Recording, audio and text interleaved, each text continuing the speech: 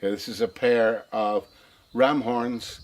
They come from a black-faced mountain ram from Connemara in the west of Ireland.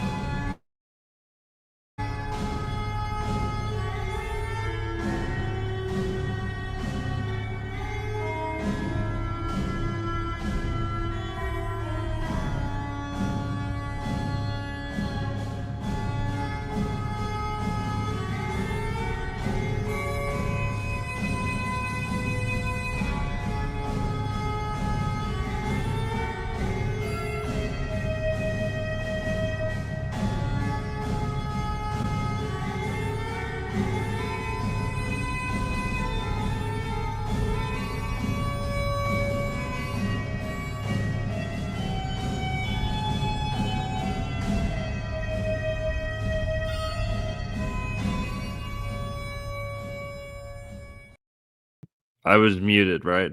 Okay. See, thank you. That's why we take a couple minutes. Well, let me know if I sound good now. Happy Monday, everybody. Thanks for being here. See, I'm seeing some thumbs down. All right. Happy Monday, everyone. I'm at the Dancing Elephant bookstore. Okay, I think we sound good now.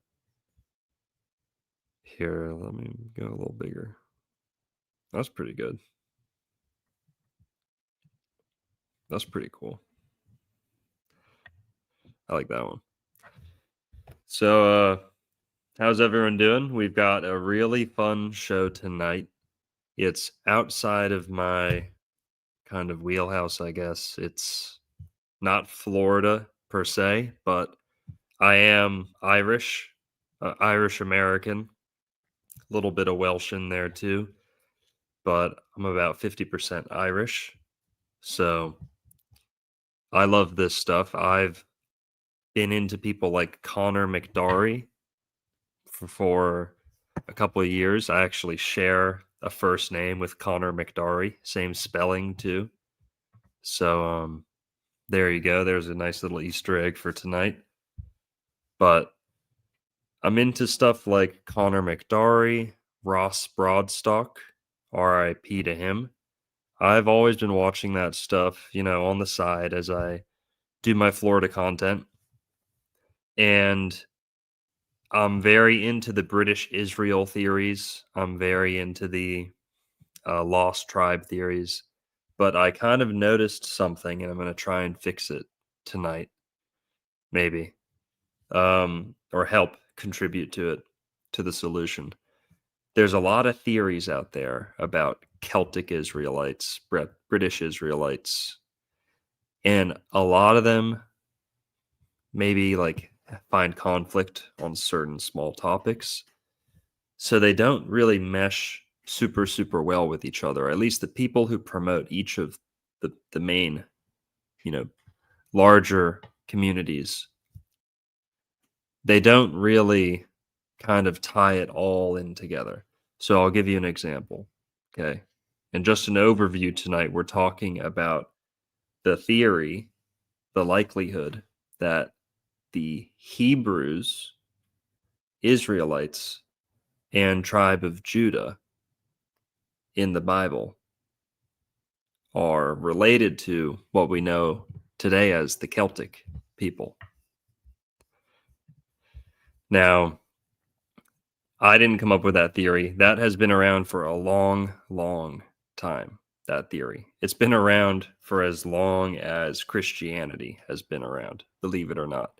So we're going to go through the history, but kind of going back to what I said about people not tying all of these little niche theories together. I'll give you examples. There's the lost tribe theory that essentially, because of the Assyrian exile or Assyrian captivity that happened in the Old Testament, many of the tribes of Israel got pushed away, right? And they ended up moving into Europe, Northern Europe. Now, that's all super interesting, and I love that stuff.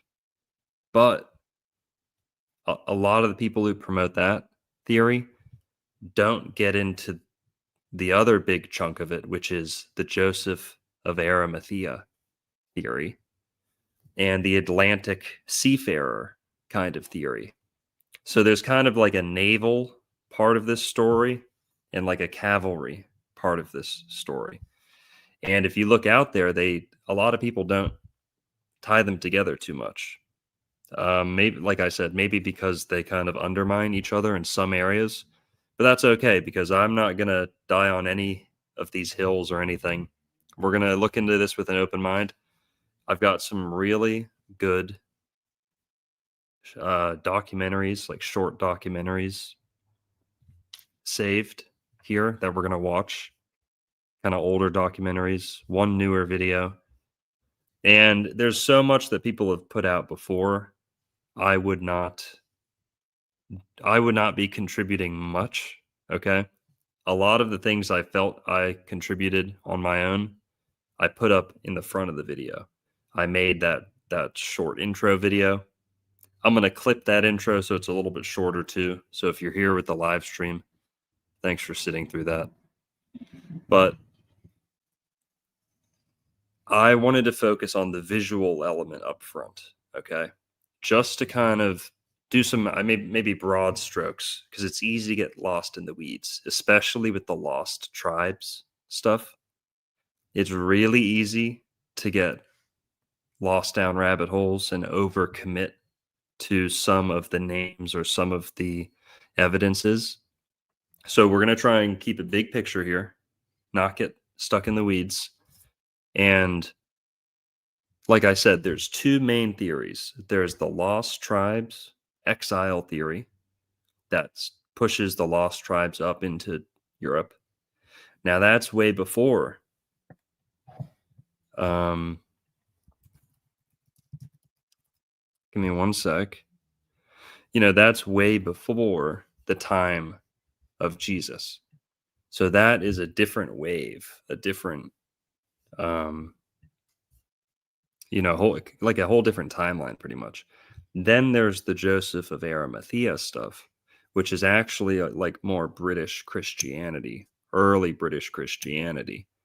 That has to do a lot with Phoenician tin traders going around the Atlantic coast and kind of proving and showing that the trip from modern day Palestine or Lebanon all the way over to Britain was not an uncommon trip to make in Jesus's day.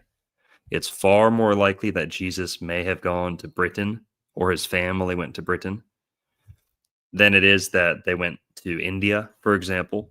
Okay, there's some compelling evidence in India, but there's a lot more compelling evidence in Britain and the British Isles. So Ireland, Scotland, Wales, England. And, other parts of Europe are included in this because, as I mentioned at the beginning, there's some misconceptions I really want to clear up. I want a lot more people to be interested in Jesus. That's my goal, actually. So if skin color or something like that's divisive for some people, blah, blah, blah, I don't care. You know how many black supremacist videos there are out there? You know how many this and that videos? This will be like a drop in the drop in the ocean. Who cares? We can put out some Celtic content, okay? But there's some misconceptions, like I said at the beginning, in the intro. A lot of people don't like Jesus because they think it's a Middle Eastern story. They think it's a, for lack of a better word, like sand people shepherd mythology. It has nothing to do with Europe. A lot of those people think that it is, a lot of people who are race minded already, they are allergic to the fact that it appears, largely due to propaganda, that Jesus was Jewish or in any way related to modern day Jewish people. So, because of the fierce propaganda campaign, a lot of Europeans and European Americans are turned off by Jesus because when they think of Jesus, they think of Ben Shapiro or, Rabbi Shmuley or whatever his name is, or Howard Stern or something like that.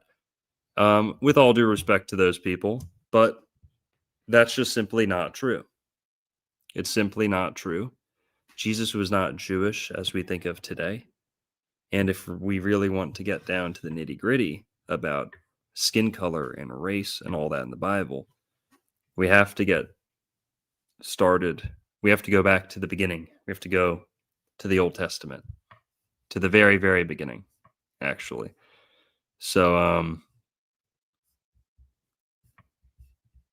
yeah, let's see where we're going to go with this. Jesus' skin color is going to be largely determined by who his ancestors were, of course, right? And we're going to show here that there have always been fair-haired people, light-skinned, light-haired, light-eyed, red-haired, blonde-haired in the Levant. So Palestine, Israel, Lebanon, whatever you want to call them today. And that the farther back you go into history, up until some point, the phenotypes actually get fairer and fairer in those areas before the Muslim conquests, before the Arabic speaking world took over, before you get a lot of Arabic phenotypes and African phenotypes, sub-Saharan African phenotypes spreading up into North Africa. That all happened because of the racial vacuum left by the Muslim conquests.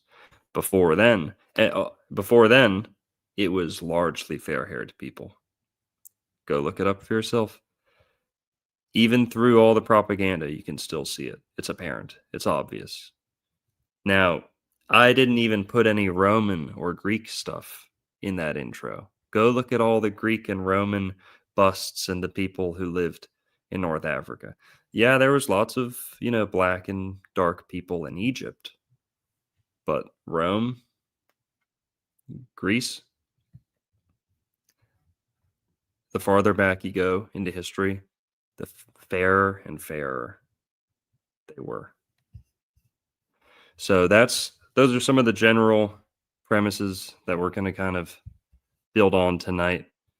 But yeah, let's start off with the red hair thing, okay? There's some distinctions that need to be made too, okay?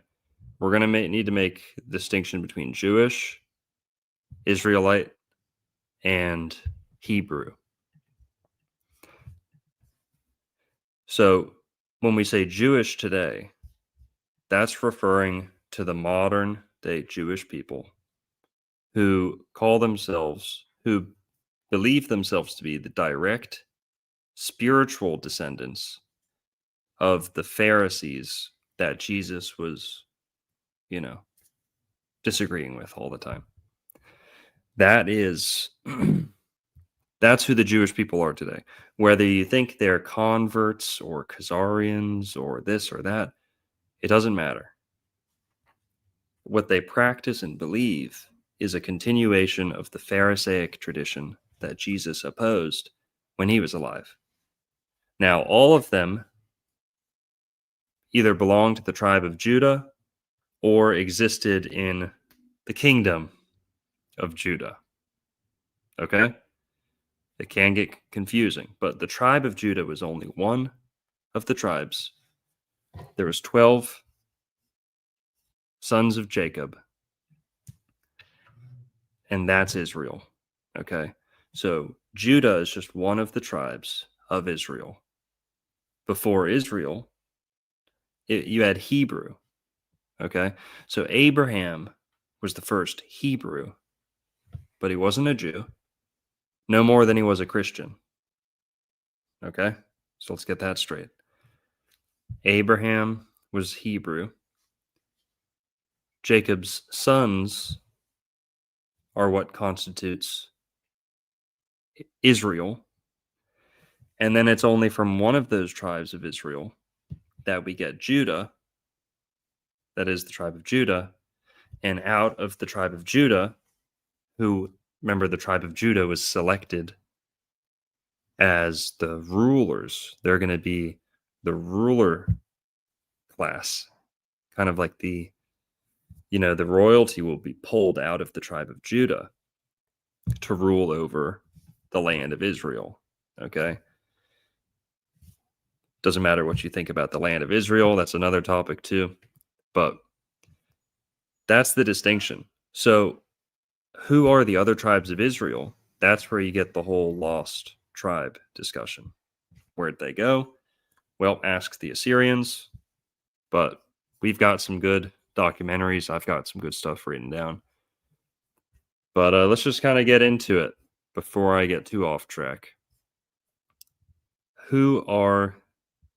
What's the origin of this red-headed people in the Bible? You've got red hair and ruddy complexions in the Bible. Beginning at the very beginning, okay? In Genesis, in the Garden of Eden, Adam is named Adam, right? The first man. Adam means red in Hebrew. Adam means red. It means man, but also red. Now, some people say that's because it's the redness of the clay that he was made out of, the redness of the earth. Some people say it's the redness of the blood, because I don't know if he was involved in at least one surgery that we know about. Okay.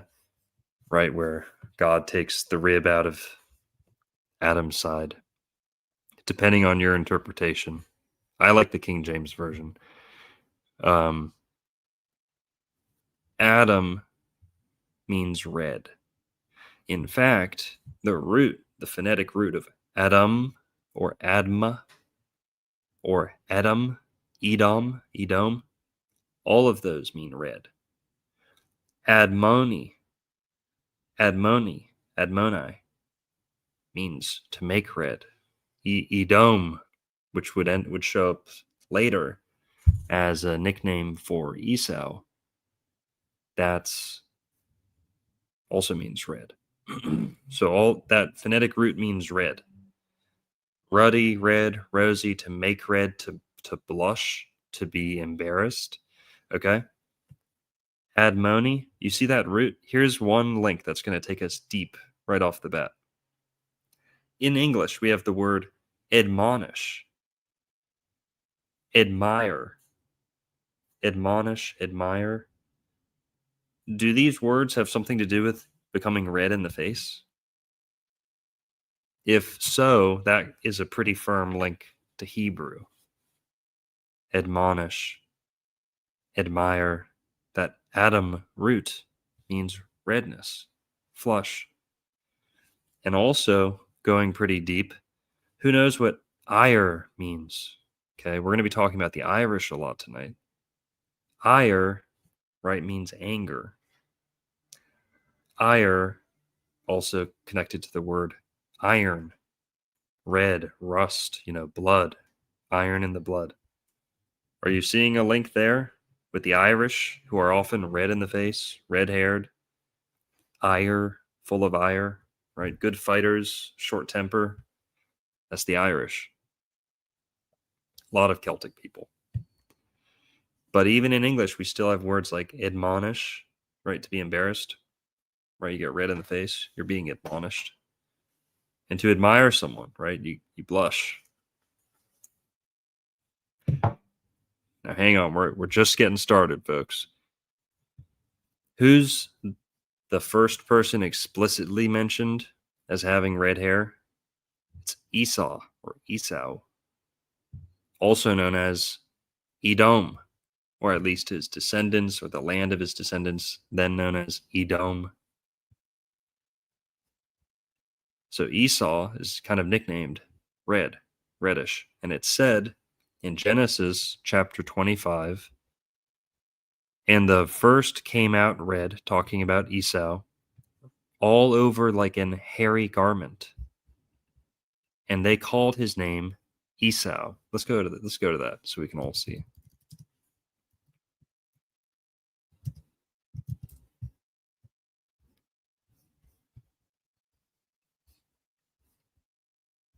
You guys can follow along. Boom. There we go.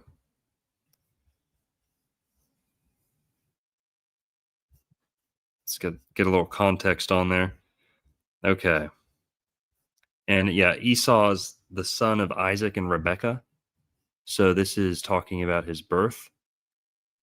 And when her days to be delivered were fulfilled, behold, there were twins in her womb. And the first came out red, all over like an hairy garment. And they called his name Esau.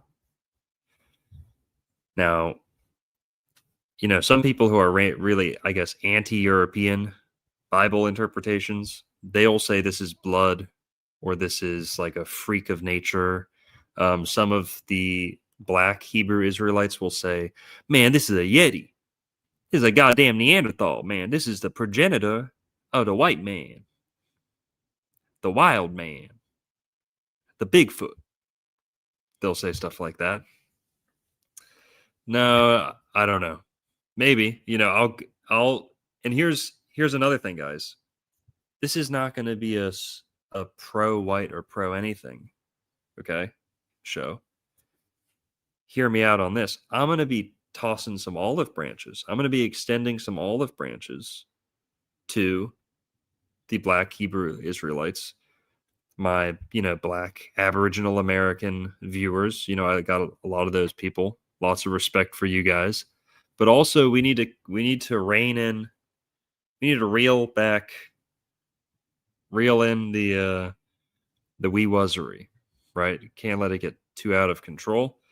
But if they're going to do it, we should be able to do it too. But I'm going to toss them some olive branches, okay? Here's a couple. Red hair is not necessarily the purest of pure European genetics. One could make the argument, and I've done it a couple times, and I think a lot of people ignore it. One could make the argument that red hair is something that comes up a lot when blonde mixes with black or African, right? How many times have we seen this in the NBA, in pop culture? In fact, that might be why the Irish and the Jews have so much red hair. They've mixed. Who knows? That's just one theory, okay? We're tossing around a lot of theories here. But try and follow along here. We're going to go down through the Bible chronologically. I'm going to present some stuff, especially on the phonetics. Then we're going to start watching a couple documentaries here. Good stuff. But the olive branches I want to extend to the, colored peoples or Hebrew Israelites or Moors or whatever, whoever's watching. God bless. That red hair could be a mixture. And we're going to talk about that when we get to Moses. Red hair we're not saying this is necessarily the purest Aryan thing, right? Some people say that. Some people say red hair is the definitive mark of pure original Aryan genes. I don't know that. I don't know if that's true because I see tons of NBA players who have, black dad, trophy blonde mom. They come out red haired, right? You see that a lot of times. In fact, bouncy red hair is in itself like a mixture between your straight European hair and kinky African hair, black sub-Saharan, whatever you want to call it. Who's with me on this? Am I making any sense? Okay. Now we're going to see some of this in the Bible.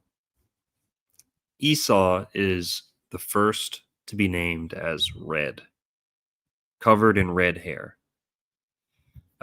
Later identified or associated with the word or nickname Edom, which is closely related to Adam or Edom with an O, meaning red in Hebrew. Now, who's next? Okay, skipping to 1 Samuel, still in the Old Testament here, still way back. Okay. David, who would become King David, is the youngest son of Jesse. Now, let's do this. King David is almost always depicted with a harp. You don't even have to prompt it. He always shows up with the harp. That's how he's depicted. Okay. He's also said to have a ruddy complexion. Now, if we go to 1 Samuel 16, verse 12, in the King James Version Bible, let me show you this.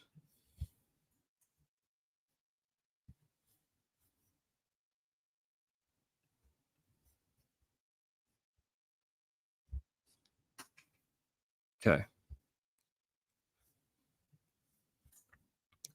And here, let's read the full chapter so we know where we're at. So yeah, David's the son of Jesse, I believe the youngest son of Jesse. Again, Jesse made 7 of his sons to pass before Samuel. And Samuel said unto Jesse, The Lord hath not chosen these. And Samuel said unto Jesse, Are here all thy children? And he said, There remaineth yet the youngest. And behold, he keepeth the sheep. And Samuel said unto Jesse, Send and fetch him, for we will not sit down till he come hither. And he sent and brought him in. Now he, referring to David, who is a young boy, I believe, in this instance. Now he was ruddy, and withal of a beautiful countenance, and goodly to look to. And the Lord said, Arise, anoint him, for this is he. So yeah, and then he gets anointed with oil, right? And then also this is the same David who would defeat Goliath.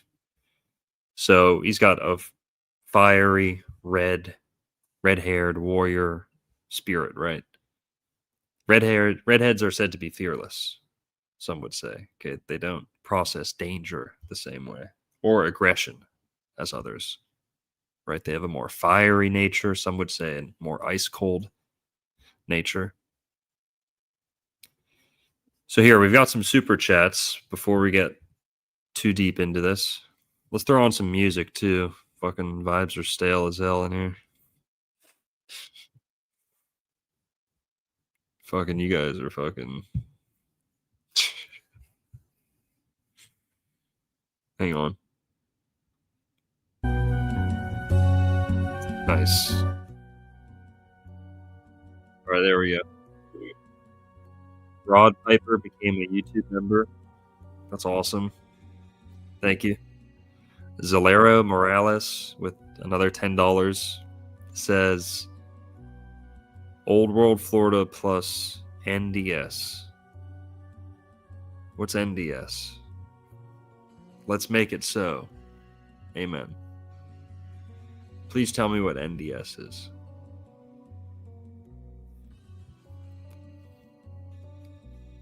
Wojo6567, the $5.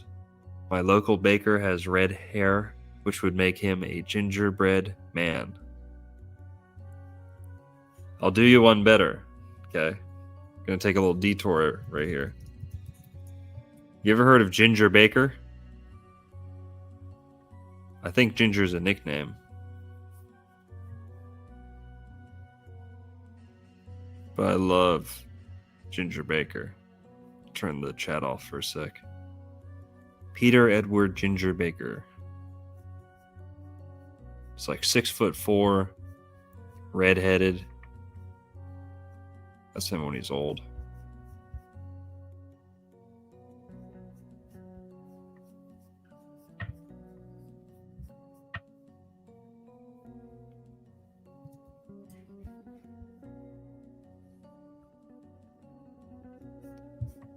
Here, let's get a picture of Ginger Baker. There he is.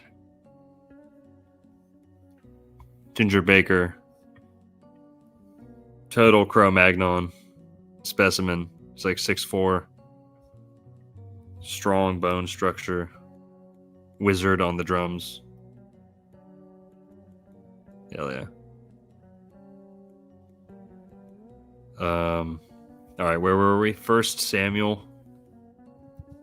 We mentioned his ruddy complexion. I think it mentions it again. Yeah, 1 Samuel 17.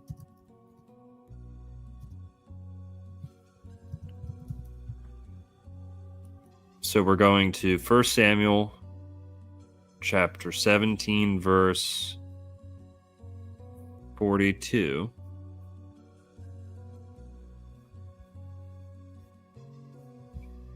I'm going to pull that up so you guys can read along. And this is David fighting Goliath. And the Philistine came on and drew near unto David. And the man that bare the shield went before him. And when the Philistine looked about and saw David, he disdained him, for he was but a youth, and ruddy, and of a fair countenance. Yep. So, ruddy complexion, again, second time, and saying fair. Now, granted, this is English, not Hebrew, but go look it up in the Hebrew. You'll probably see those Adam roots in some of these words. Go verify it for yourself. And by the way, I wouldn't be talking about any of this stuff if I didn't think the evidence was overwhelming in general. Like I said, you don't want to overcommit to any one of these, like, oh, this river in France has Dan or Dun in it, therefore it comes from the tribe of Dan. You can get really lost in that stuff. I want to think big picture, think about mass movements of people. What did the people look like in the times of Jesus? What did they look like up until today? What are some of the most defining characteristics? Red hair seems to be one of them. So let's follow the red hair. Okay. Jofi is Flame with 199 says, have you heard of the red-headed stranger flower? No.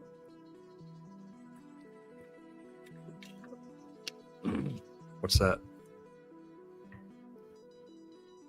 I have not.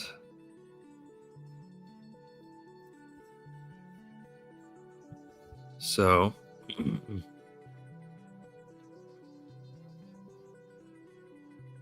okay, so we have the second mention of David being ruddy. And then we have the fact that David is attached to his harp all the time, always playing the harp.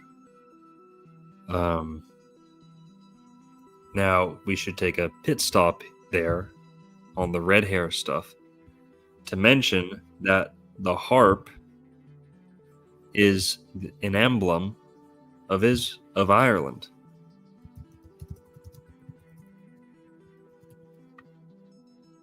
The coat of arms of Ireland is the harp. Sometimes on a green background, but it is the traditional coat of arms of Ireland. And the Irish are known for their harp players, okay? No other people plays the harp better than the Irish. Now there's some other kind of forms you can make a harp into, but this type of form is not unlike some of the ones used by the Israelites. They didn't all look like the kind of lute or lyre thing. The Guinness logo, exactly. The Guinness logo. So you've got the harp. Okay, that's one instrument. We'll talk about some more instruments. You saw the bagpipes in the introduction. But the harp, used as early as the 13th century, national emblem since 1922, official coat of arms since 1945. Now here's a little bit of a stretch, okay? We brought up Ginger Baker, a great English drummer. We got to bring up the rest of the band, okay? If David was so good at the harp, world-renowned harp player, should we be surprised to find some of the best modern harp players coming out of Ireland and England, the British Isles? Not only that, but electric guitarists. Maybe a stretch, maybe not a stretch. But Eric Clapton, Jimmy Page, Jeff Beck, Ritchie Blackmore, just to name a few, all kind of growing up near each other for the most part. Pretty good on the strings, okay? Pretty good on the strings. And here's another thing, just in overview. The Irish are traditionally like oral history people. The Hebrews were traditionally oral history people, right? Didn't start writing things down until they really needed to or were pressured to. Things like that. So you've got the harp. That's a big one. the harp is mentioned no less than 36 times in the Bible. One of the words used for harp is nevel. Nevel in Hebrew. Now, what else is interesting is at one point in history, Israelite coins were stamped with the harp. That was like the national emblem of Israel for a short time. There was more than the menorah and the Star of David. For a time, you saw that on their coins. And a lot of times it looked more like the lyre harp, but still very similar. So,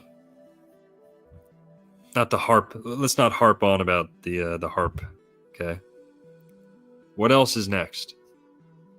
So you've got Esau being red-haired, David having a ruddy complexion, which means red. And then when you get to Moses, okay, now we're skipping pretty far there. But when we get to Moses, let's not skip over Isaac. Yeah, let's go to Isaac and Abraham first. Let's go to Abraham first, okay? We're going to skip down to Abraham. Now, Abraham, many people link the word Abraham to the word ram, right? Because there's a ram with the Isaac, Abraham sacrifice story. But also, Abraham, and words like Brahman,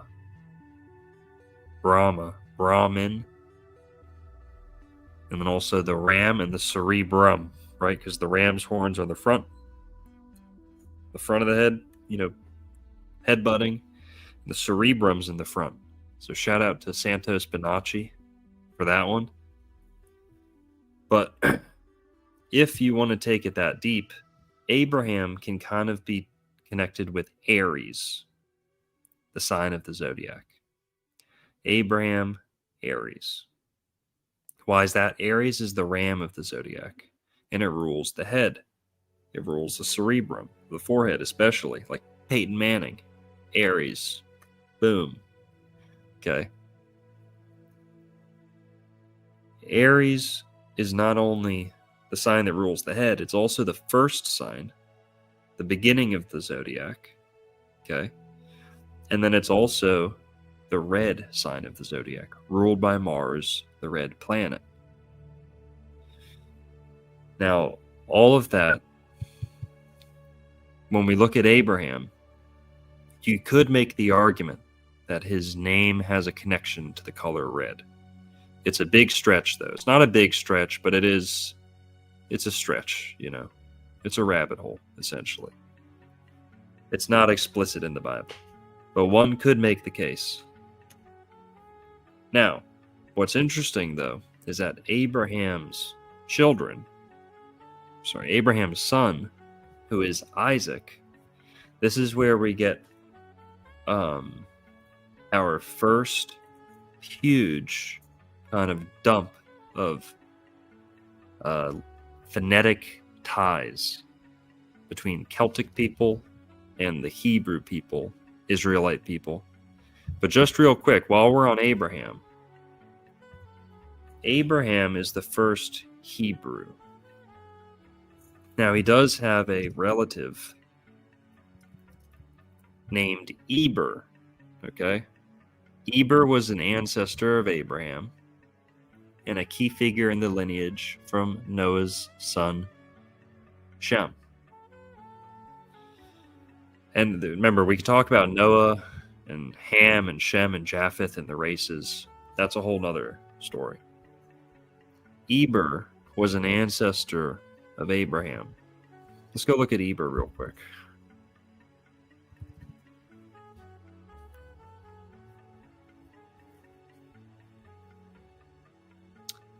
Eber was a great-grandson of Noah's son Shem and the father of Peleg, born when Eber was 34 years old.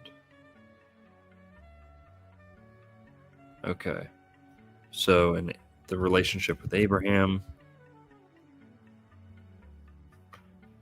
He was the son of Shelah, a distant ancestor of Abraham. So, why are we talking about Eber and Abraham? Well, here's where we see some very interesting phonetic links. Eber. Does anyone know what Eber means? Let's look it up.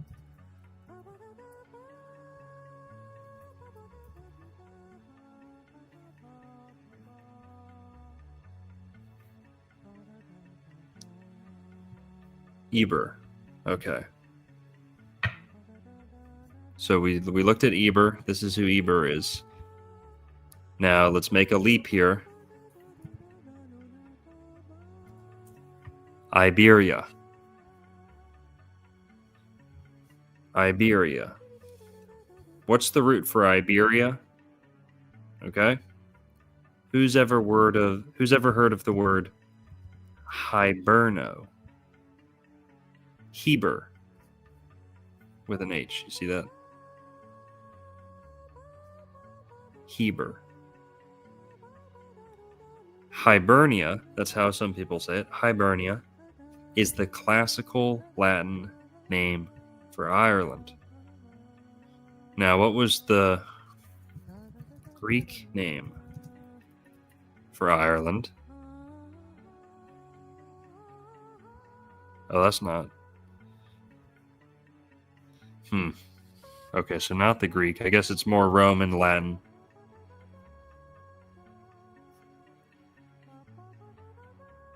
Yeah, known as the Land of Winter. The name is said to have originated from Greek descriptions.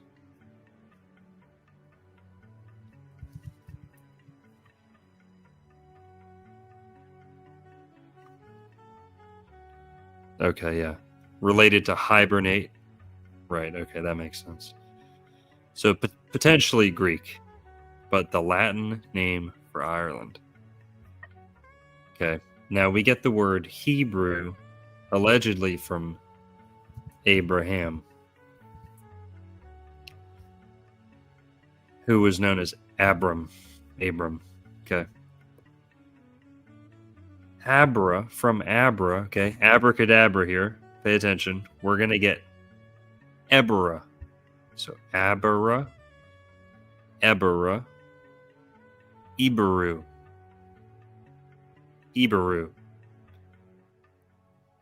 Abera, Ebera, Iberu. That might sound like a stretch, right? Now, what if I told you that or let's just look up Hebrew. Yeah.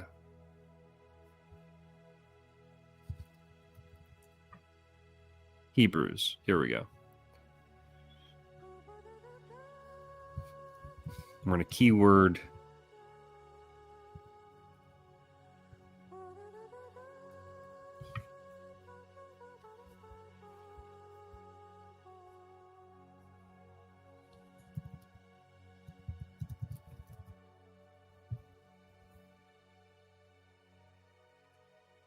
Habiru. Okay, yeah. Habiru, Apiru, root abar, meaning to cross. Habiru, Apiru. Now go look around. There is some Iberi, okay? Because this is all the same phonetic root. From Ebera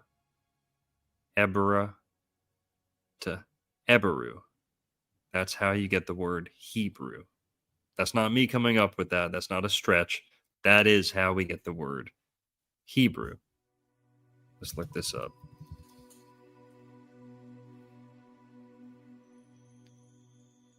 To cross over from the other side, from the root word Eber, remember, which is actually the name of another member of Abraham's family. So Eber is where we're going to get the word Iberian. Hiberno, or Hibernian, which means Irish, an ancient word for Irish, is where we get the word Hebrew. Or, they're linked. They're one and the same. Now, we're just getting started. And believe it or not, a ton of these British Israelite videos don't even mention that part. For some reason, they either focus on the Joseph of Arimathea stuff or they focus on the Lost Tribes.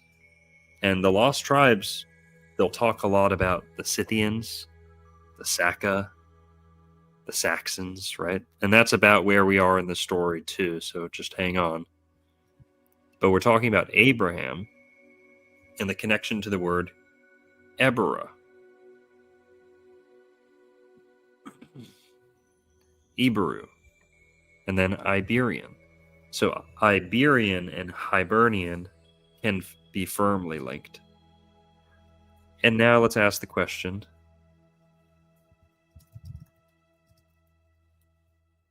who was living in all these areas? They were the Celts. Now that's a pretty conservative map, okay? That's a pretty conservative map. The Celts went all the way into Greece. They went all the way across the Iberian Peninsula. And before Islam came through, you didn't have mysteries as to like where the Basque were from or where these Rh negative populations came from. That was all Celtic.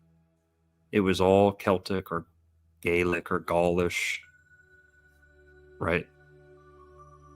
Whatever you want to call it. These are Celtic people. So the Iberians were Celts known as the Iber. The Irish were known as Hibernians. And yes, you can throw Hyperborean in there if you want to include the Scandinavians and stuff like that.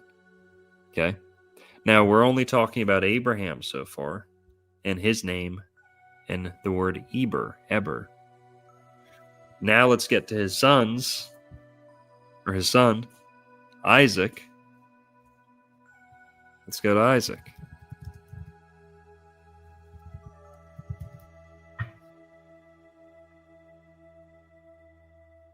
Isaac, which interestingly enough,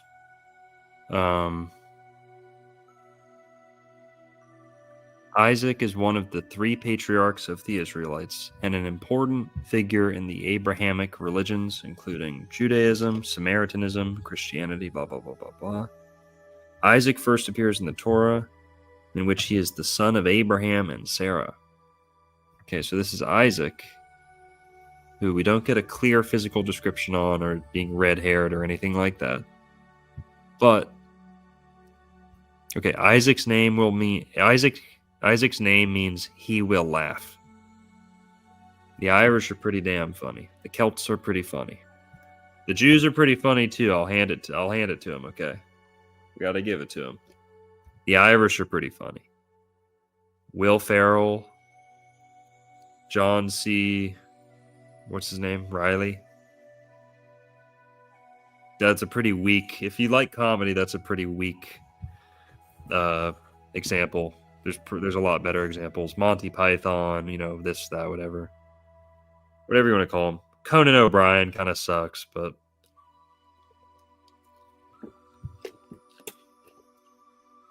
tall people tend to be really funny. Red-haired people can be funny. The Irish are definitely funny. Norm Macdonald. Perfect. Norm Macdonald. So we're talking about Isaac, who is the son of Abraham. Who are Isaac's sons? Okay? The sons of Isaac. Well, guess what, guys? Remember we're talking about Eber, Abera, Hebrew. We're talking about Isaac's sons. We get to the Saxons. Isaac's sons are the Saxons. So we're at Abraham. Now we're at Isaac. Now, remember we were talking about the Assyrian exile a little bit? Okay. During the Assyrian exile, and after that, some of the tribes of Israel would become known as the Saka, the Scotoli, the Scuda, the Scuti, but Saka for sure. This is another name for Scythian, Scythe, right? Scythian, Saka, Scythian. From that same root, you get words like Scotti, Scooty. So from Isaac's sons, you get Saxons, who would go on to rule England, the Saxons, right? These are the more quote-unquote Germanic people who come in to England and take over. Isaac's sons. So this is just one wave of Celtic/Hebrew people coming in, replenishing the numbers or taking over England, depending on how you look at it. Isaac's sons, the Saxons, also known as the Saka, from where we get words like Scotty, which would be Scottish. So from Saka or Scythian, or from Saxons, you get the Saxons, and the Scotty, the Scottish. Pretty interesting. Now, Isaac's sons, okay.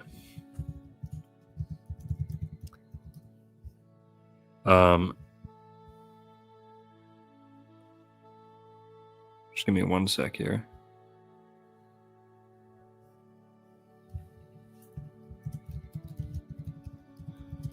All by myself tonight. Sorry. You give me 10 seconds here and there to kind of tie up some things. So, yeah, so from Isaac's sons, you have one of them being Jacob. Now, Jacob would become renamed, or at least his sons, okay, would be known as Israel. So that's how we get from Hebrew to Israel. From Hebrew to Israel.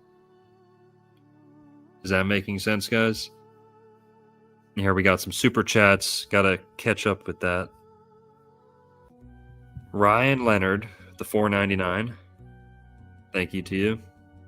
Says royal lines of Zerah and Pharez and the Red Hand of Ulster lineages connection. Yep, we're going to get into the coat of arms here in a sec. Thank you, Ryan. Commander Sturm with the $5. Thanks, man. Good to see you. What do you make of allegory versus literal Bible characters? McDarry claims Rome erased druidic esoteric practices and replaced with literal characters. Yeah, Connor McDarry's a little bit too... who am I to say? I'll try and be humble, but I think Connor McDarry's a little bit too caught up on the sun worship stuff. I don't know if he swallowed the Jesus pill fully. I think he might just... I'll have to look at his book again, but he's very heavy on the sun allegory, the astrotheology, kind of like you're saying. But at the same time, he doesn't use the astrology. Let's say this. There's a level of narcissism, like racial narcissism that goes along with a lot of these theories. And one of the ways that it happens the worst, one of the ways that this happens, this kind of self-obsession or kind of this, people put blinders on and they think everything is theirs. Every culture is mine, It's like some of the Moors do this, science is ours, physics is ours, you stole that from us, all learning, people think they have a monopoly. People think they have the original rights to some, entire art form or science, and right, as if it belongs to one race. That's nonsense. But here's one thing. If you don't know astrology, if you don't understand the universality of astrology and astrotheology, you're always going to think every other culture is stealing your stuff. It's kind of like the alien thing. The alien sci-fi ancient aliens thing is like the newest cope for this. It's basically saying all this stuff is pointing to the stars. It looks like all this knowledge and wisdom comes from the stars. Then why that, and today in a materialist's industrial age mindset, we think of vehicular transportation. Point A to point B in a craft, in a vehicle, coming here to harvest resources, to strip the planet of resources, whatever, and they place it. I'm getting pretty off on a tangent here, but learning astrology saves you, protects you, guards you from overly identifying certain things. How would I say this? Let me go back to the ancient alien analogy. Ancient aliens doesn't know anything about astrology. They don't believe in that stuff. They're too materialistic. They think everything needs to go from point A to point B in a rocket ship. So when they see ancient people pointing to the stars and saying, all this information comes from the stars, we were taught this by the stars, they think someone had to go from here to there or from there to here. Right? Instead, if you understand astrology, you'll understand that every culture around the world is looking up at the same zodiac, the same stars, the same process in the heavens. And from there, they are literally all pulling the same material that doesn't belong to any one of them. It can be reinterpreted, but you see patterns like the arrangements of pyramids, Orion's belt, Sirius, all this stuff. It doesn't belong to any one culture. If you know your astrology a little bit, your astrotheology, you won't get all tripped up and offended that other cultures are using 12 gods, an arrangement of 12 or an arrangement of 7 to explain things, all that. So there you go. Astrology is one guiding light in navigating a lot of this stuff. And I hope that answers your question, Commander Sturm. I'm a literalist and I like the allegory in the Bible. I think you need true literal fact to build a functioning or capable allegory out of. It's not unlike Shakespeare's work, historical figures, historical timelines, maybe tweaked a little bit for the sake of drama, poetic license. So, yeah, and also, by the way, astrology protects us from the alien psyop. Okay? If we understand our geocentric tropical astrology, you'll understand when we are living, where we're living, the shape of what we're living on, and we won't fall for the alien psyop. Okay. So moving on. Isaac and Isaac's sons are the Saxons. Now, Jacob, one of Isaac's sons, he has 12 sons, and those are the tribes of Israel.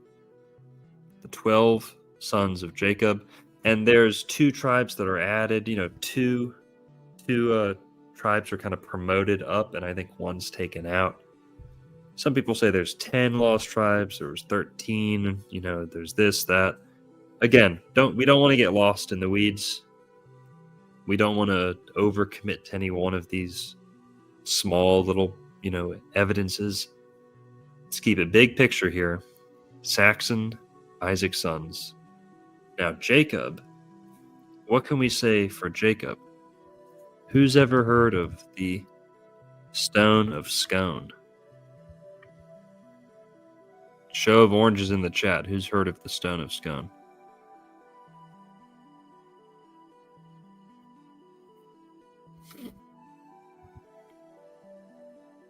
Now, the Stone of Scone which means the Stone of Destiny, or the Gaelic name means Stone of Destiny, is an oblong block of red sandstone that was used in the coronation of Scottish monarchs until the 13th century, when it was plundered by Edward I during the First War of Scottish Independence and taken to England. Thereafter, it was used in the coronation of English and later British monarchs.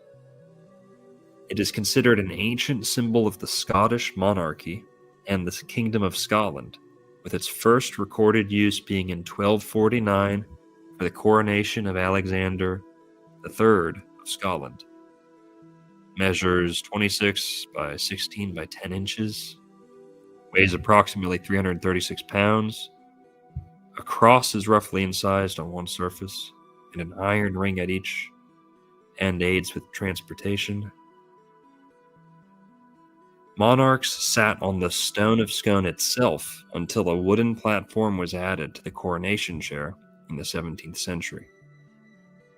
So, okay, blah, blah, blah, blah, blah. The stone has been used in the coronation of English monarchs and British monarchs for over 500 years. In 1996, the stone was returned to Scotland. Now, origin legends. Let's see. Other legends place the origins of the stone in biblical times and identify it as the Stone of Jacob, taken by Jacob from Bethel, while on the way to Haran, in Genesis chapter 28, verse 10 through 22. This same Stone of Jacob was then supposedly taken to ancient Ireland by the prophet Jeremiah. Now, you don't have to believe the Jeremiah part, but that's the traditional telling. Yeah. Now, apparently, they say that geology is local. Some people say that's, disproves that. But nonetheless, this is what people believed hundreds of years ago. Okay. So, remember, we're in direct succession here, pretty much. Abraham, Abra, Eber, Ebera, Hebrew, Hapiru, right? The ancient name for the Hebrew, being very closely linked to the ancient name for the Irish. And then right next to him, right below him, Isaac's sons, the Saxons. Right below him, you have Jacob. And Jacob's 12 sons are the 12 tribes of Israel, with some minor adjustments that kind of happen. Right. There's 2 tribes that are elevated up to the status of tribe.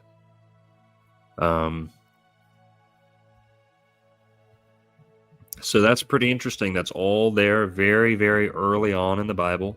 And remember, at this point, there's no such thing as Jewish until the tribe of Judah starts becoming, prominent and ruling over the other tribes. 12 tribes, only one of them is Judah. There's a couple others that we should talk about. But this is all very, very early on in the Bible, all big picture. Now, who were some of those tribes? Okay. Let's throw out some of those tribe names.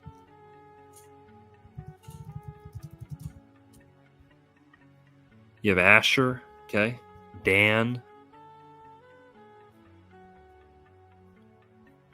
Okay. The first 2, Asher, Dan, Judah. Let's just talk about those real quick. Asher can be linked potentially to Asir, the Asur, the Norse or Germanic pantheon, the gods, right? They're like the Olympians of the Norse pantheon, the Asur. Now, what about Dan? And Asur, Asur, the tree might be Yggdrasil. Okay? Yggdrasil. Dan, the scales of justice, also sometimes symbolized by the eagle. Dan, you get Danites, the Dani, the Danoi, the Danon, the Tuatha de Danon, the tribe of Dan.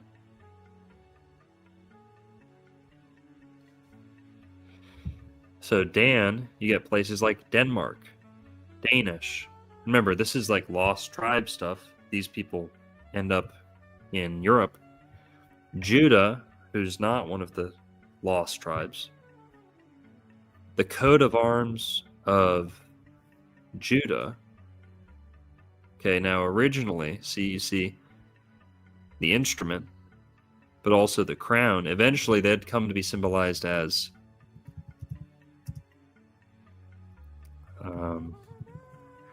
the lion, the red lion or gold lion to be particular, the Lion of Judah.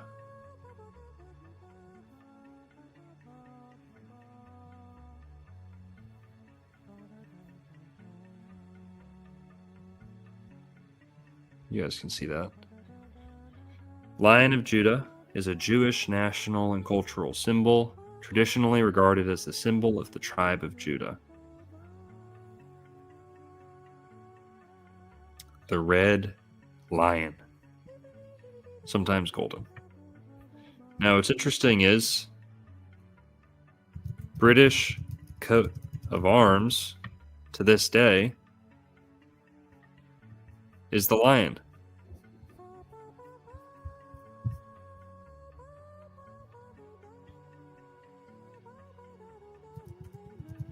English in particular.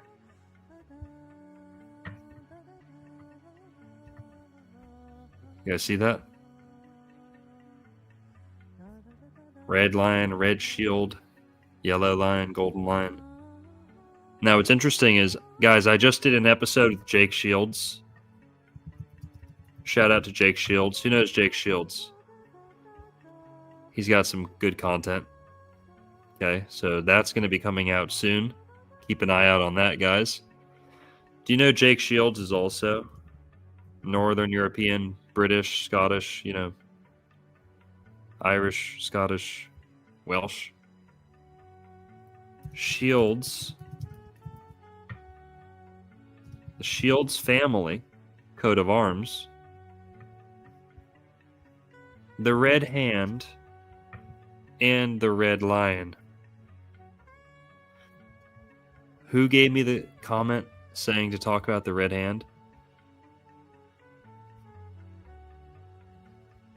Ryan Leonard said royal lines of Zara and Ferez and the red hand of Ulster, lineages connection. Yep. In the Shields family, Jake Shields, great fighter, great wrestler, right? Israel, right? Isn't that's what Israel means too, by the way. Wrestling with God, the one who wrestles with God or struggles with God, contends with God, depending on who you ask. Don't ask Rabbi Shmuley about that one. He'll talk your ear off about. But Ryan Leonard, thanks, man. Isn't that interesting? Ryan Leonard, do you like Jake Shields?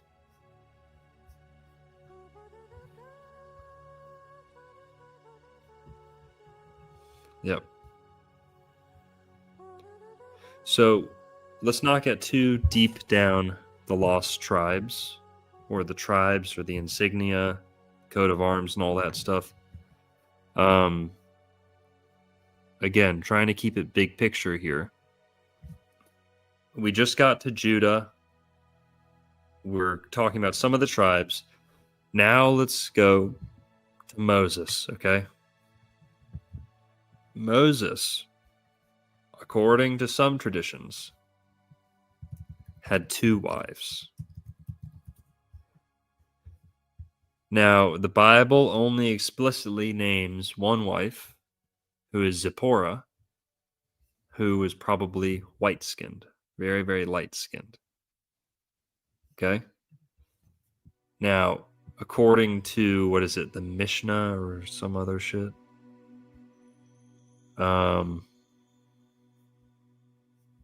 Where do we get that from?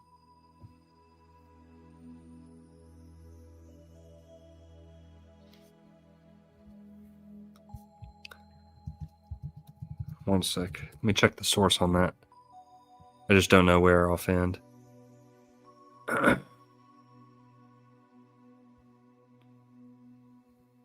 Okay, potentially referenced in Numbers 12. Let's go look at that. Numbers 12. I'm going to check up on this.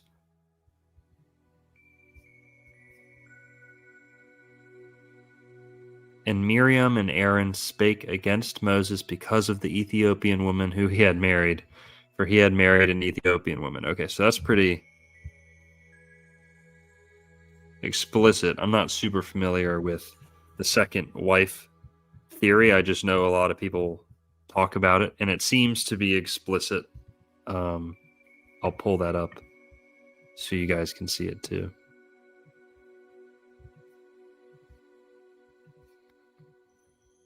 Okay, so we're in Numbers chapter 12, verse 1.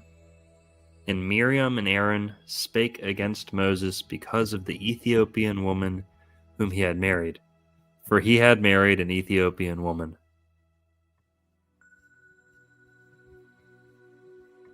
Yep, so unless it's talking about someone else, and I'm an idiot, that seems to be talking about him. I guess it just doesn't give the name. So, my cracker, Moses was dipping his wick in the hot chocolate. So you have one white wife, one black wife. Now, even though we've already talked about red hair before this, remember I was talking about how red hair is potentially a product of white genes and black genes mixing together, especially Celtic genes. Red bouncy hair, curly kinky hair, may just be a mix between white and black. Okay. So we've got Moses with a black wife. Now here's another one, guys. Hear me out. Going back to the Celtic thing. Okay, a little bit of a stretch here. Did you guys know that Celtic men have a thing for black women? You guys know that? Bill Burr, super Irish, super Celtic, married to a black woman. Matt McCusker, super Irish, Celtic, also a comedian. They're both comedians. Married to a black woman. Prince Harry, married to a black woman. Okay. Now, there's a whole lot more to that. It is a little bit silly.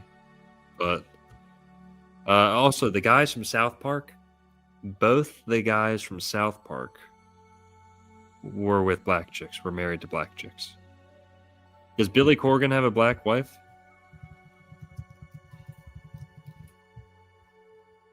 All right, she's like Asian. She's like Asian. All right, false alarm, guys. She's like Asian or Filipino or Mexican or something. I don't like Billy Corgan anyway. But yeah. So what else can we say about that? Celtic guys have a sweet tooth. Okay, for that dark chocolate. Yeah, South Africans exactly. Yeah, something was keeping them down there. I know it's a hard pass. It's a hard no for a lot of you guys, but yeah, I think the skinny ones are pretty good looking. Okay.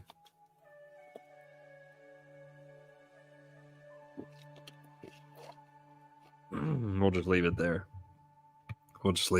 Big pass. Some of the supermodel ones are, really dark skin. I'm not averse to it, okay? I'm not gonna say it's a hard no for me, but yeah, I like fair haired, red haired. blonde, red. Come on. Doesn't get better than that, but I'm just trying to pile onto the evidence here. Okay, we'll keep it moving. Forget I said anything. Moses might have had that gene. Okay, one white wife, one black wife. His ancestors were red-haired. So let's see. So now we're all the way to Moses. And remember, Moses comes out of... Okay. Hang on. Was Moses Levi or Judah? He might have been Levi. Yes, okay. Moses comes out of the tribe of Levi. Thank you. I caught myself there.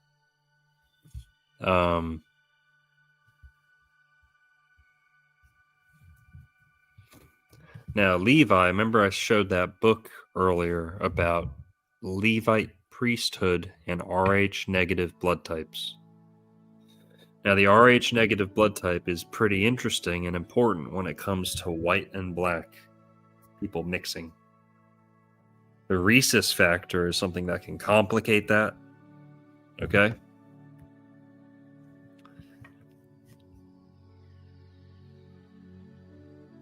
Oh, wow, folks, okay. So,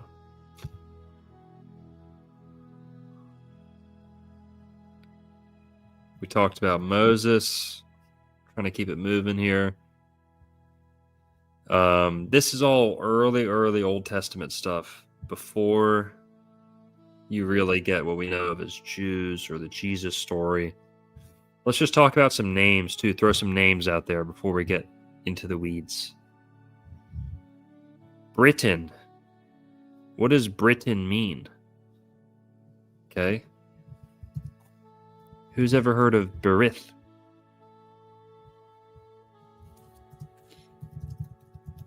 Who's ever heard of the Hebrew word Berit? Brit, Berith, Brit. Hebrew word of the week. Berit. Meaning covenant. Either Berit or Berith. Covenant. Britain means land of the covenant. British means people of the covenant. What does ish mean in Hebrew? It blows my mind more people don't know this. Ish means people.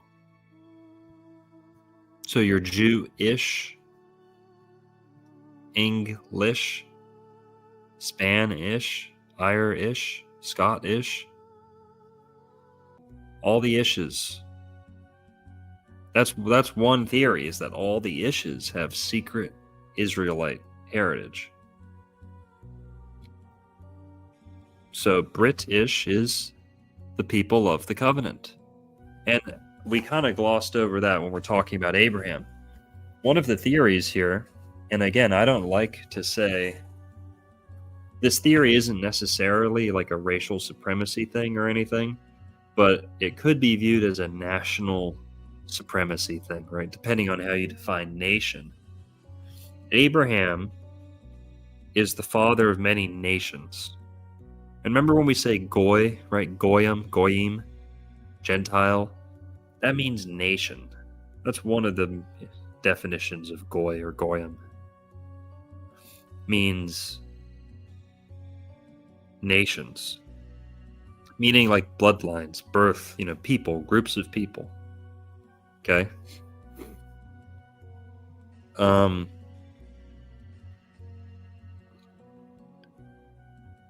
What was I just talking about? I forget.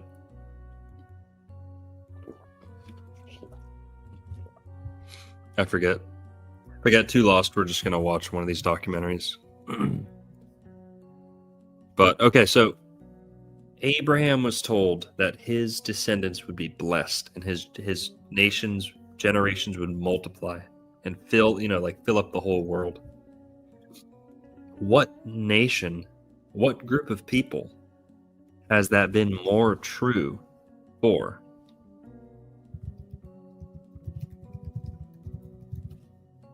The Roman Empire, the Greek Empire.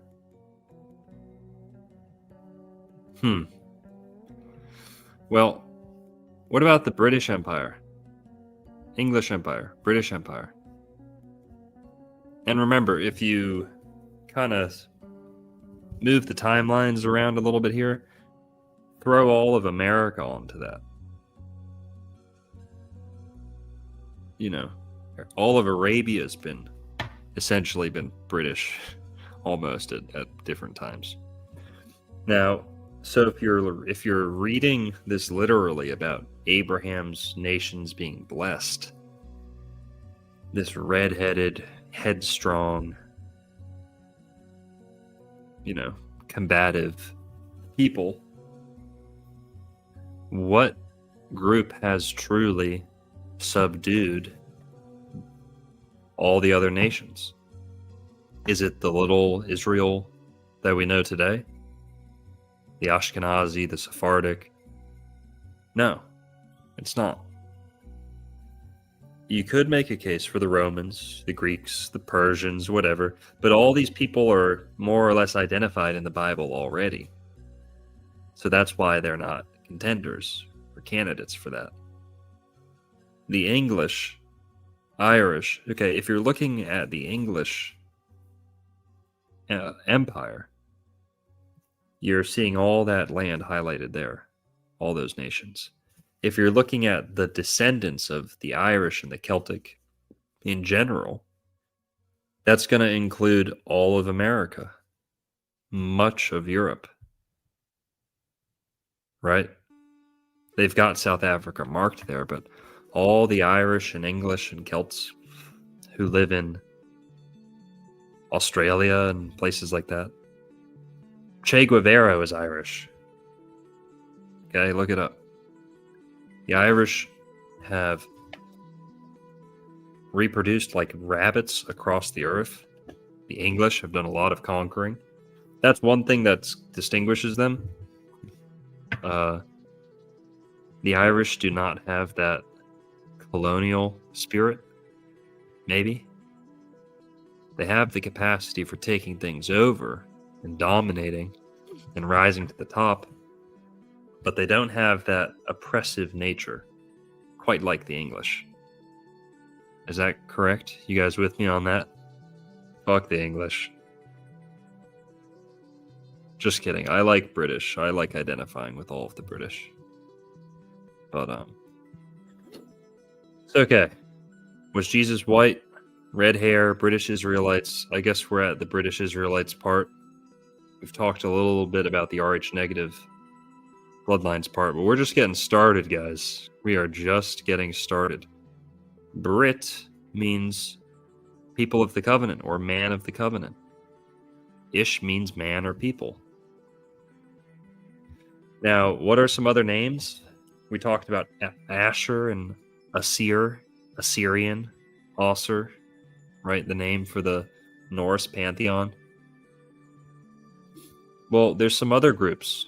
We were talking about the Assyrian exile real quick.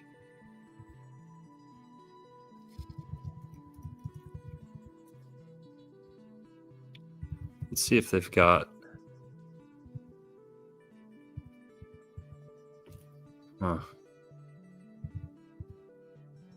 Okay, so Assyrian captivity. The period in the history of ancient Israel and Judah during which tens of thousands of Israelites from the kingdom of Israel were dispossessed and forcibly relocated by the Neo-Assyrian Empire. One of many instances attesting Assyrian resettlement policy. This mass deportation of the Israelite nation began immediately after the Assyrian conquest of Israel. Blah, blah, blah, blah, blah, blah, blah.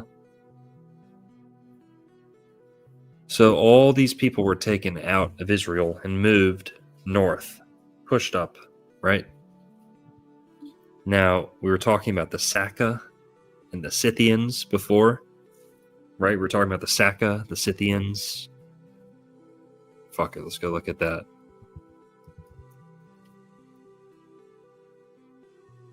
Saka. Group of nomadic Eastern Iranian peoples. Okay. Part of the wider Scythian culture. You see that? You see how that links the north? You see how that links the Levant to Northern Europe? How close these places were in ancient times? Not so distant. So if we go back to the Saka, remember we're talking about Saxons. Okay, now we're going to get to what did the Assyrians call the Saka is kind of what the Israelites who rebranded would come to be known as. What did the Assyrians call the Israelites when they were in captivity, though? Okay. Who's heard of Cimmerian? Who's heard of the Cimmerians? Cimmerians were an ancient Eastern Iranic equestrian nomadic people originating in the Pontic-Caspian steppe, part of whom subsequently migrated into West Asia. Although Cimmerians were culturally Scythian, so remember Saka, Cimmerian, closely linked, they formed an ethnic unit separate from the Scythians proper, to whom the Cimmerians were related and who displaced and replaced the Cimmerians. Some say it's Cimmerian, but we're going to say it Cimmerian because of how we're going to tie it to another word. So there's Cimmerian. Now, here, let's see if it says Cimbrian here. No, okay.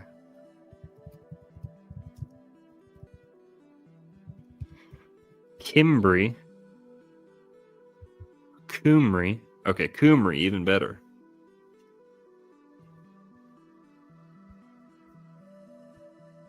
Cymry, Cimbri. Those were the names that the Assyrians called the Israelites.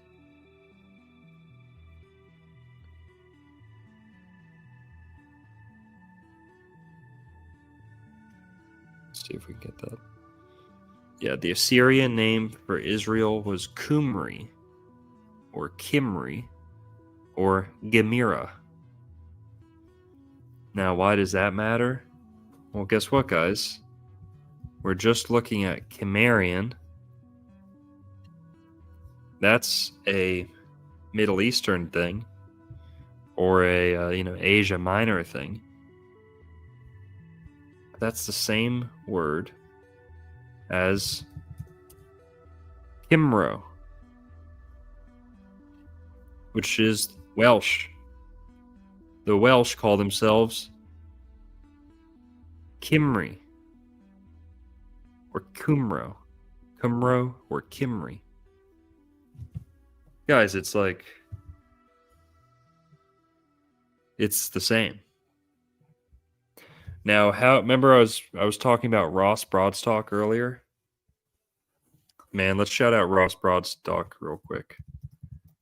Ross Broadstock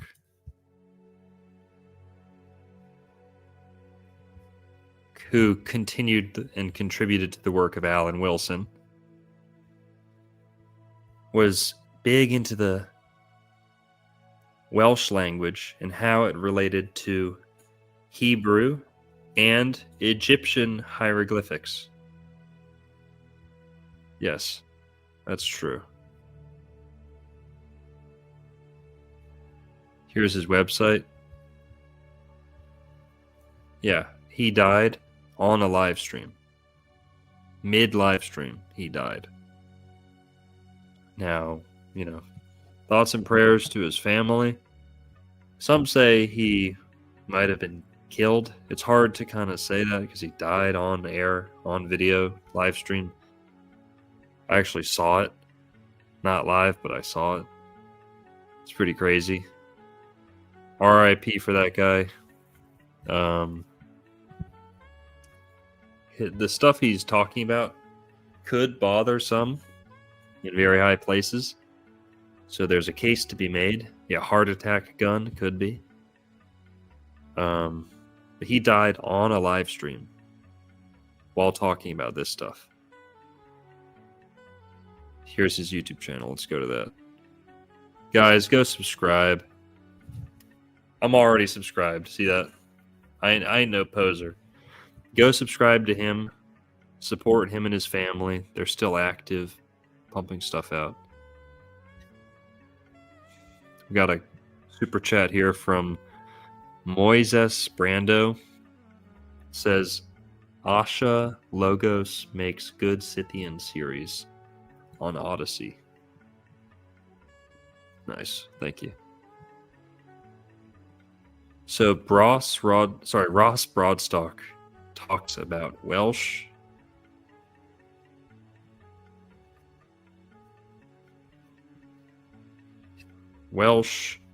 and Egyptian. Can learn to read and write Egyptian hieroglyphs in hours, not years, using the Welsh language. That's his whole thing.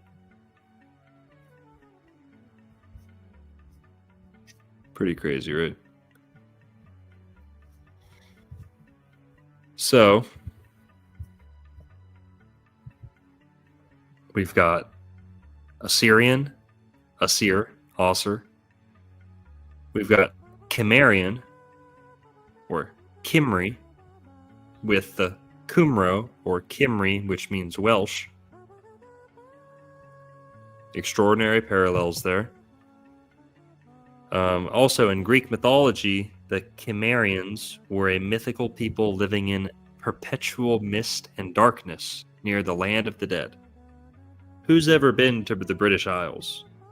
It's a land of perpetual mist and darkness, okay? That is the British Isles. It's amazing, it's beautiful, but there's like no sunlight, and it's always cloudy. I've been there twice.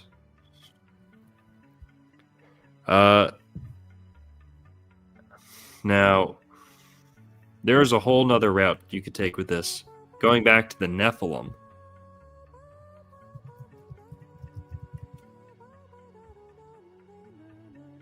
Genesis chapter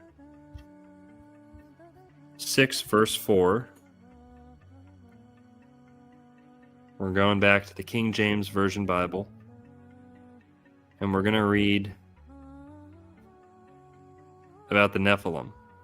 There were giants in the earth in those days, and also after that, when the sons of God came in unto the daughters of men, and they bare children to them. The same became mighty men which were of old, men of renown. Now, what does this have to do with red hair? Well, it has a little bit to do with the Rh negative blood type. The Rh negative blood type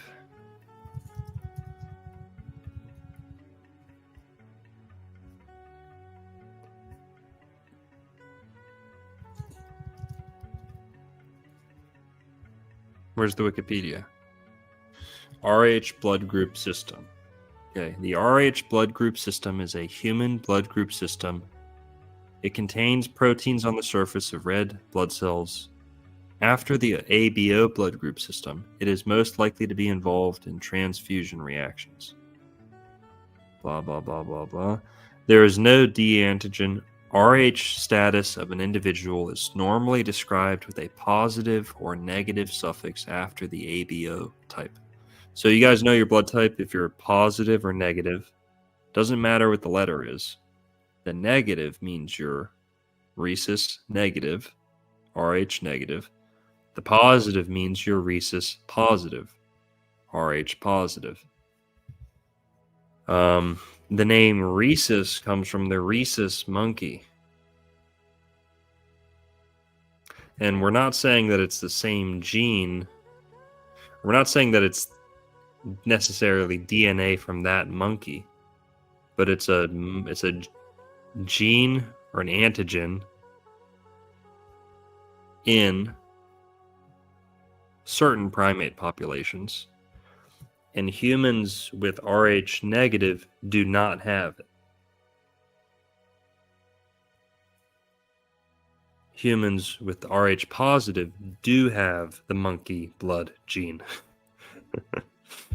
So Rh negative. Hey, don't blame me. If this ruffles your feathers, I'd be angry at what's his name? Darwin, not me, even though Darwin didn't really focus too much on human evolution. If monkey blood ruffles your feathers, be angry at Darwin and the evolutionists, not me. I don't believe in evolution. But Rh positive, monkey blood. Rh negative, monkey blood free. No monkey blood. Okay. Now, since we're talking about it, since people probably want to know, okay, I am Irish and I am Rh negative. I have A negative blood type. I'm a negative person, if you haven't been able to tell. You know, the doctor, I went in to the doctor, I told him I wasn't feeling right. I was feeling down. He told me I'm a negative person. I went to another doctor. I said, Doc, how can I be positive? Okay. But I am a negative. That's true. So I'm Rh negative. I think Robert Sepper refuses to say if he's negative or positive because he doesn't want to seem like he's ooh, I don't want to seem like I'm pushing it because I am it or whatever. Don't be a pussy, bro. Are you Rh negative or not? I feel like he might not be. I don't know. Kind of a poser a little bit. If he isn't, that would suck.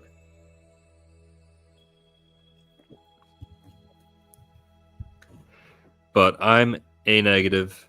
Show of hands if you guys are negative in the chat.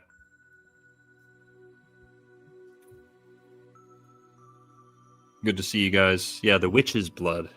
Rh negative. Let's see if it says anything about superstition. Okay, now what's interesting about Rh negative blood is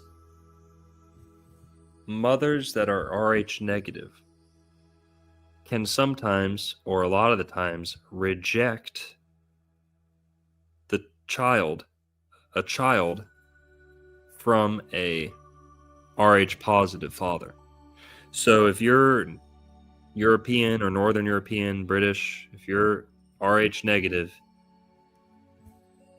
be very careful who you decide to have a baby with, and be very careful about how you have that baby. You know, they might want you to take what do they call it? Rogaine, the Joe Rogan shot, to make sure your kid doesn't come out like a tiny little milk dud. So your kid doesn't come out looking like a thumb. They give you the Joe Rogan shot. The Rogaine, they give you the Rogaine shot so that your kid doesn't. They give you the Joe Rogan shot.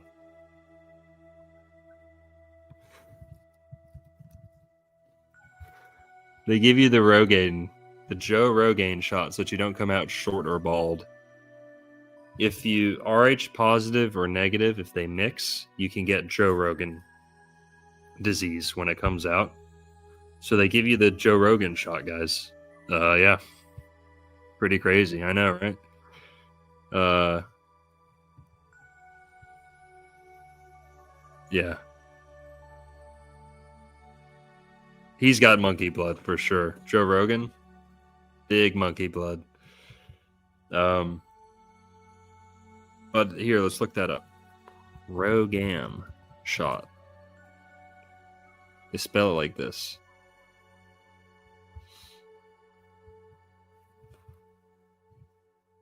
Rogan. It's a shot, so there's a injection that you give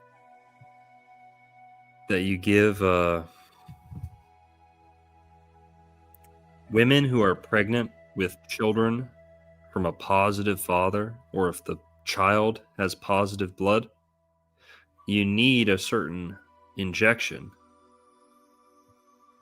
in order to be okay to go. Otherwise, it can be very dangerous for the child, and it can result in the death of the child. Now, some have theorized that this is like an anti-life race mixing defense or an anti-rape defense. It can act like that, but one complication to that theory is that usually you can get one freebie with the Rh negative, Rh positive. You can get one freebie, meaning like your first child between a Rh positive father and Rh negative mother. Oh, usually the firstborn has the difficulty. Okay, so I'm not a father, I'm not a mother, so I could be wrong on this, and I've only heard it anecdotally. Maddie Divine's saying usually the firstborn has the difficulty. Okay, so I could be wrong on that, but I always thought that the first one you can get lucky with, and it's after that that it gets harder and harder.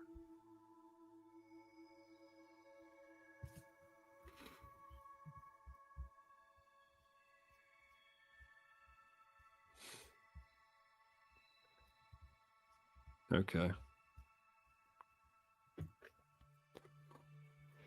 So here, let's read this. Even in normal pregnancies, a small number of fetal blood cells enter the maternal bloodstream. If a mother is RhD negative, but the fetus is RhD positive, the mother's immune system may develop an immune response to the unfamiliar RhD antigens from the fetus. This process is called RhD alloimmunization. Alloimmunization usually has minimal effect. Okay. All right. I was trying to be nice, Maddie, okay? I was trying to be nice. If you don't know you're right, shut the fuck up and stay in your lane, okay? Don't interrupt the broadcast. Usually the firstborn has the difficulty. All right, I'm only teasing. I was right. Though, okay?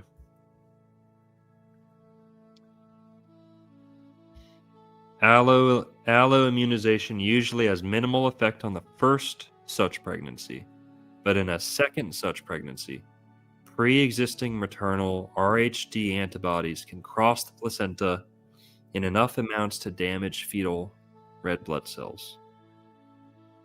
Okay, so yeah. First pregnancy you can usually get by. Easy.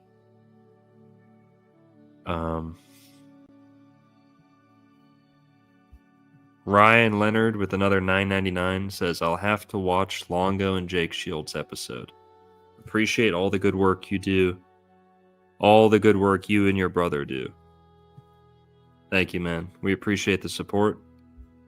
Ryan Leonard with another $1.99. O negative blood here. Hell yeah.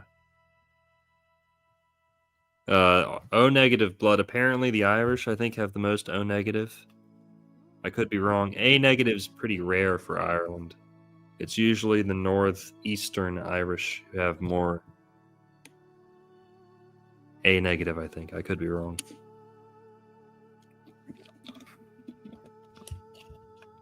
A negative is usually an English thing. The Irish have a lot of O. But okay, so we've talked about the appearance. We've talked about some of the phonetics. Let's throw some more phonetic links out there.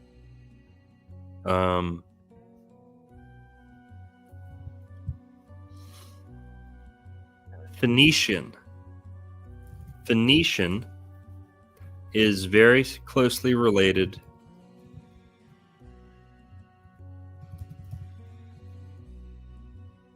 to Hebrew. Phoenicia, okay, they were a colonial power in the ancient world, a seafaring power, like a pirate empire, you could say, merchant empire, maybe a collection of empires, collection of people, right? Phoenician alphabet is the oldest phonetic alphabet on Earth. That's where we get the word phonetic and the concept phonetic. Phonetic means one letter equals one sound. Phoenician, it's always been a mystery.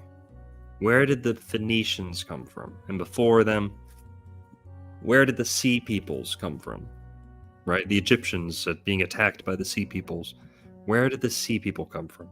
These bearded people who show up out of nowhere.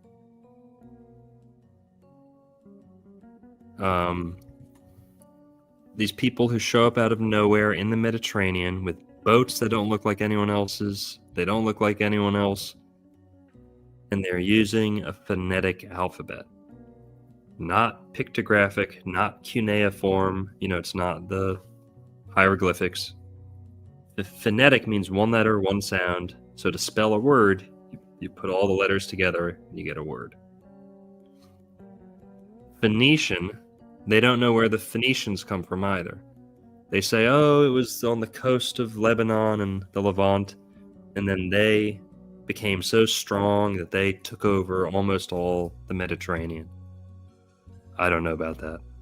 And the Carthaginians came out of the Phoenicians, the Carthaginian Empire that contended with Rome. So who are the Phoenicians? The Phoenicians, what do they look like? Here's one of my favorite paintings called Phoenicia, or Phoenician Women.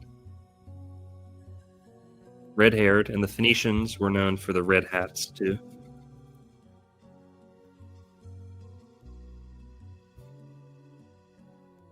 So the Phoenicians were pretty white, and they were obsessed with color. Now, what does Pict mean? The Pict means painted people. Now, who are the Picts? Okay.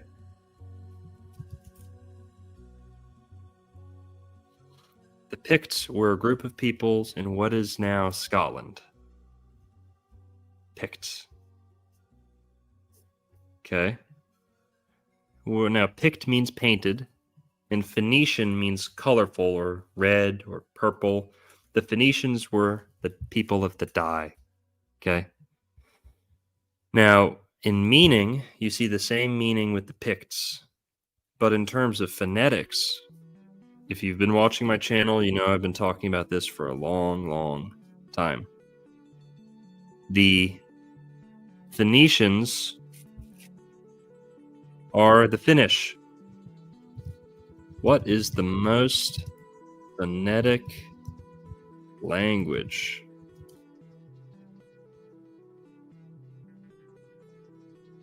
Okay. There is no single most phonetic language. Yes, there is. But several languages are considered very phonetic because of a near one-to-one correspondence between written and spoken sounds. Languages like, number one, didn't have to prompt it or anything. Number one is Finnish. Finnish is the most phonetic language on Earth. Why is that? Because Finnish is the continuation, the modern iteration of Phoenician. Actually, the English is modern Phoenician, but we'll get to English in a sec. Finnish is Phoenician. This is why they refuse to spell Phoenician with an F. If Phoenician is so phonetic, why is it the least phonetically spelled word? P-H-O-E, that's not phonetic. That's the opposite of phonetic.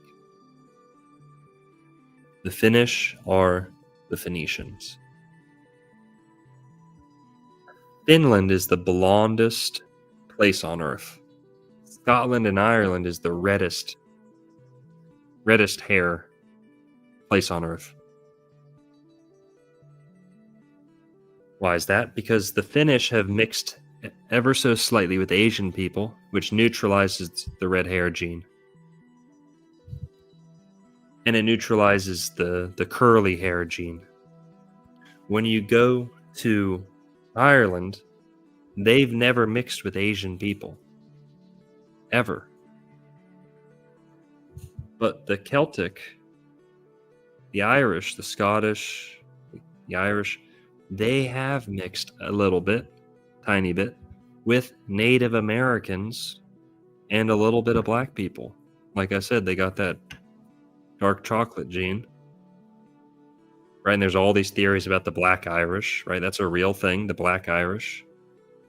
The what were they called? The Fomorians, right? Maybe some African Moors maybe went to Ireland at some point. But you get red, bouncy, kinky hair in the Celtic people, perhaps due to a small infusion of black or Native American DNA. That's why in the Celtic, who are isolated, they're isolated from Asian people. Germans have a ton of Asian DNA. That's why the Germans tend to have wider jaws and squintier eyes.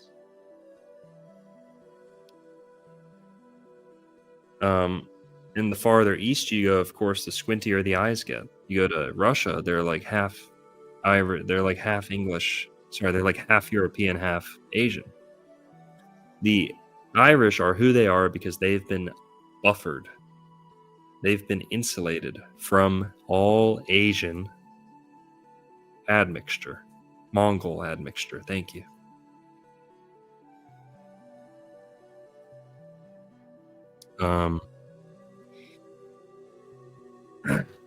So the Irish have a little bit of Native American and African admixture. The Finnish have a little bit of Asian. The Asian gene neutralizes the curly gene and the red hair gene. And the black gene, the black people gene, neutralizes the straight blonde hair gene. So when black mixes with white, it almost always has curly hair. I shouldn't say it. The offspring almost always has curly hair. Never straight hair. Never. So rare for a full black person mixed with a white person for their children to have straight hair. It's very, very, very, very hard to see. Whereas you go to mainland Europe, and when Asian mixes with European, the curly hair gene disappears. The red hair gene disappears. When you see European and Asian mix, very rarely does the red hair gene come through. Go find me a actual Asian person with red hair. Like East Asian, you know what I mean, not geographic Asia. I'm talking about Asian phenotype, like South Asian, East Asian, Southeast Asian. They don't get red hair. So follow along to what I'm saying. You guys can see this. You can disagree as to who's mixed or who's what or who's pure, but that is true. The red curly gene doesn't show up anywhere close to actual Asian squinty-eyed yellow people. Okay. It can happen. It's just so uncommon.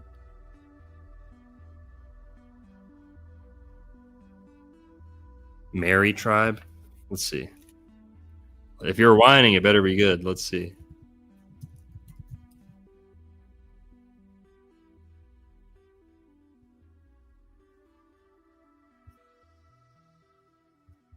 Yeah, I don't see any pictures of them with red hair. Mari. I don't see any red hair. Definitely not overwhelming. And if they do have it, it's not curly. It's straight. Seems like. What I'm saying is generally true, though. You'll know it. Go look it up. Go try and refute it. You'll see. What I'm saying is largely true.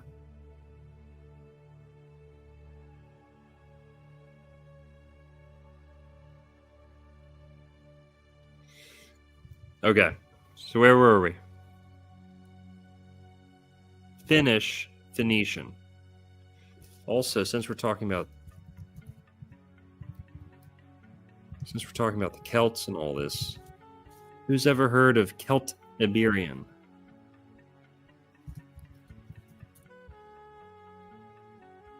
Celt-Iberian script over there in the Iberian Peninsula. Paleo-Hispanic script that was the main writing system of the Celt-Iberian language, an extinct continental Celtic language, which was also occasionally written using the Latin alphabet. Blah, blah, blah, blah, blah. Okay, now, what's crazy is this ranges over to the Levant.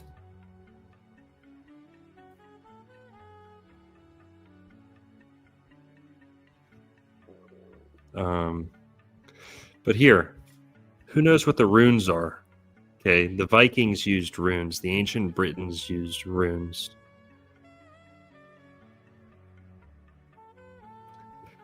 Celtiberian is where you see the greatest kind of, what would the word be? Intersection of runes from Northern Europe and what we think of as Phoenician or like Hebrew, Paleo-Hebrew. In Iberia, which used to be Celtic, you see these writing systems get so close together, they don't know which way to look at them.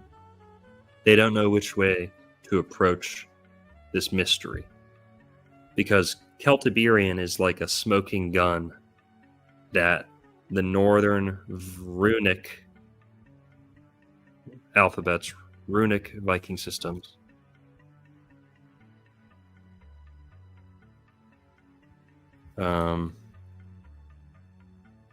yeah, go look into that. Here, I'm going to pull up some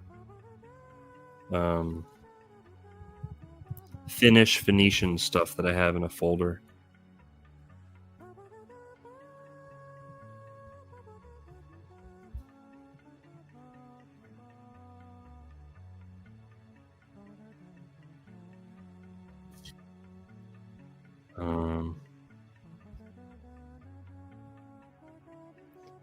Okay, one sec. You guys can see this. Nice. Okay, Phoenician alphabet. The English alphabet is pretty much a continuation of the Phoenician alphabet.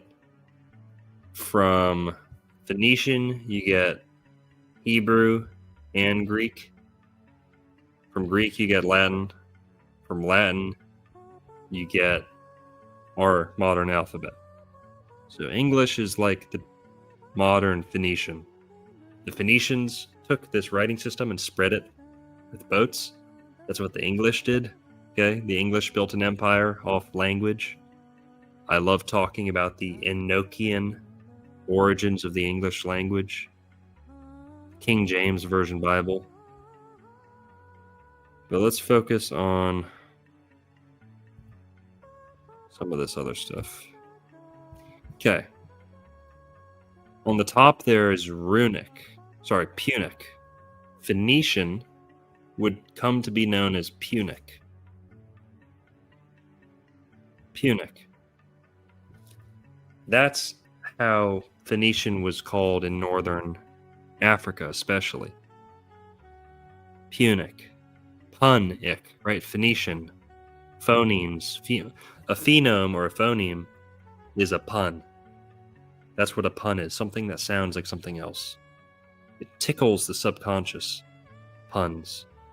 Why? Because it triggers this memory of the Garden of Eden or something like that. The Adamic language, the pre-fall language, the pre-Babel, Tower of Babel language. Puns are the language of the unconscious mind. Freud had that right. Yes, that spells fupa. Yes, it spells fupa. So runic is the writing system used in Northern Europe in ancient times. Viking language, Viking alphabet. What are the odds that runic and Punic look just alike, very, very similar. Yeah. Now, I've been going for 2 hours. We haven't even started these documentaries. Should we watch documentaries? Should we watch more documentaries, or should I just wrap it up here? There's only more and more people. We're almost at 600 in the chat. I think we should just keep going. Here.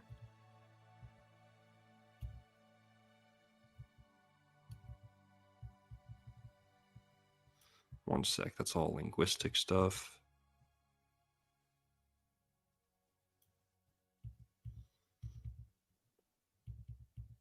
Here we go. Okay. Little Finnish figurines often look like Phoenician figurines. The Phoenicians were a lot more northern European than people think. Okay. That's a chart with, I think, Sumerian words and Finnish words. All right, so there's another good one to talk about. Sumeria, right? A lot of times they talk about Sumeria being like the oldest civilization. Sumeria, do you know what the Finnish call themselves? Suomi area. Suomi area. Man, I'm having a blast. Yeah, we're gonna keep going. Sumeria, Suomi, is what the Finnish call themselves. Suomi. Lake Worth Beach, Florida, where I am right now, is the most Finnish town in all of America, north and south. More than Minnesota. Nephilim. Remember we were talking about the Nephilim? Who's ever heard of Niflheim? Okay, the Nephilim. Remember we're talking about the Nephilim?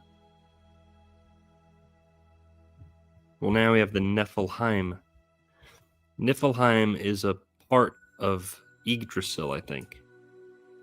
World of Mist. Home of Mist. Remember we were talking about the Cimmerians? The Greek mythology says that they're from a land of mist. Well, Niflheim means world of mist or home of mist. That sounds like Northern Europe. It sounds like Northern Europe. Niflheim, Nephilim. Have you ever heard of... All right, we're not going to stretch it too far. But Niflheim, Nephilim. What are the odds of that? You could even connect them if you really want to. Oh yeah, Snorri Sturluson. We're going to talk about this guy. The documentaries talk about him.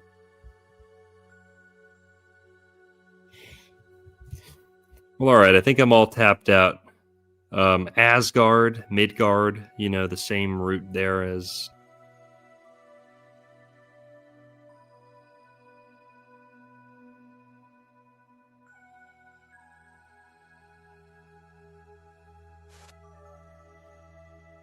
What's up, guys? Here I got kicked out real quick.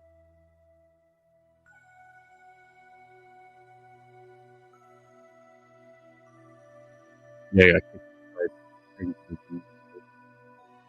But we were talking about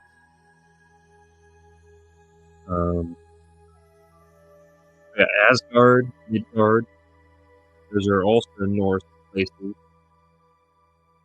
related to words like Garden of Eden. Right? Now, granted, that's all English, so it's kind of, that doesn't tell us too much, but still. Asgard, Midgard, Garden of Eden. Now, how about Tyre? Let's look at this.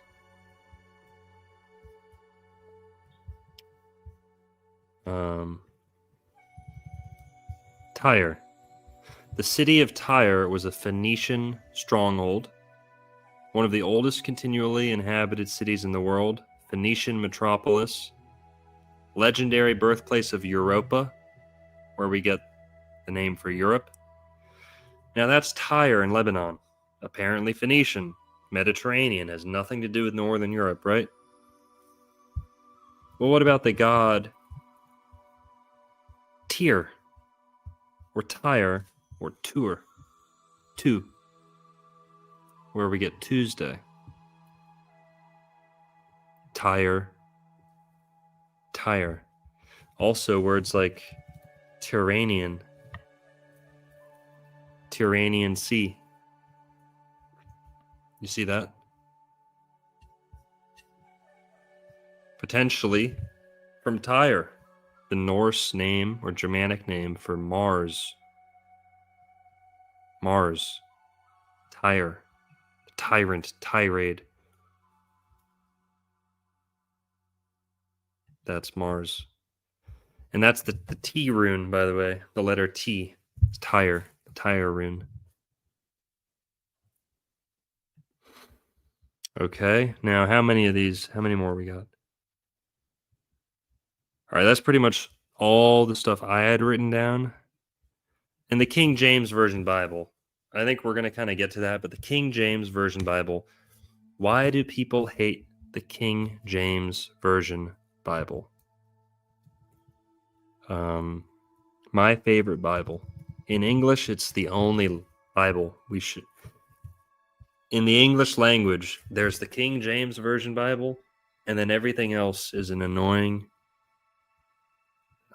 lazy, unsuitable translation. People talk about translations in the game of telephone, and no. If you're speaking English, use the Bible that's most capable in English. Don't try and get as close to the Greek as you can. Okay, go learn Greek. Go learn whatever type of Greek you want, Aramaic, whatever you want to learn, and go learn the original manuscripts and read that stuff. Awesome. But if English is your first and only language, please own a King James Version Bible. Please.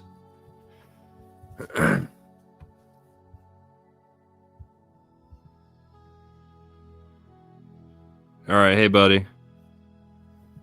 Go to bed, buddy. Sorry, kiddo. No one will ever remember who you were or what you stood for or what you taught the world no. You're like a little rat in my garage. I only give you my attention when I hear a little noise out in my garage, and I go run and I shine a flashlight and I see a little rat. Oh, what was that? Real quick, scurrying across. That's my only awareness of you. And when I see you're there, I ban you. That's it. That's my only knowledge of you.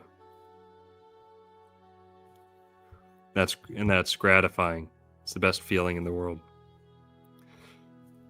Some little hater who's just typing away. All right, go fap it off. Come on, you'll be fine. You'll be fine.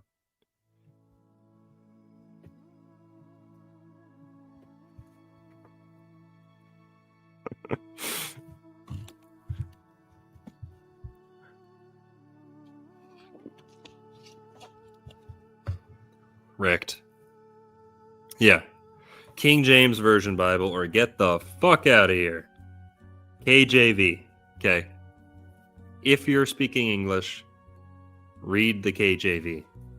If you speak some ancient language, amazing. Awesome. Cool. Yeah, don't nip at my heels or tug on my sleeves. I fucking hate that shit. You're only spamming in the comments if you want attention. Isn't that true? If I'm so wrong, why are you watching? Why are you watching? And when I go live, I usually put out the link to call in. People can call in. You never called in. Never heard of you. Never seen you before. Okay. All right. I think we're about first half of the show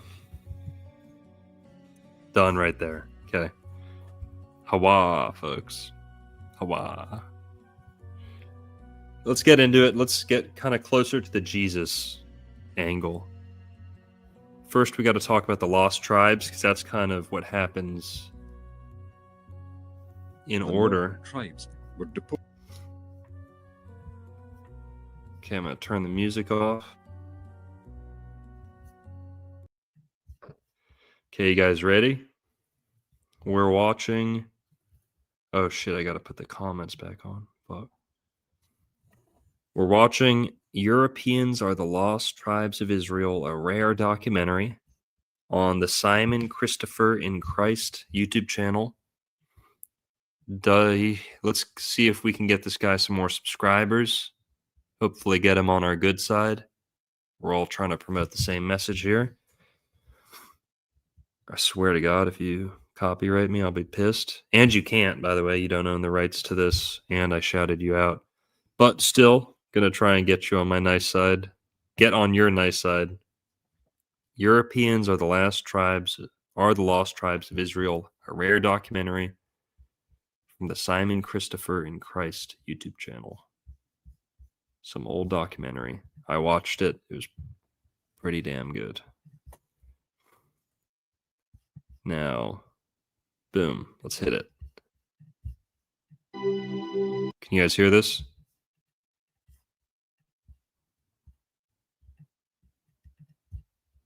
Speed it up a little bit.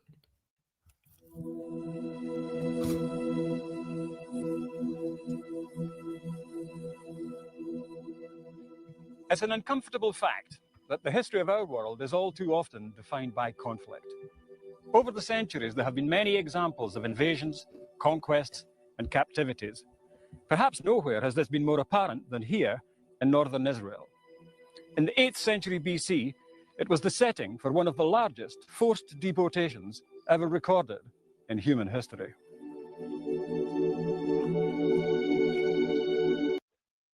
Isn't this the best, guys?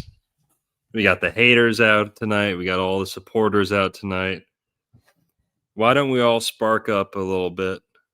Pour yourself a little liquid sunshine. Spark up. Enjoy the documentary. I did 2 hours of talking there. Now we're going to kick back a little bit. Do some commentary. Do some reacting. Everyone. Hell yeah. Spark them if you got them. Pour yourself a little liquid sunshine. Make sure your juice is orange too, not yellow. Tangerine is usually a good hack to get some good orange juice. If you go to Publix, for example, if they've got tangerine juice and orange juice, assuming the quality is the same of both, go with the tangerine. It'll be oranger. Always go with the deeper colored juice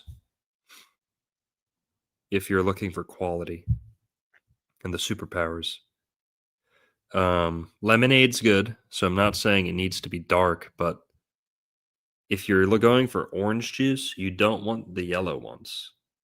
They're just a little bit too acidic, or they're still a little too chalky. When it's deep orange, it tastes like honey. It's got this honey, like turmeric, ginger, slight undertone, all this stuff. Try and get the orange juice. Orange, orange, orange, not yellow, even if it's called orange juice.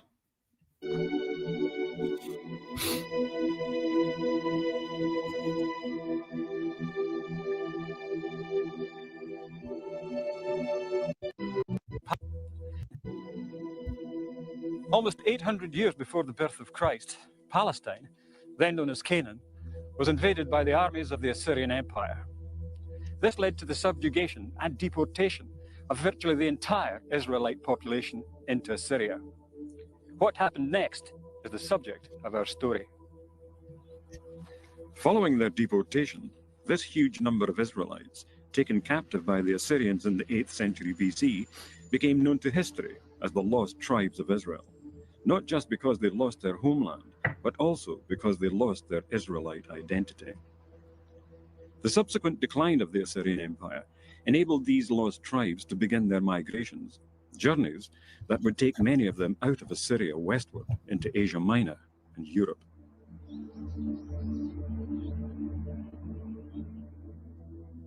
Our story follows these displaced people, who in their migrations invaded both the Caucasus region between the Black and Caspian Seas and Asia Minor. Over time, they became known by other tribal names, such as Cimmerian, Scythians or Scythians, Goths, Celts, Anglo-Saxons, and Vikings, tribes who would ultimately form the Christian nations of Europe. The untold story of this large number of people who formed the lost tribes of Israel should not be confused with the story of the Jews who lived in and around Jerusalem. They were only known by that name some 100 years after the people of the northern tribes were deported into Assyria. This is Auckland Castle in County Durham, in the northeast of England, home to the Bishop of Durham. It's here that some remarkable images tell us something of the beginnings of our story. These impressive figures were painted in the 17th century by the Spanish Baroque artist Francisco Zurbarán. They depict, in Spanish style, the biblical patriarch Jacob with his 12 sons, who gave their names to the 12 tribes of Israel. But how did these paintings, which represent characters from the Hebrew Old Testament, come to be here in a County Durham castle?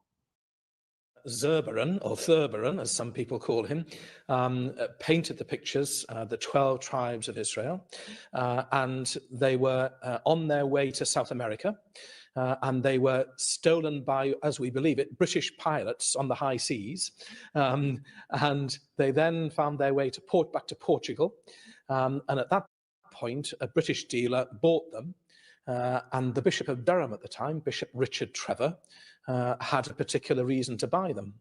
And he wanted to very much support what was sadly difficultly called the Jew Bill that was going through Parliament.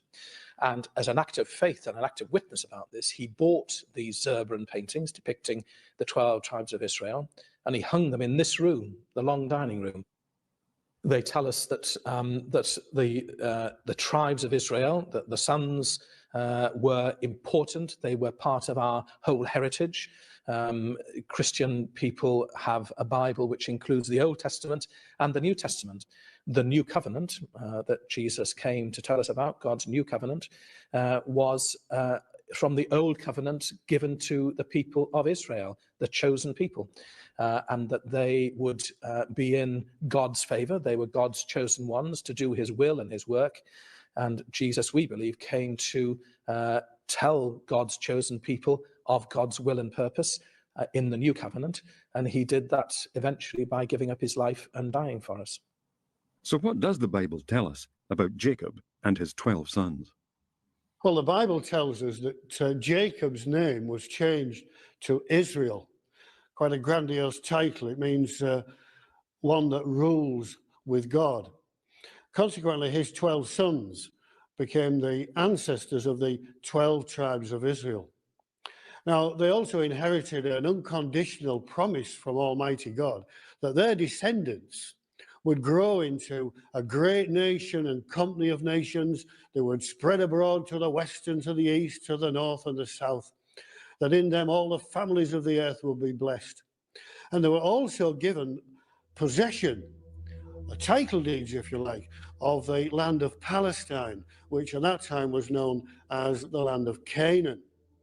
But the occupation of that land, that's the right to actually occupy it, was contingent upon them implementing in their national life the laws that were given to them by the prophet Moses.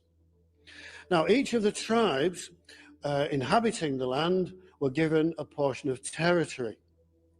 And the territory was split between the tribes, each one except the tribe of Levi. The Levites were like the public servants of the time. They were teachers, they were scribes, tribes, they were priests, they were lawyers. Joseph's territory, however, was divided between his two sons, Ephraim and Manasseh. They were the birthright tribes. They were the ones to whom this great promise of being a great nation and a company of nations essentially applied. Now, in the course of time, the nation of Israel was divided into two distinct separate kingdoms, Israel in the north and Judah in the south. So distinctive was this separation that they each had separate monarchies, and from time to time they were at war with each other. Now, Interesting there, guys. Pay attention. Judah is not the same thing as Israel, as we were saying earlier. But also, it's kind of contentious. Israel and Judah were two separate kingdoms alongside each other at one point. And Jew today, some say, has more to do with Judahite from the tribe of Judah, and others say has a lot more to do with the kingdom of Judah. Right? So tribe of Judah is more of a bloodline. Kingdom of Judah is more of a geographic place, you could say. Occupation of the land contingent upon them being obedient to the laws of God as given by Moses, they totally, miserably failed to achieve. And ultimately, they were evicted from the land. They were deported into Assyria largely, and therefore they had to grow into this nation and company of nations outside of Palestine. Some of the coastal tribes, particularly Asher and Dan, along with the Phoenicians and the sea people, traded along the ancient sea routes, navigating way beyond the Mediterranean. Some of the tribe of Dan decided to move north. They only had a small parcel of land on the coast, and they were the second largest tribe. And so they captured a northern Canaanite city, and they enlarged it and named that region Dan, in memory of their forefather Dan. This is the archaeological site of Tel Dan in northern Israel. It was once a major commercial and religious center for the Israelite tribe of Dan, who occupied this region for hundreds of years. Along with the other tribes of Israel, they had settled in this promised land of Canaan. The city of Dan was one of the places where the people of the northern kingdom of Israel engaged in the idolatrous worship of the old Canaanite gods, while the people of the southern kingdom of Judah worshipped at Solomon's temple in Jerusalem. In the 8th century BC, the Assyrians attacked. The Assyrians were feared as the most warlike nation of the time, with an empire that stretched from the Iranian Zagros Mountains in the east to the Taurus Mountains of Turkey in the west. An empire that challenged even the Egyptians as the dominant force in the Middle East. Tel Dan is a classic example of a destruction site, showing the extent of the havoc caused when the Assyrians invaded. The northern kingdom of Israel succumbed to the onslaught, and following a series of attacks, the people were deported north from their homelands to the Assyrian territories south of the Caspian Sea. This huge number subsequently became lost to both biblical and secular history. They had lapsed into idolatry from the time of King Jeroboam. The Bible says, "And the king made 2 calves of gold, and he set one in Bethel, and the other put he in Dan."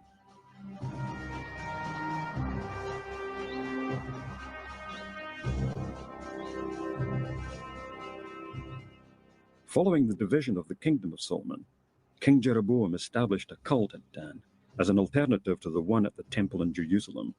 He placed a golden calf in the city and built a high place. This high place was originally built by King Jeroboam of Israel in the 10th century BC, but not for the worship of the God of Abraham, Isaac, Jacob, and Moses. Ultimately, this place was destroyed by the Assyrians and the people deported. In the Bible, 2 Kings 18, it says, And the king of Assyria did carry away Israel unto Assyria, and put them in Halah and in Habor by the river of Gozan, and in the cities of the Medes, because they obeyed not the voice of the Lord their God, but transgressed his covenant, and all that Moses had commanded, and would not hear them, nor do them.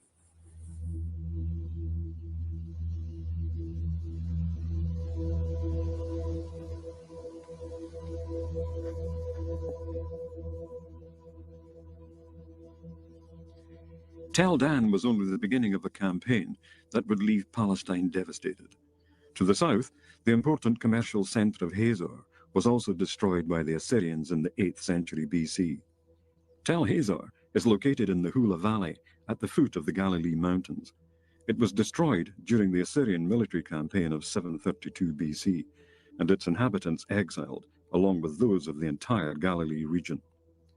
The site features buildings which include those of the period of the Israelite occupation. The entrance to the city was through an impressive 6-chambered gateway, typical of the period. This reconstructed oil press is one of the few examples to be found and tells us something of the day-to-day life of the inhabitants of the city, an existence that was violently disrupted by the Assyrian invasion. Another example of this wholesale destruction can be found here in the ruins of the once magnificent city of Megiddo, lying in the heart of the Jezreel Valley. During the biblical period, Megiddo was one of the most important cities in Israel. It controlled the international trade routes that linked the ancient world centers of culture and power, Egypt and Mesopotamia. The Assyrians destroyed the city and deported its inhabitants. Bible prophets had foreseen the Assyrian invasions as a divine judgment on the decadent Israel nation, and predicted that while they would be deported and scattered among the nations of the world, Shall be of but is his name. If those ordinances depart from being magical treasures, including some which illustrate our story. the 19th century was a particularly fruitful time for the museum, as explorers and adventurers traveled the ancient world in search of the treasures that would help tell the story of human development. One of the sites of particular interest was the Assyrian capital, Nineveh. The British Museum holds one of the world's greatest collections of Assyrian art, providing a unique insight into the way they lived and died. This is the black obelisk of the Assyrian king Shalmaneser, found in 1852 by Austin Henry Layard in the mound at Nimrud in ancient Assyria. Each of its 4 sides is divided into 5 sculptures, representing the tributes brought by vassal princes, including Jehu, king of northern Israel, seen here prostrate before Shalmaneser. Assyriologists succeeded in reading the name of Jehu, which referred to him not as an Israelite, but as the son of Humri, a name derived from Omri, an earlier king of northern Israel. It says, the tribute of Jehu, son of Humri, received from him silver, gold, and many treasures fit for a king. The British Museum press booklet, The Bible in the British Museum, tells us Omri had been such a prominent ruler in his day that the Assyrians referred to Israel as Bit Humri, or the House of Omri. The name Israel is not found anywhere on this obelisk, which indicates that the people of the northern kingdom had not only lost their homeland, but also their identity as Israelites. They were now the lost tribes of Israel.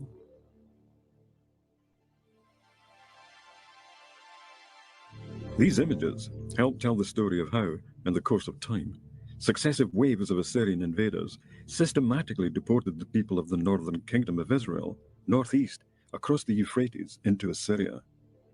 To make matters worse, not only did the Assyrians deport the people of the northern kingdom of Israel, but a later king, Sennacherib, decided to invade the southern kingdom of Judah, where, in a bitter and cruelly fought campaign, he captured many towns and cities.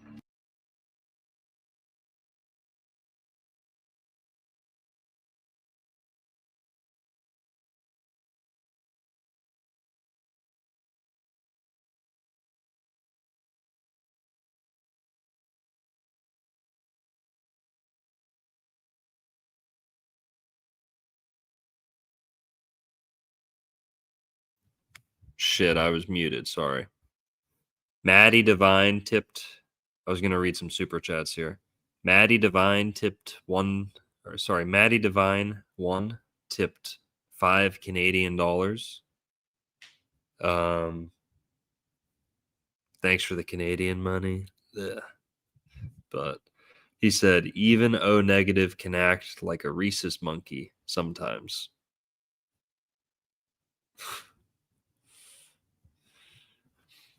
Devin Trombley with 2335, the $5, says Colbrin and Baird runes is supposed to be a Welsh runic language made in the 1700s.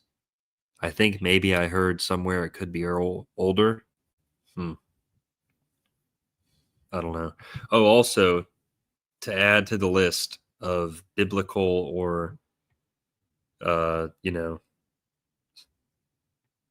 close to Semitic names that are like linked to Hebrew words or Hebrew concepts. Celtic, Kelty, Chaldee, the Chaldeans, Chaldee, Chaldean, Chaldee, Kelty, Celtic, Chaldean. You can add that one to the list too. I don't know much about these runes though. Thanks, Devin. Rob TR2D, the $5 says, love your history episodes. You should invite Eric Arvil on the show. It'd be epic. His YouTube channel is Arvil. Let me look him up right now.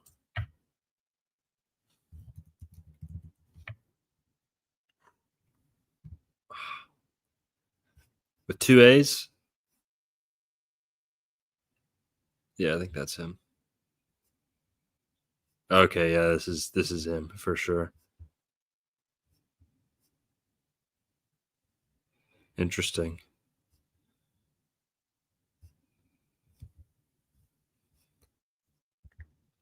All right, guy looks cool. I'll hit him up or tell him to hit me up. Go get a hold of him. Tell him to hit me up if he's interested.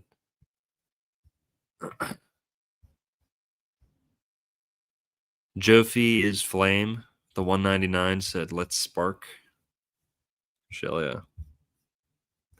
All right, getting back into it.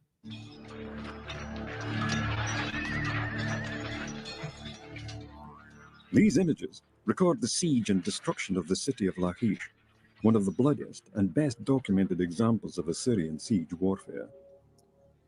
The captivity of Judah by Sennacherib is recorded on this clay prism in cuneiform script. It says, I came up against him, and by force of arms, and by the might of my power, I took 46 of his strong fenced cities, and of the smaller towns which were scattered about, I took and plundered a countless number. And from these places I captured and carried off as spoil 200,150 people. The site of ancient Lachish is identified today as Tel al-Hassi, 16 miles east of Gaza in southern Israel. Hang on. Hang on. Tel al-Hassi? Bro, hang on. All right, we're making a pit stop real quick. All right. It's a Florida channel. Tel al...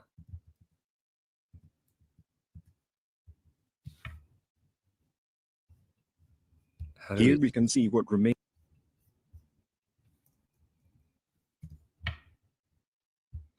All right, hang on. I got to look this up. Give me one sec. Okay, Tel el-Hassi. Bro, I swear, if this is...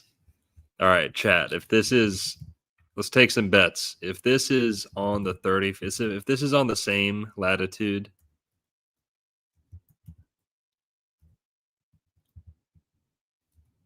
If this is on the same latitude as Tallahassee, Florida, I'm going to nut my pants, bro.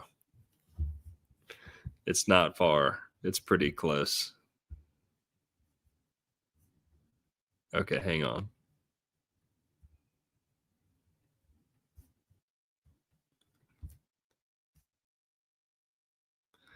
All right. Tel El Hesi. Tel El Hesi. You guys can't see it. For some reason, it does this with the map app. You guys can't see it, but on my screen, it's showing the latitude. On the latitude, it's 31.3. We're just going to have to look it up another way, I guess. Okay. You guys can see it. You'll be able to see. See, Jerusalem's right there, and Jerusalem's 31. I already know Jerusalem's 31. 31.7. Tel El Hesi. Bro, no way. I'm going to make a video about this. I got to make a video about this. And especially the way he said it. Tal Al Hasi. That's crazy. Just for those who don't know, we're going to go straight across to Florida. Look at that. Didn't even have to move the mouse. We're pretty much at the same latitude. Tallahassee's 30 or 29. I already know it.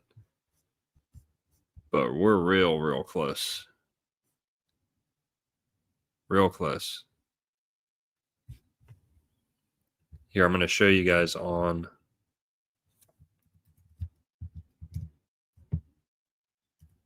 See, that's how God works. Parallels. They're quite literally paralleling each other.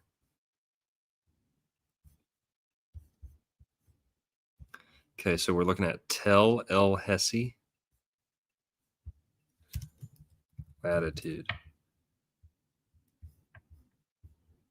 31.55. Latitude. North. Okay.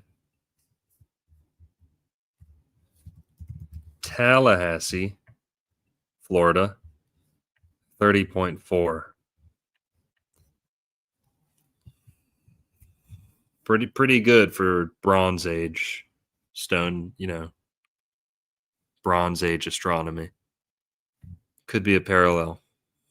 The 31st latitude, which is the northern state line of Florida, it runs straight through Jerusalem and the Garden of Eden.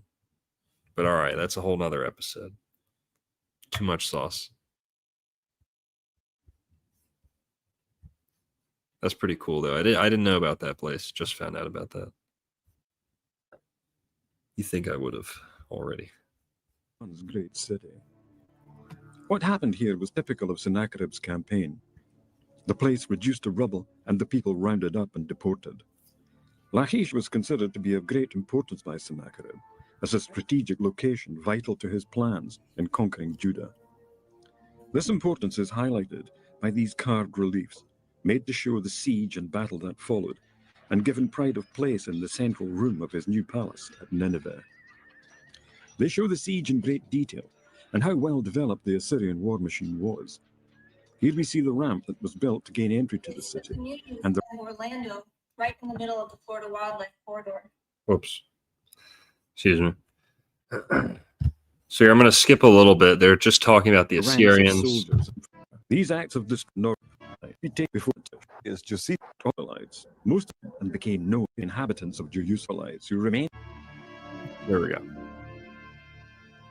The only Israelites who remained in Palestine, other than the elderly or infirm, were the inhabitants of Jerusalem. They would be taken to Babylonia more than 100 years later, where they spent 70 years in exile before some returned to Jerusalem and became known as the Jews. While the Jews of that time were Israelites, most of the Israelites were not Jews, just as all Scots are British, but all British are not Scots.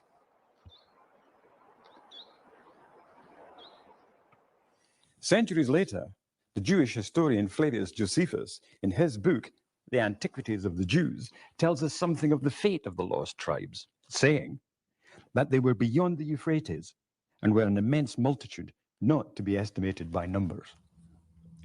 The Apocrypha is a collection of biblical writings which bridges the historical gap between the Old and New Testament scriptures and was included in early versions of the Bible. In the Apocrypha, the second book of Esdras, chapter 13, tells us that the lost tribes left Assyria and entered into the narrow passages of the river Euphrates, which rises in the highlands of Armenia, just south of Georgia, near the Black Sea.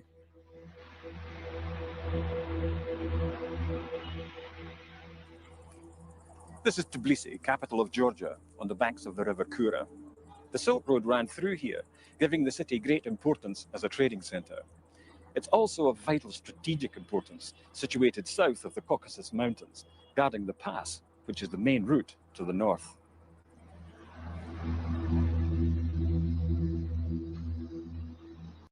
Sent back to Russia, where he was attached to the Don Cossack, into the strategic Georgia. At the top of the Current pass, just counting forwards, how the fell.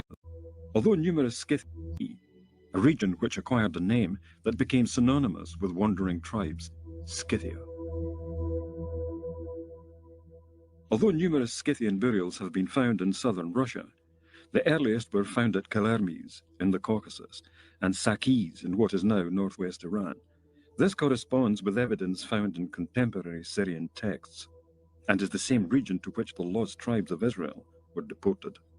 The Jewish Encyclopedia outlines several theories as to the fate of the lost tribes, in particular, that the identification of the Scythians with the lost tribes is because they appear in history at the same time, and very nearly in the same place as the Israelites removed by Shalmaneser. Another people related to the Scythians were the Cimmerians, who have also been identified as descendants of Israel's lost tribes. The 5th century BC Greek historian Herodotus records how the Cimmerian people once occupied a region north of the Caucasus in what is now Ukraine and southern Russia. However, since archaeologists discovered the royal archives of Assyria and all the cuneiform inscriptions, we now know that the Cimmerians originated south of the Caucasus, in the very period and the very region where the northern kingdom of Israel were deported and lost from history. Dr. Anne Christensen is a well-respected Danish linguistic expert, and in her book, Who Were the Cimmerians and Where Did They Come From?, published in 1988, she states the obvious conclusion. There is scarcely reason any longer to doubt the exciting and verily astonishing assertion propounded by the students of the 10 tribes, that the Israelites deported from Bethumri of the house of Omri, that is the Israelites, are identical with the Gimera or the Cimmerians of the Assyrian sources. Everything indicates that the Israelite deportees did not vanish from the picture, but that abroad and under new conditions, they continued to leave their mark on history.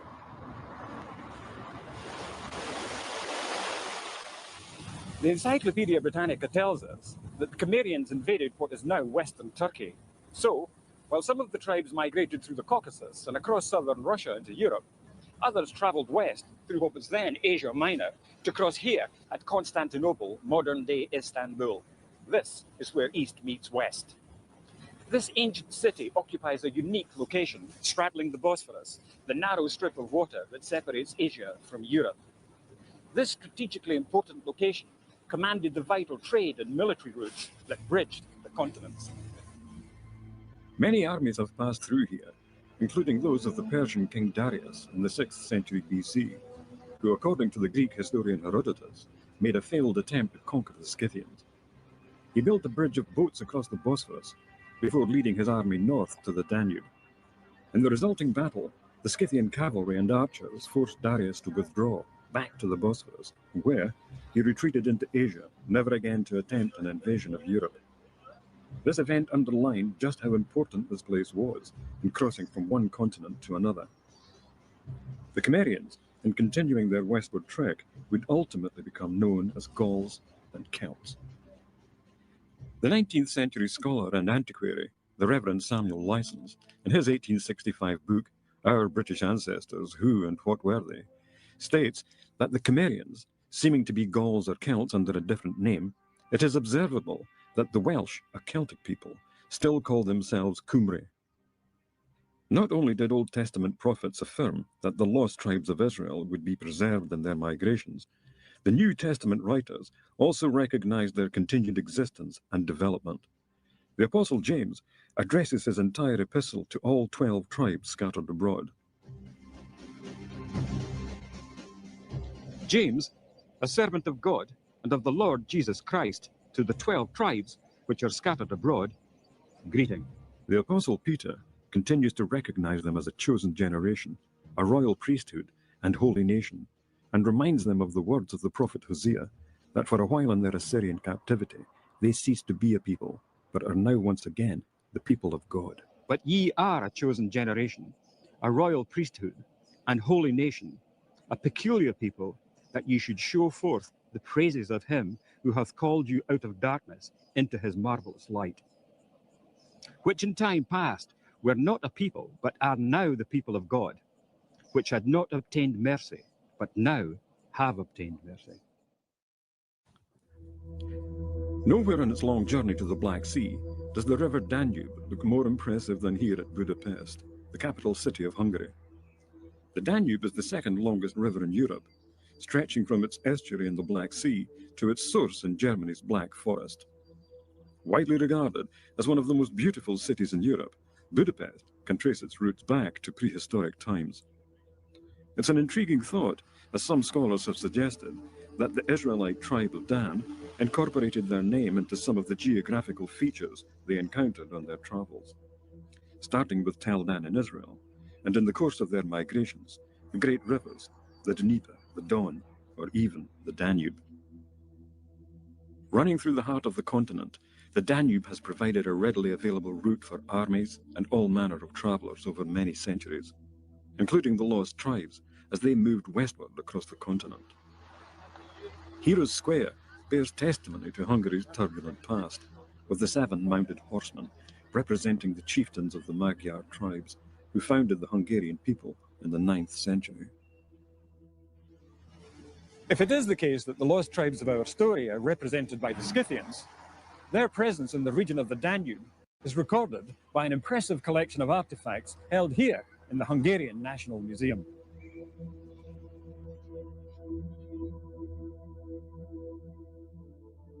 The Scythians built enormous burial mounds above their princes' graves and buried their dead with exquisite golden objects. Their precious metalwork was the That's another thing, guys. Burial mounds. There's burial mounds all over Jerusalem and Israel in general, Palestine. Tons and tons of burial mounds. There's 20 in Jerusalem. And they're believed to be the tumuli of the 20 kings that span one of the patriarchs to, I think, the time of Jesus. I don't know. I could be wrong.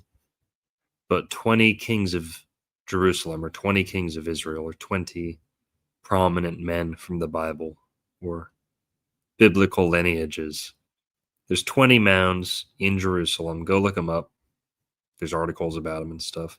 And they're just like Native American mounds, and they're just like mounds found in Ireland and Scotland and England, all across the British Isles.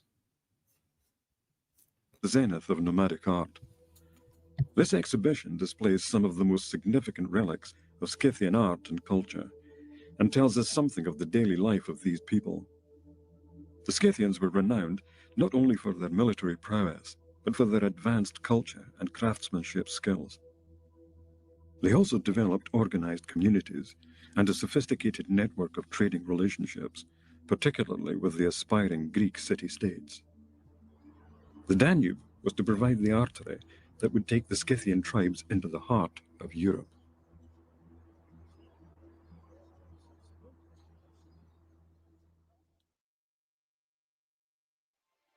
By the 6th century BC, Hey, matzo ball. Matzo ball, okay? You're exactly who this video is for. You are precisely who I'm trying to help with this. Matzo ball is saying, responding to Adamic line, saying Christianity isn't really European, brola.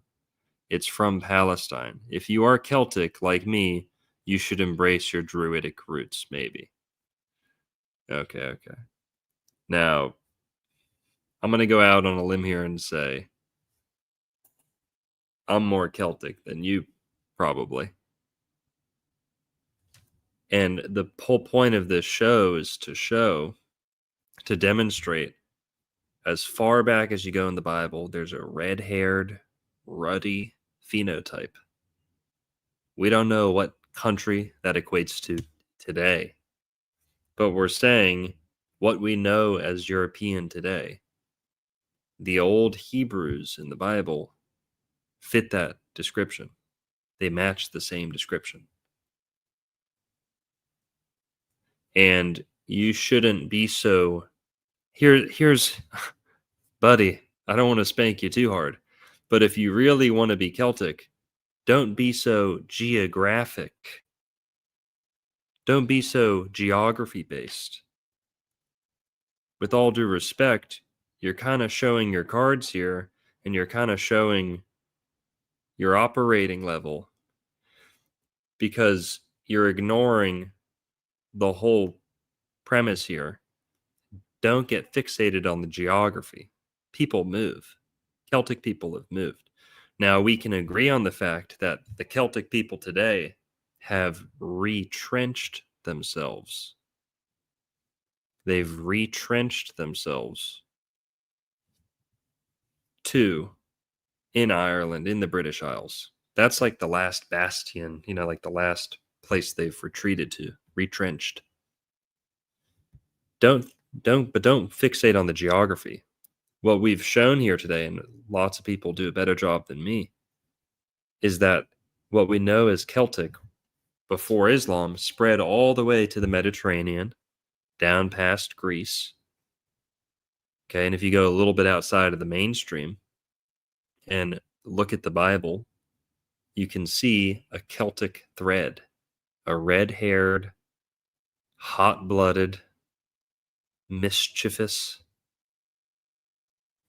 thread that links the ancient Hebrews to the Israelites.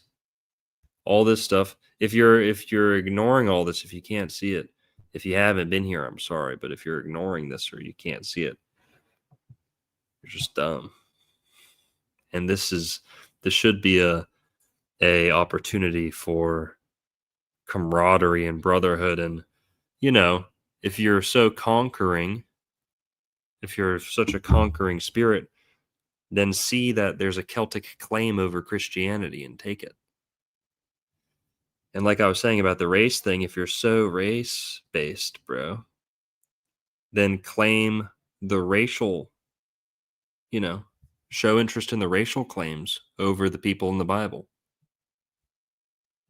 If you're, fighting against the matzo ball system, you should be interested in the real psyop, that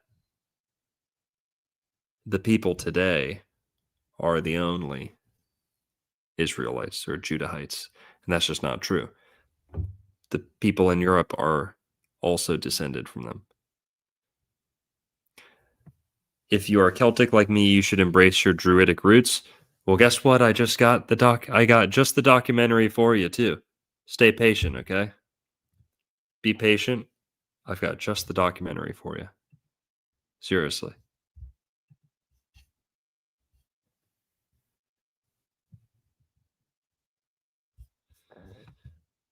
Yeah, and that's another thing. Did you not see the beginning of the video? The neo-pagan LARPers, there is no paganism. Your gods are dead. They're dead. They're gone. Okay? The only thing that's left is the only truth that there ever was in them, which is that they are just the planets of the zodiac. Thor is Jupiter. Odin is Mercury. Loki is Saturn. Tyr is Mars. On and on and on. Boom. Torched. You just got torched. Hang on. Odin?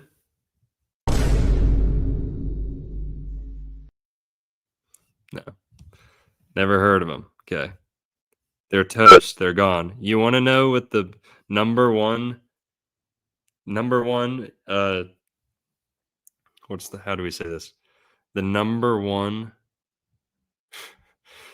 practice that all pagans, that European pagans have in common, okay? Their favorite practice, converting to Christianity. Yeah, you guys are real strong. Okay. Oh, was it paganism that repelled Islam? That kept the Muslim horde at bay? No, that was Christianity. Oh, shit. Oh, fuck. Yeah. Let me know how Odin's doing, keeping...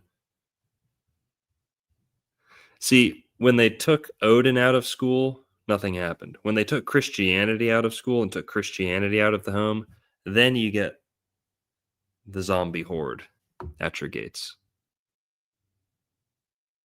All right. What was I talking about again?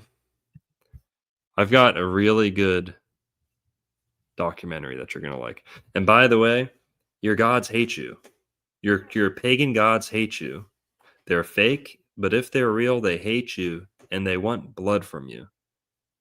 They're voodoo gods disguising themselves as like European demigod, Anunnaki, whatever you think this is. That's another thing. They can never define their gods.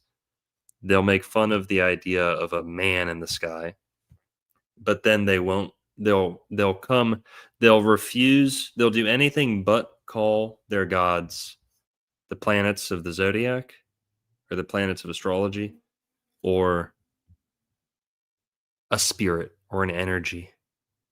No, they recognize that they're entities, and I've got news for you guys.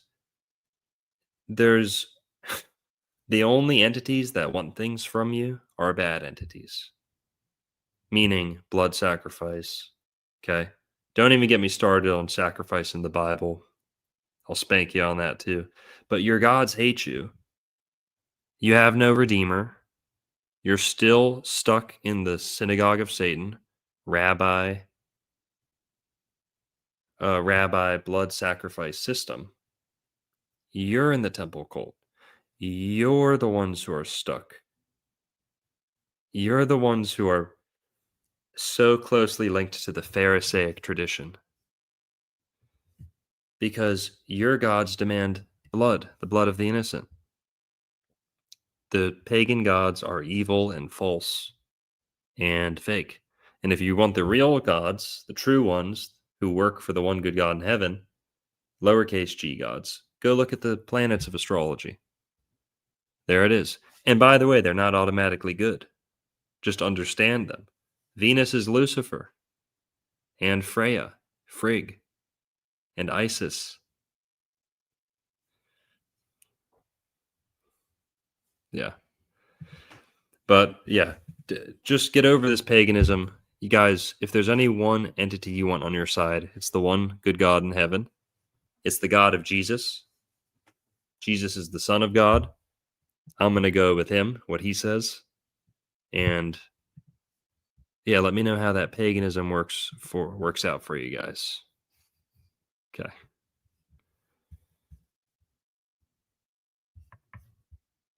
And I've got a great documentary. I've got a great olive branch for the pagans too. Keep listening, pagans. Keep listening, Druid people. I love Druidic stuff. We've got a huge history on Celtic, a huge section on Celtic books and Celtic history here at the bookstore. I love this stuff, okay? But don't act like it's the same as God or Christianity. It's not. It's entangling. It's too indigenous. It's too, local, sticky, needs too much from you. And I'm Irish.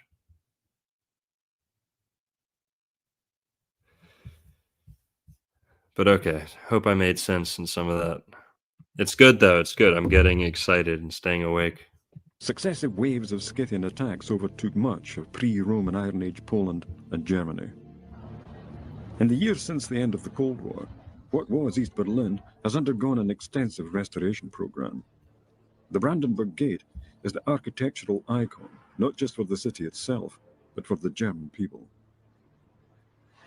The city centre has been returned to its former grandeur. Nowhere is this reconstruction more apparent than on this small island in the River Spree, on which stand the country's great museums. They hold many priceless archaeological artifacts, including those which tell us something of the Scythian presence in Europe. While the Scythian invasions were accompanied by much violence, there was another, more sophisticated side to their culture.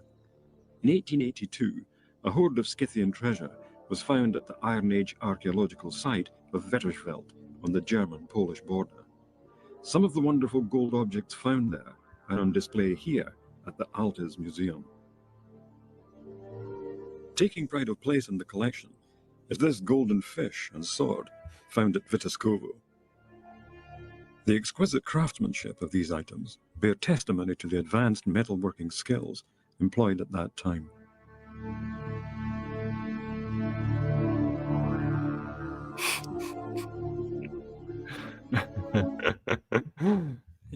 Have you heard the black guy say this? It's like a black preacher or black journalist or something.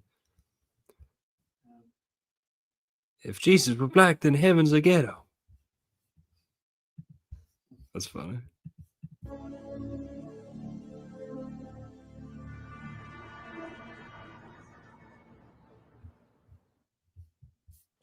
Historians claim that the Scythians were the ancestors of the Anglo-Saxons who invaded Britain after the Roman withdrawal. The historian Sharon Turner, in his History of the Anglo-Saxons, says, "The Anglo-Saxons, Lowland Scots, Normans, Danes, Norwegians, Swedes, Germans, Dutch, Belgians, Lombards, and Franks have all sprung from that great fountain of the human race, which we have distinguished by the terms Scythian, German, or Gothic." The Roman historian Tacitus and the geographer Ptolemy named the river Elbe in the lower half of the Jutland Peninsula as the places inhabited by the Angles and Saxons before they came to Britain. It's also interesting to note that the British historian Nennius, in his account of the arrival of Hengist and Be right Horsa back. in England, I'm gonna go states pee. that messengers were sent to Scythia No, for you can't come, reinforcements. matzo ball. It is therefore Sorry. possible to trace our Anglo-Saxon ancestors back not only to Northern Europe, but to South Russia, and finally to Media, where the Israelites were placed in captivity. In AD 410, the Roman Emperor Honorius withdrew from Britain with his legions, leaving the country at the mercy of invaders from Western Europe. With the departure of the Romans from Britain in the 5th century AD, the door was left open for the coming of the Anglo-Saxons. One of the first places they landed was here on the east coast of England, in what is now the county of Suffolk. Just a short distance from here is the archaeological site at Sutton Hoo, significant as one of the most important historical finds ever made in Britain. It marks the point at which the descendants of the lost tribes arrived on our shores, after a journey that had taken them hundreds of years and thousands of miles.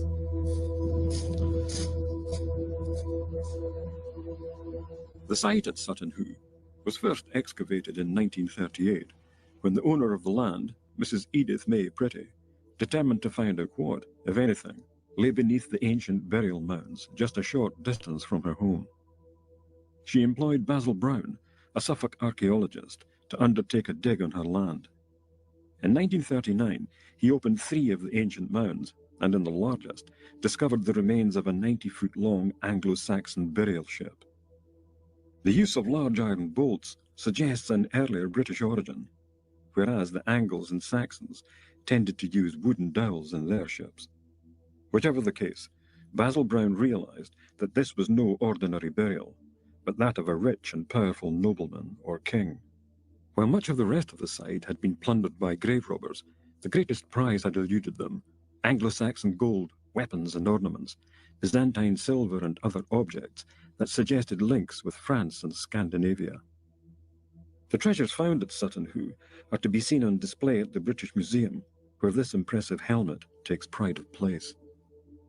Other items of significance in the collection include the king's shield and sword.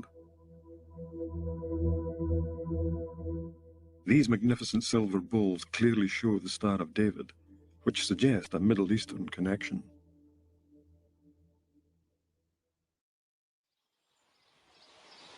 Escombe Church in County Durham in the northeast of England is one of the oldest, most complete Saxon churches in Britain. It's still used as a place of worship and is thought to have replaced an even earlier Celtic church. It was built from stones taken from the nearby Roman fort at Binchester and bears witness to the very rapid conversion of the Anglo-Saxons to the Christian faith. All the other Saxon churches have been utilised as barns or houses. This one has remained practically the same, apart from having a few extra windows put in the 19th century. And it was very important because it was built on a pagan site.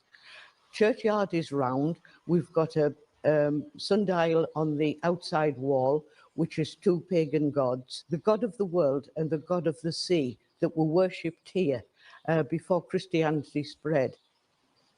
The native British came to be made up not only of the Cimmerian Celts and Scythian Anglo-Saxons, but also Vikings and Normans. Anthropologists, such as E.A. Freeman of Trinity College, Oxford, in his Origin of the English Nation, describes the native Britons as a union of various tribes of the same stock, which passed over from the old Teutonic mainland to grow up as a new people. In this film, we presented the case for the identity of the lost tribes of Israel and their migrations across Asia Minor and Europe from their captivity in Assyria. As predicted by biblical prophets, this brought them to the new promised lands in Europe. The promises made to their patriarch Jacob are also fulfilled, with further migrations west into America, east into Australasia, north into Canada, and south into Africa. These countries, with their common law, based upon the biblical commandments, have inherited in their heraldry symbols which were once the property of ancient Israel. In the history and development of their culture, the Anglo-Saxon, Viking, and Celtic peoples, along with other Christian nations, have provided missionary workers who have taken the gospel to every part of the globe.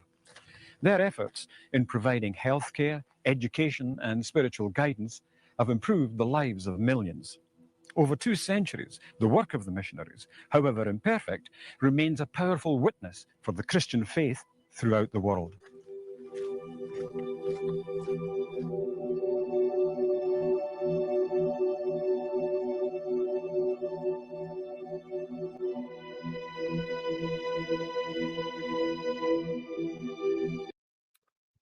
All right.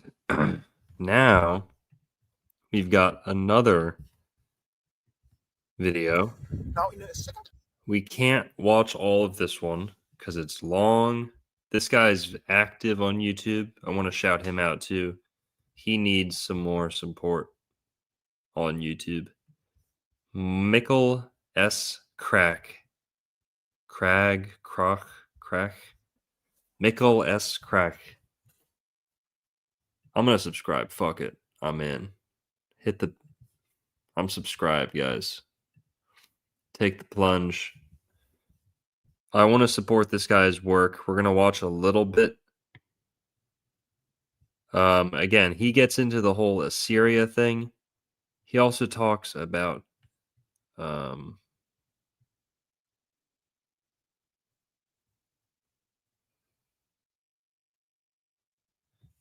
Vikings.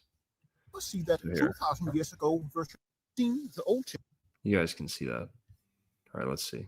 Testament states in a plain language that cannot be misinterpreted that the 10 tribes of Israel were deported out of the land of Israel and placed in northern parts of the Assyrian Empire, and after 721, we do not know of Israel, as well as the peoples of northwestern Europe and their descendants across the world are the lost 10 tribes of Israel.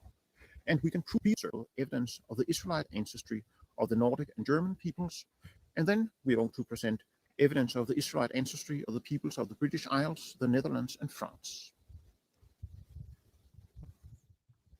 Who is also called the father of Nordic history. According to Snorri Sturluson of Iceland, who is also called the father of Nordic history and lived in the early 13th century, the Nordic peoples of Scandinavia, Iceland, and northern Germany came from southern Russia, where they had migrated under a chieftain priest called Odin. Snorri wrote about this in 2 books, the Younger Ed. Are you still with us, Matzo Ball? Are you still with us, Matzo Ball? And who's the other pagan guy we got in the chat a lot of the time? Matzo Ball, are you still here? Oh, Matzo Ball. And who's the other guy? He's got the rune in his profile picture.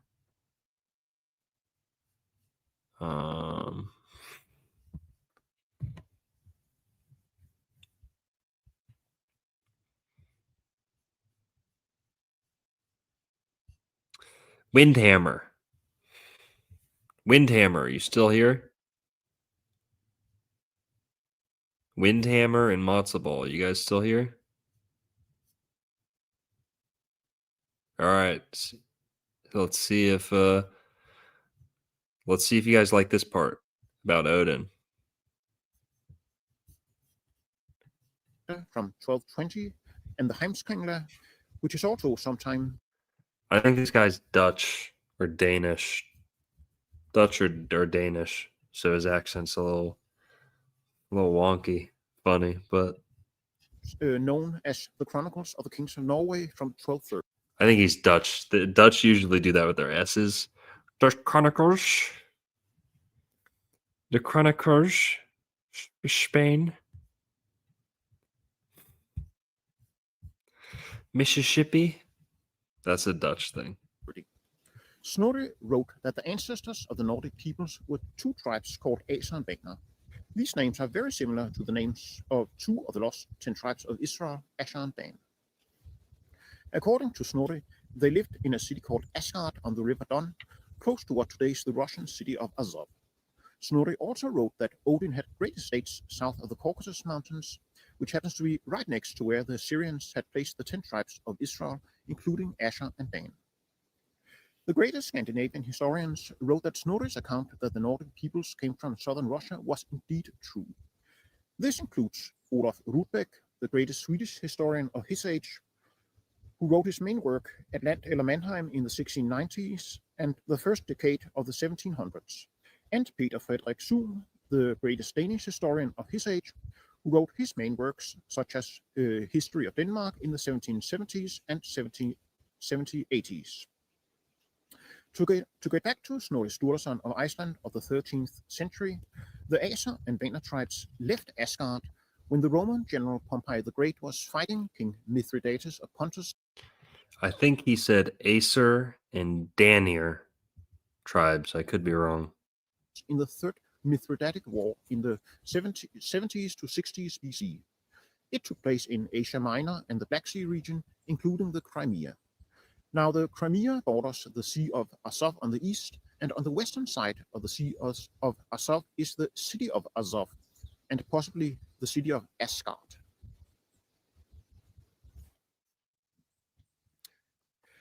According to the Danish historian Johannes Brøndsted, the ancestors of the Danes arrived to Denmark from the east in two waves, the first shortly after the birth of Christ and the second in the 3rd century. Johannes Brøndsted was a capable and respected archaeologist and historian, as well as the director of the National Museum of Denmark. Brøndsted wrote this in volume 1 of Politikens Danmarks Historie, History of Denmark. Politikens Publishers is one of the largest publishers in Denmark, and they also publish the liberal newspaper Politiken, which is one of the biggest newspapers in the country. Politiken is something like the New York Times of Denmark. Johannes Brøndsted wrote that the ancestors of the modern Danes migrated into Denmark in two waves, one shortly after the birth of Christ and another in the 3rd century AD, and that they came from the region north of the Black Sea and brought along with them the runic alphabet and the rye grain. Now, rye bread it's the most popular bread in Denmark even today. Quote, shortly after the birth of Christ, in other words, in the start of the older Roman era, an immigration must have taken place into Denmark of decidedly long-skulled people of the Nordic type. It must also be assumed that a new immigration of the same type of people, that is, people of the Nordic type, must have taken place in the younger Roman era, probably sometime in the 200s. This way we get a picture, albeit lacking in details, that sometime in the 200s an invasion of Denmark from the east took place. It was a conquest which first subdued Sealand, then eastern Funen, and then the advance stopped. because the attempt to conquer the western parts of the country failed. By chasing out the Heruli tribe in the younger Roman era, the Danes got control of the southern regions of the Nordic countries, which became their future homeland, called Denmark. Jordanes, approximately 550, says concerning this place, and he's probably speaking of the Danes, that they claim to be the tallest of all the peoples of Scandinavia. This fits with the anthropological measurings of skeletons from Denmark from the Roman era, which show a rise in the average height of the males. It can therefore not be denied that the thought of the Danes coming to our country sometime in the 200s can find some support both in archaeological and historical sources, even though the latter are both late and scarce. The theory is supported by the distribution of the ending of certain place names on Funen, Lev in the northeast and Inge in the southwest, which H.V. Clausen, who lived 1861 to 1937, wrote was connected with a presumed conquest originating from Zealand. Unquote. Johannes Brøndsted, Politikens Danmarks Historie.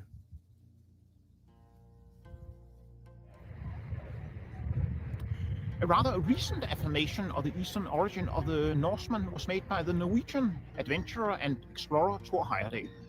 Thor Heyerdahl is especially famous for the Kon-Tiki expedition, where he sought to prove a link between Polynesians and South America. As the last project of his life, Thor Heyerdahl sought to test the veracity of the Snorri's claim about that the ancestors of the Scandinavians had come from areas north of the Caucasus Mountains, and that the Aser and Vaner tribes were real tribes and Odin a real person. So among other things, Thor Heyerdahl traveled to the country of Azerbaijan, where he met the Udi tribe, or as he called them, the Odin tribe. He believed they had kept the name Odin. Now, the Odin tribe in Azerbaijan is notable because it's one of the very few ethnic groups in Azerbaijan which have remained Christians and which have not converted to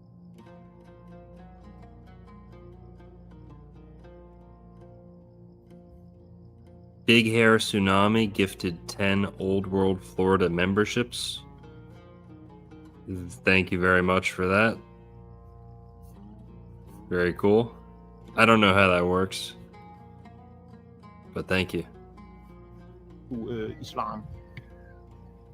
And Thor Heyerdahl also traveled to the southern Russian city of Azov on the Don River, and where he made archaeological digs. And Heyerdahl believed that Azov was the very place where Asgard of old, which Snorri wrote about, it had been the capital of the Odin and the Aser and Vaner tribes. And one of the similarities between Asgard of old and the present Russian city of Azov is that Azov starts with an AZ sound, just like Asgard, or well, Americans would say AZ sound. And in Russian, the name for a city or castle, that is Gorod. So in Russian, Asgorod or Asgard, it would mean the city of the Aser, which is very close to, similar to the name of the Israelite tribe of the Asher, the city of the Asher tribe, in other words. And Thor Heyerdahl, he summarized all of his findings in the last book that he wrote, which he entitled Jagten på Odin. In English, it means the search for Odin, or the hunt for Odin. So we're going to read from Heyerdahl's The Search for Odin. Quote, "It is in a plain and simple language that Snorri Sturluson has written about Odin's northward travel from the world's old cultural centers to the northern edge of Europe. In a geographical summary which is impossible to misunderstand, Snorri first takes us from his own world in Western Europe through Gibraltar and the Mediterranean Sea to the Black Sea. There he places Odin in the court or the Aser on the eastern side of the border river Tana-Issus Delta, where Azov is today. Then he determines the time when this event took place. It was when the Romans marched into the Caucasus area. Then we get a whole new travel route for Odin's flight, which also does not require any interpretation. These people were obviously not gods, but they were also no ordinary entourage, who set their course towards the northern part of the world when the Romans entered Turkey. With his entourage of Aser and adopted Wagner, and under pressure from the invincible Romans, he starts an immigration out of the Caucasus area, which is under threat. The route went from the Black Sea to the Baltic Sea and was forced to follow the great rivers through Russia's impenetrable primeval forests. As Snorre points out, first west through Gardarige, the Viking name for Russia, either through the Black Sea coast of southern Russia and up the Dnieper, or directly up the Don, and then pulling the boats across land, which the Vikings also did later, from the southern flowing rivers of Russia to the western flowing rivers of Latvia and Estonia and into the Baltic Sea." Unquote. Thor Heyerdahl and Per Liljestrøm, Jagten på Odin. The lost 10 tribes of Israel, also known as the House of Omri, Gemiri, and Cimmerians. When the 10 tribes of Israel were still living in the Holy Land, they came under Assyrian domination a long time before they were deported. While still living in the land of Israel, the Assyrians referred to the northern kingdom of Israel as the House of Omri, or Bet Kumri, which is similar to the Hebrew Bet Omri. The American archaeologist E. Raymond Capt proved in the book Missing Links discovered in Assyrian tablets from 1985 that the Assyrians and other peoples in the Middle East called the deported Israelites by various other names such as Comri, Cimmerians, Sake, and Scythians. Lots of people have already made this connection between the lost 10 tribes of Israel and the Cimmerians and Scythians, but E. Raymond Capt was the first one to conclusively prove this missing link. We quote, "To summarize, we have observed from the Assyrian documents, that is, tablets and inscriptions, that the Israelites were called Kumri or Comri by the Assyrians before their captivity. However, after the reign of the king of Assyria, Sargon II, who reigned 721 to 705 BC, that name is never mentioned again. Then, around 707, a people known as Gemira and Gamera are recorded as living among the Magi. Their territory was only a few miles from the Medes, in the very areas where the scriptures state the northern 10-tribe kingdom of Israel had been placed just a few years previously. We have noted that the names Gemira, Gemira, and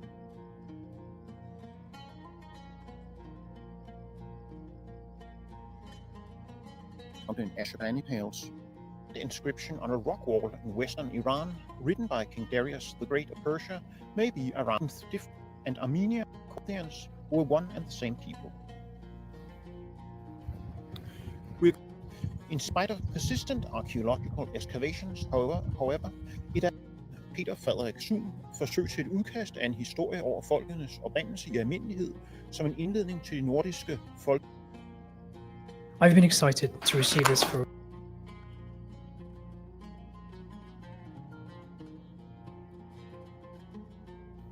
The ancient Greek historian Diodorus Siculus from the 1st century BC records that a certain Israelite, Danaus, left Egypt for Greece around the time of the Exodus when Moses led the bulk of Israel to Canaan. This Danaus was said by ancient Greek historians to be the forefather of the Danai or Danaan, another name for the Argive or Achaean Greeks who dominated the Peloponnese and led the Greek assault against Troy. But according to ancient Egyptian and Greek records, these Danai were actually Israelites. The German historian Maximilian Wolfgang Duncker, who was held in high regard when he wrote his works in the 19th century, gives a fascinating account of the exodus of Israel out of Egypt, but based on an Egyptian point of view, which he got from the Greek historian Hekatos of Abdera from Thrace from the 4th century BC. When you read this account, compare it to the book of Exodus. It sounds exactly like how the Egyptians would have written the history of the Exodus. We quote, "The narrative of Hekatos of Abdera, who was in Egypt in the time of Ptolemy I and wrote an Egyptian history, gives us the most unprejudiced account composed from the widest point of view and connects the immigration of the Hebrews, whom he does not consider Egyptians, with the supposed immigration from Egypt to Greece." Hekatos says, quote, "Once, when a pestilence had broken out in Egypt, the cause of the visitation was generally ascribed to the anger of the gods. As many strangers dwelt in Egypt and observed different customs in religion and sacrifice, it came to pass that the hereditary worship of the gods was being given up in Egypt. The Egyptians, therefore, were of opinion that they would obtain no alleviation of the evil unless they removed the people of foreign extraction. When they were driven out, the noblest and bravest part of them, as some say, under noble and renowned leaders, Danaus and Cadmus, came to Hellas, that is Greece. But the great bulk of them migrated into the land not far removed from Egypt, which is now called Judea. These immigrants were led by Moses, who was the most distinguished among them for wisdom and bravery, unquote. Wolfgang Maximilian Bunker, History of Antiquity. Hecatæus of Abera was a historian from Thrace in northern Greece who lived in Egypt during the 4th century BC under the Macedonian king Ptolemy I, one of Alexander the Great's generals. As we have just read in the extract above, it is quite obvious that the Israelites who Moses led to Canaan and the Danai who went to Greece were the same people, and that the Danai were in fact Israelite Danites.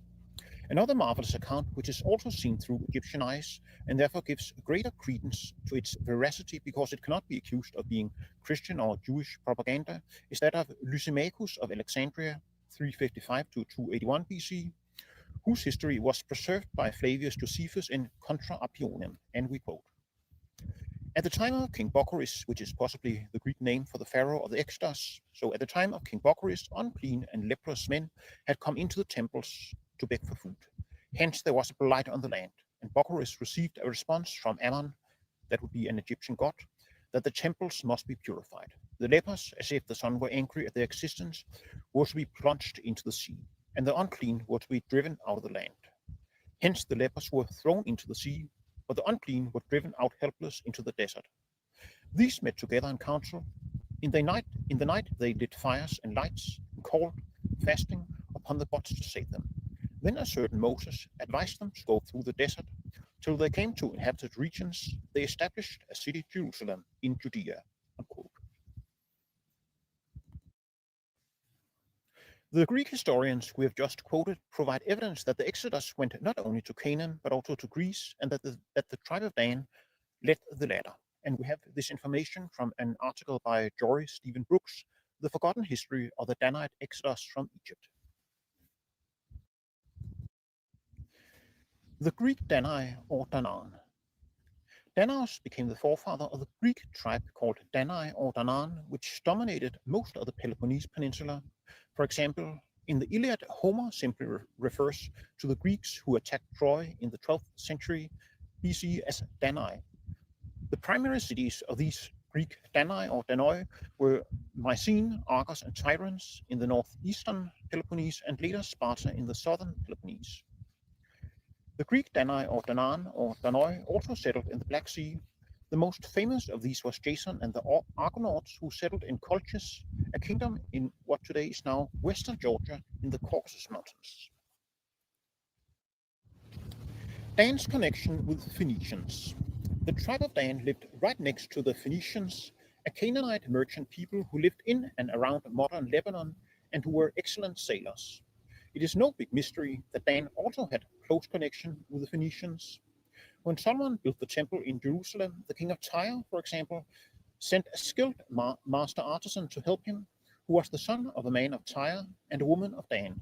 2 Chronicles 2:14. During the time of the Judges, approximately 1285 BC, the Israelites Deborah and Barak defeated a Canaanite occupation army, but complained that the Danites did not help them, moaning, quote, "Why did Dan remain in ships?" Unquote. Judges chapter 5, verse 17. This was despite the fact that neither of Dan's 2 territories in Israel had any coastal areas. This was because the Danites were working close with the Phoenicians. When the Assyrians first made the northern kingdom of Israel a vassal state under King Jehu of Israel in the middle of the 800s BC, and later invaded and deported all the 10 tribes around 721 BC, Dan was the first of the 12 tribes to feel the Assyrian onslaught, because Dan was the most northern tribe.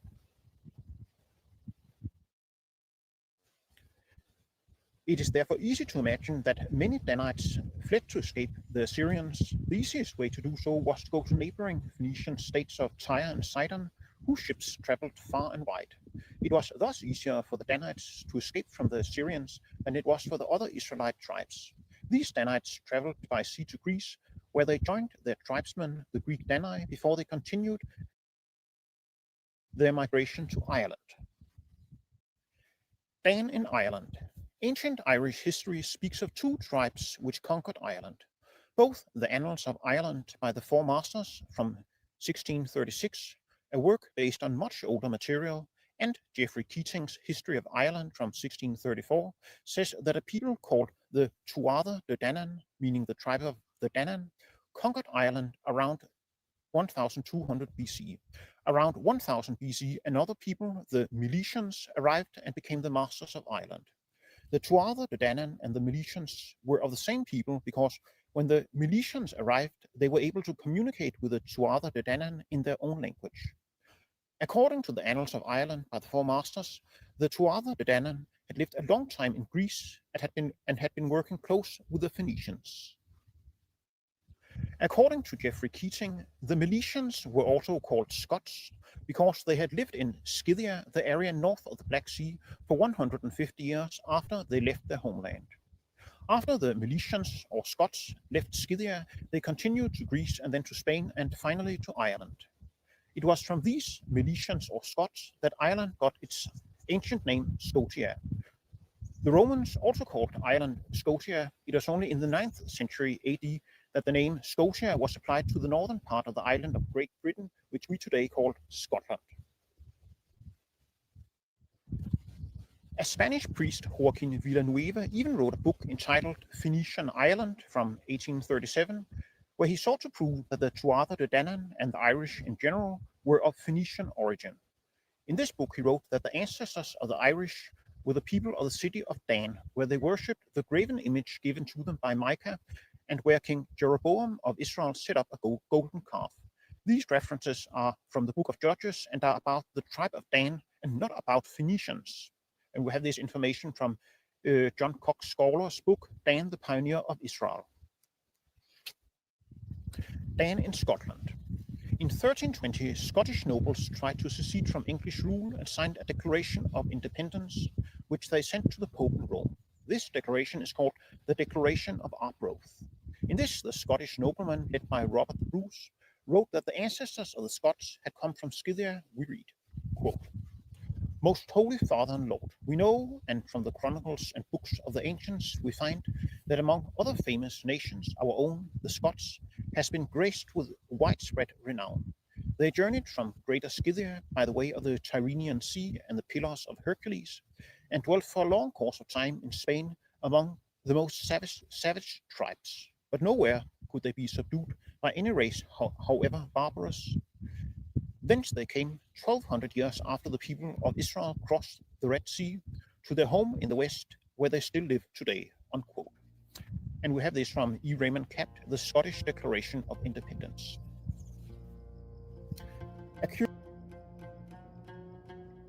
All right. Here's my favorite part of this one. Favorite part is at the very end. He saved the best for last, okay? Pay attention to this part. Curious side note to this is from the US and World News Report from 1987, reporting about the St. Patrick's Day Parade.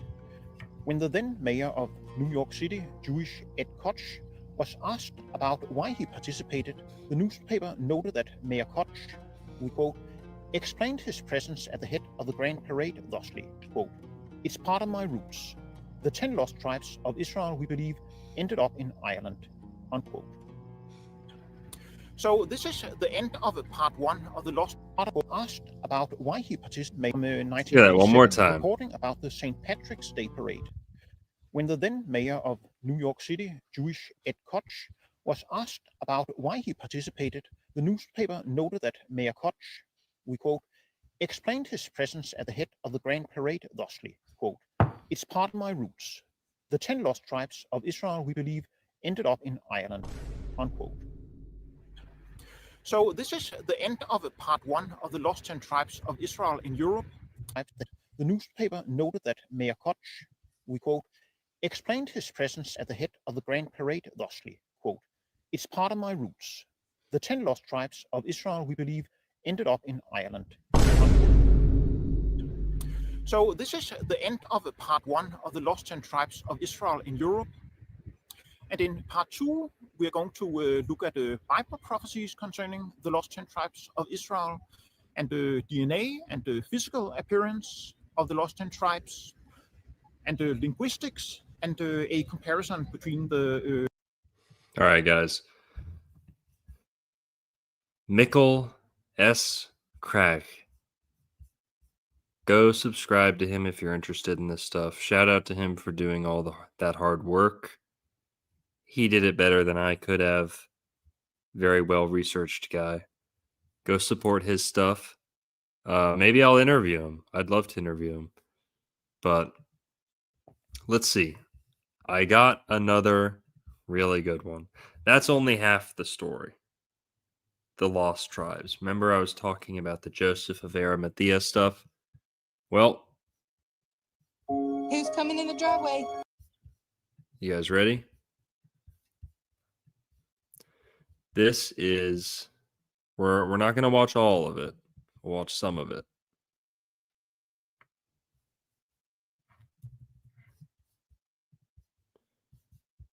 We'll watch about half of it. This is Light in the West, Jesus' Lost Years, and Joseph of Arimathea in Britain. Posted by Martin Trench. It's an older documentary. Maybe he was involved with it, maybe not. But Martin Trench YouTube channel.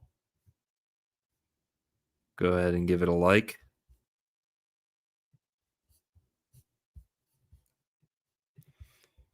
Well, let's get in there.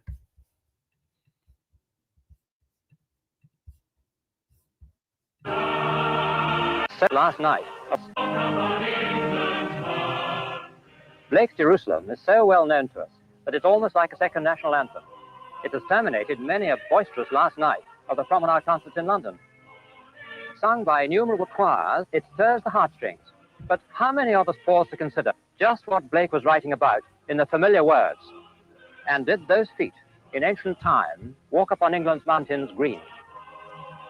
He was our great English mystic, poet, and artist, and was quite clear about the following story. A story handed down from one generation to the next by those who have lived in the southwest of Britain for nearly 2,000 years. His Jerusalem, put so beautifully to music by Parry, is a testament to his acceptance of the tradition. In the west of England, at the beginning of the Christian era, a rich trader from Palestine sailed his ships to Cornwall and Somerset in search of tin, copper, and lead. He brought with him on the voyage a young companion.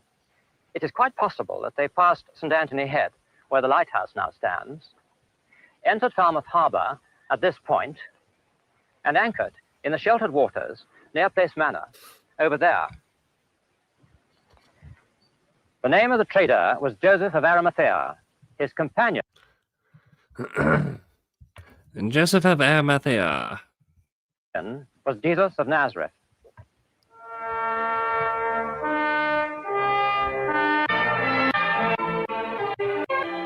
East, called Magi in the New Testament. The astrologers of those days, centered at Sippar on the river Euphrates, caused them to focus their study of the heavens in a certain area in anticipation of a special event. The end result of their studies was a 1,000-mile journey westward to visit Herod the Great and the religious authorities of the day. These Magi and the shepherds who watched their flocks by night became the symbols of the childhood of Jesus, the Christ of history, the long-awaited Messiah of Israel's hopes and deepest longings, narrowed down at that time to the suppressed passions of a people under the heel and dominance of Rome. Strange to relate, there was in fact a most unusual astronomical event at that time. The Star of Bethlehem, so dear to our childhood memories of Christmas, could well have been the supernova sighted by Chinese astronomers in 4 BC. A supernova is a sudden nuclear reaction triggered off deep within a star, causing it to burn itself out with millions of times its normal energy output. So bright can it become that it can be seen in broad daylight.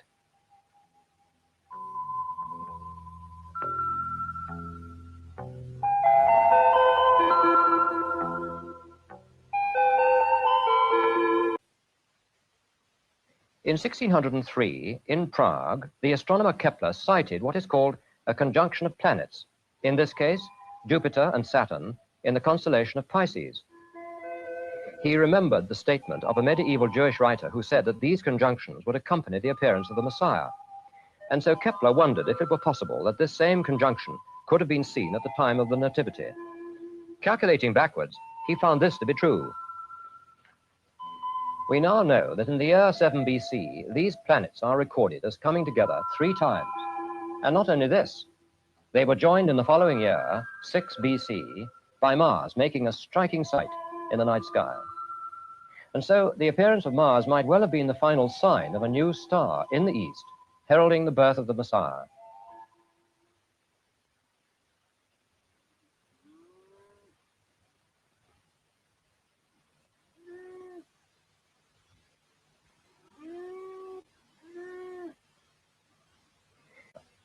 And this is in harmony with the Magi's word to Herod, that the child might then be up to 2 years old.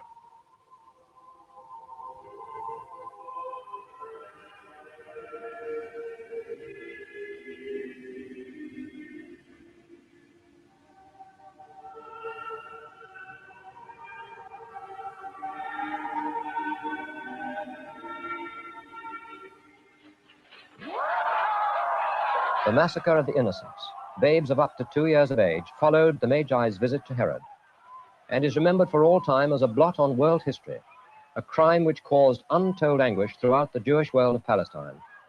Another sinister sign of the age-old clash between good and evil, which cast its shadow over the coming centuries.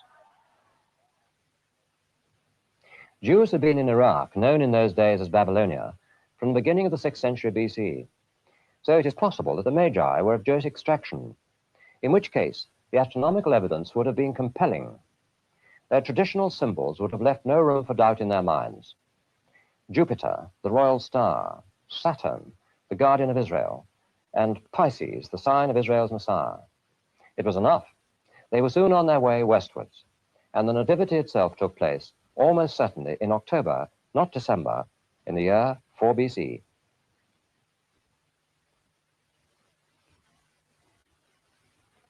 The New Testament takes up the story.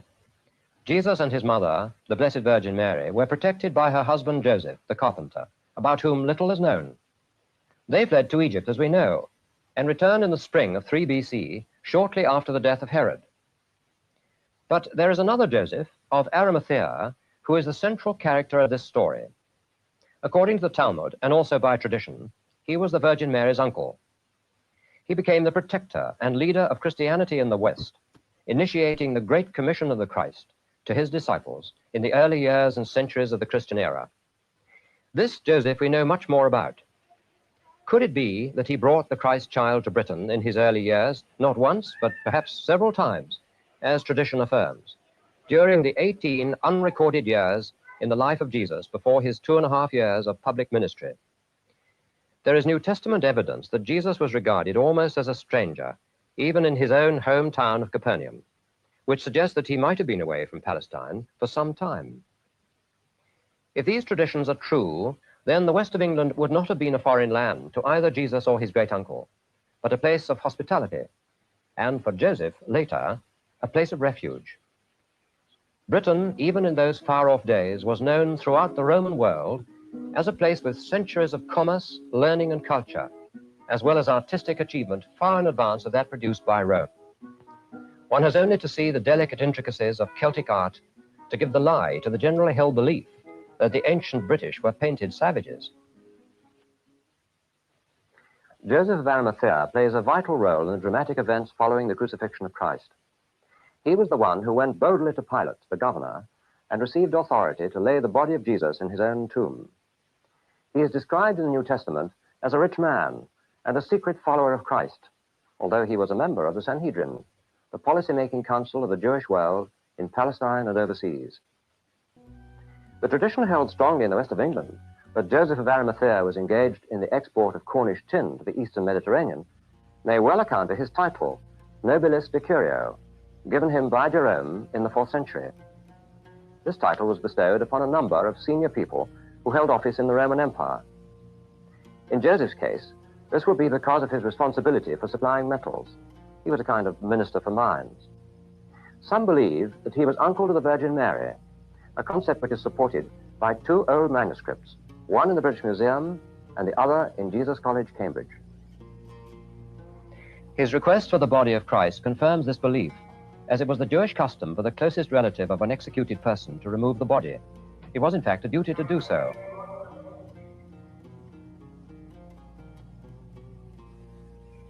If Joseph was indeed the closest relative of the Virgin Mary, it would explain the Sanhedrin's silence on this matter and the approval of such a request by Pilate, the leading representative of the Roman Empire in Palestine.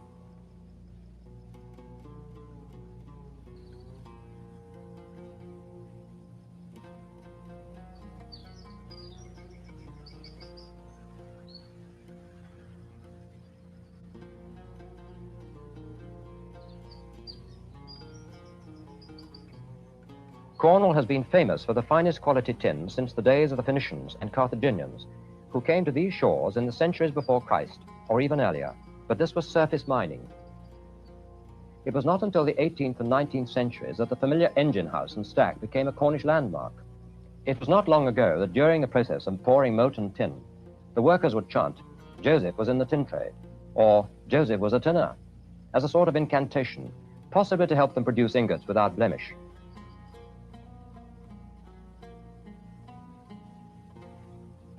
Evidence of a tin trade between the Britannic Isles and the eastern Mediterranean exists in this massive ingot of tin dredged up from the bottom of Falmouth Harbour near St. Mawes. It's dated to the middle of the 1st century AD, while Joseph was still alive. There was little difficulty in transporting such ingots from Britain to the Mediterranean. There were fleets of coastwise sailing craft in those days of a type similar to this model in Colchester Museum, continually plying between Palestine, Egypt, Greece, and the western Mediterranean ports. Today, all this rich, flat pasture land has long since been reclaimed from the sea, but in the 1st century, due to the extremely high tide in the Bristol Channel, the highest tide in all Europe, it was a maze of marshes and low-lying islands connected by waterways. These were deep enough at full flood to float a ship able to carry a cargo of ingots from the foot of the Mendips down to the Severn estuary.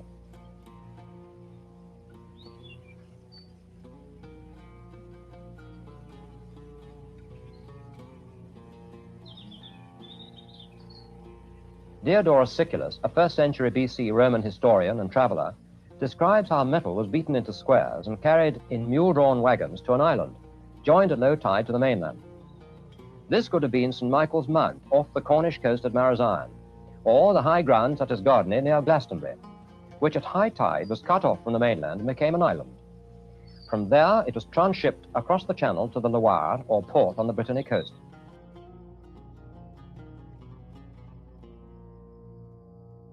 Isun Mean with the... What the hell is this? 5,000 won? Fuck is that?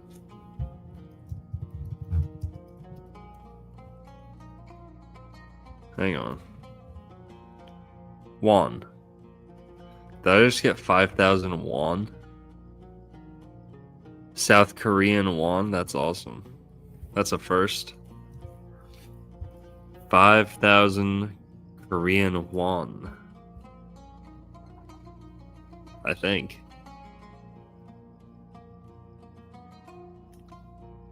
Yeah. Thank you. Says, thank you. Question. Santos says you can change your blood type if you live, eat the true way, just like him. He says A+ is the only real human type. Thoughts? I don't know much about that. I'm A negative. I don't mind being A negative. I'm okay. Yeah, how much is 5,000 won? Hang on, let's talk about that first.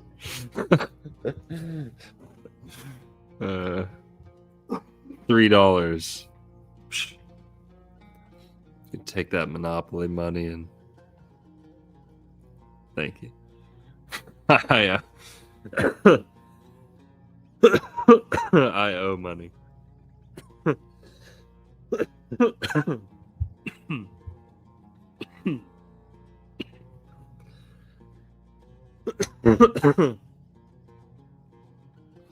think that's the first time I've ever had a coughing fit on live stream. Excuse me. 5,000 won's like $3. So thanks for that. That wand got me all flustered.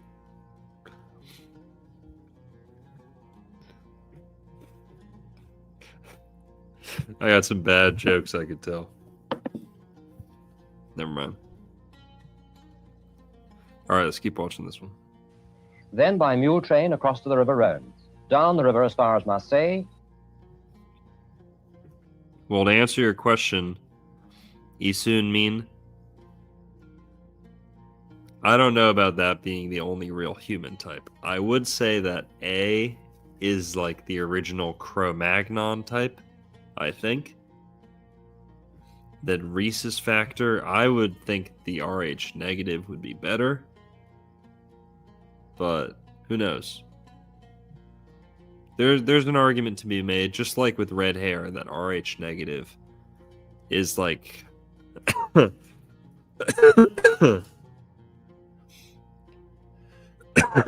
hyper intelligent or like insidiously intelligent. They hit me with the Mossad gun. Whew, that weed went down the wrong tube. Excuse me. Sorry, guys. I never cough. Especially not on stream. They hit me with that Bill Hicks gun. Instant lung cancer. Just kidding.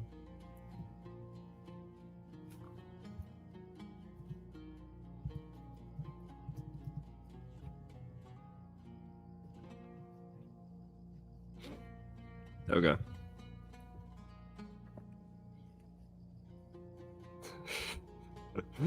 All right. Yeah, that's funny. And then again by sea to Mediterranean ports. This tin trade was written about as early as 450 BC by Herodotus, and later by Aristotle and others, who referred to these islands as the Cassiterides, the Tin Islands.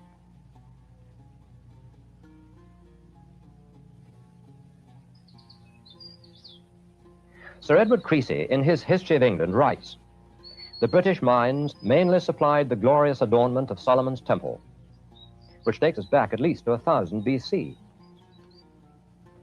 So much for the traditional and historical background.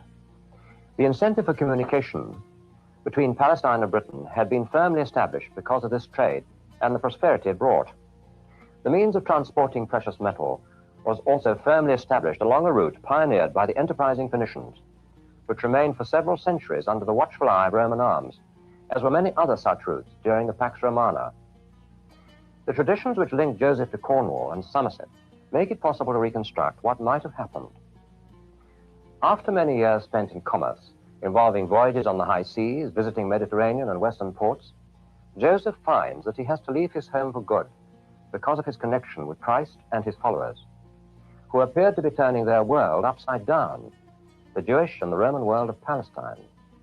They were regarded as a subversive force which had to be suppressed. So, what better haven than to be with his friends in the far west, to whom he could now relate the dramatic events which led to Christ's death and his even more dramatic resurrection, witnessed by so many people. Being already familiar with the West Country, Joseph readily follows the suggestion of his friend and companion St. Philip, the apostle to the Gauls, and crosses the Channel from France by the trade route already known to him, and once again comes to Ynis-Witrin, the ancient Isle of Avalon, or Glastonbury as we know it today.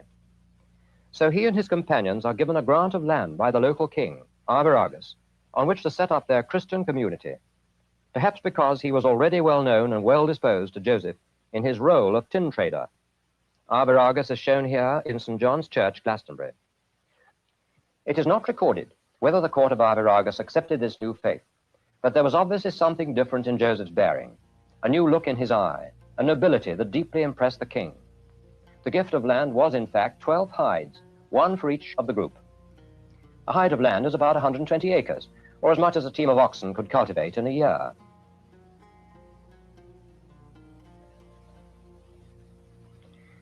The eastern boundary of the 12 hides is marked by this stone in Pilton Parish Church graveyard.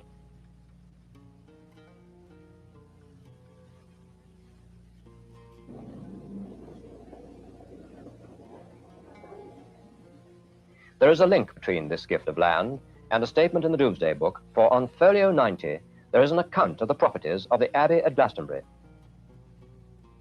It states in Latin, the Domus Dei, the great monastery at Glastonbury, called the Secret of our Lord, this Glastonbury church hath in its own villa 12 hides of land which have never paid tax. Could this be Joseph's land? William Blake was so impressed with the story of Joseph's flight to Britain that it became the subject of one of his first engravings entitled Joseph of Arimathea amongst the Rocks of Albion. On the original engraving, Blake wrote, Michelangelo painted it. So the Italian school must have known the story in the 16th century. Joseph's adoption of Britain as his final place of work and service is commemorated in some West Country churches. In the parish church at Weston, Bath, Joseph is shown with his followers, some of whom are women, holding his famous staff which is bursting into blossom as he thrusts it into the fertile soil of Somerset. It is believed that cuttings were taken, planted and replanted from the original flowering staff, the little trees being miraculously preserved, and that in this way the original stock has survived throughout the ages. And today, in the grounds of the old Benedictine Abbey, the holy thorn is still growing. It is a genuine Levantine thorn, Cratagus praecox, and it blossoms twice a year, at Christmas time and May.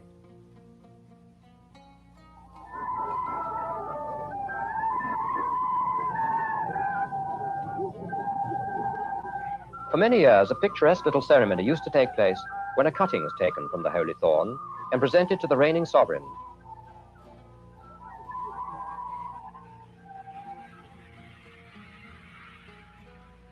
This custom had already fallen into disuse, but was reinstituted by the command of His Majesty King George V, and now, every year, a sprig of this historic little tree is sent to Her Majesty the Queen as a Christmas decoration, placed usually on Her Majesty's desk.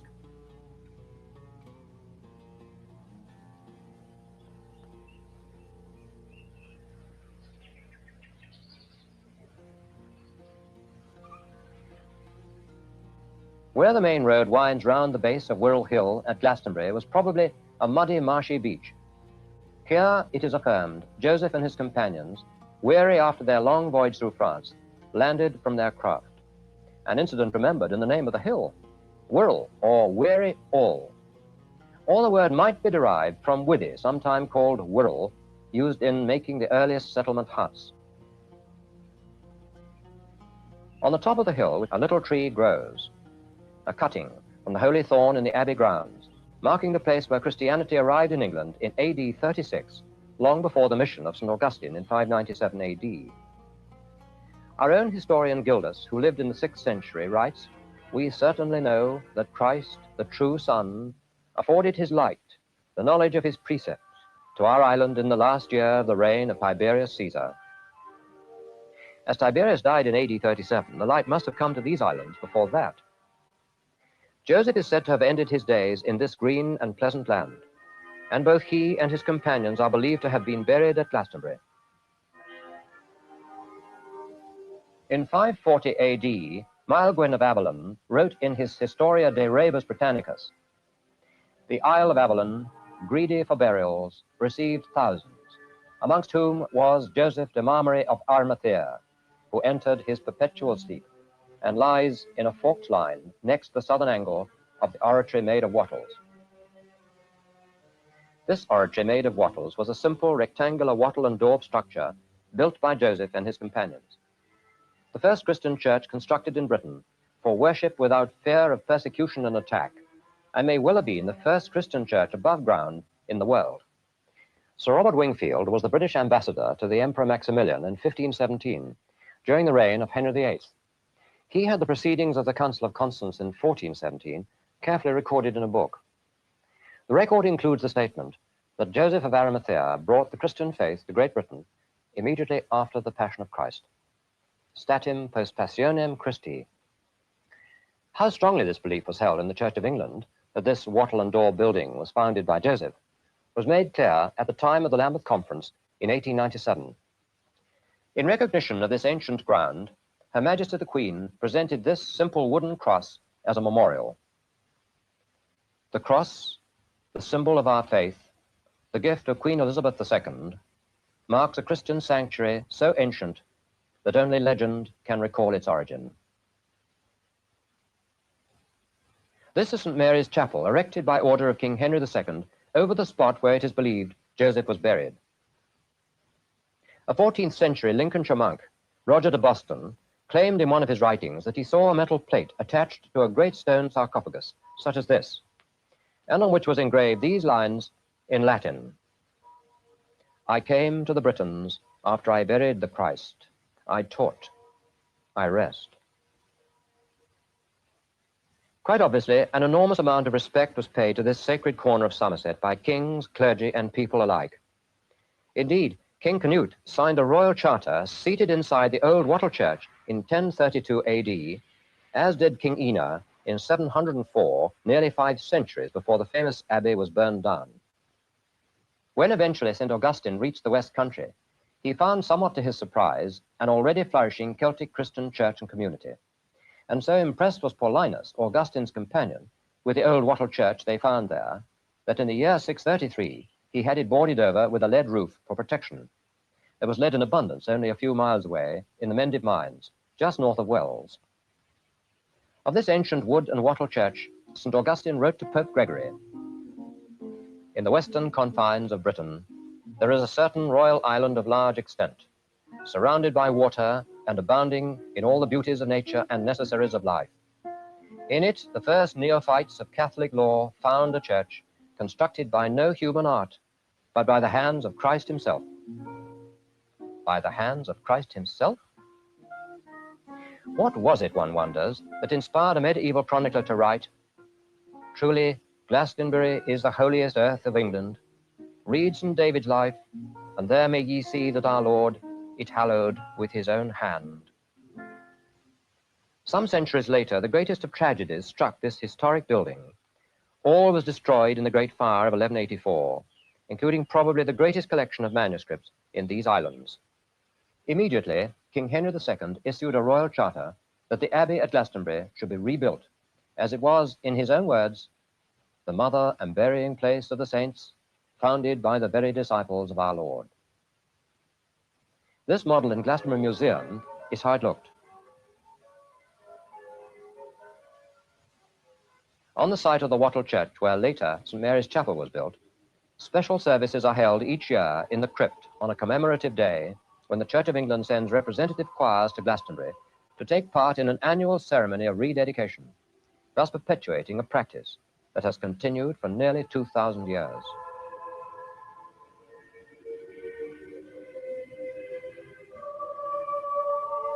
I didn't hide your comments. I didn't hide anything. I banned a couple people tonight, but I didn't hide anything. Cardinal Pole and Polydore Virgil, a 16th century historian, were both Roman Catholics, and they claimed that Britain was the first country to be converted to Christianity. Before Philip of Spain and Mary, under a cloth of state, and the assembled lords and commons in the great chamber of Whitehall, the cardinal, who for a brief period was also Archbishop of Canterbury, made the following statement.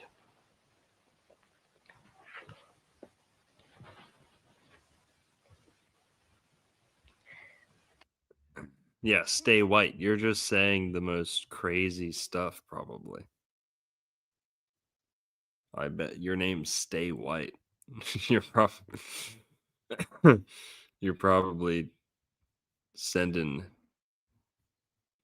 you're probably using some trigger words or keywords or something. If I had to guess. Stay white.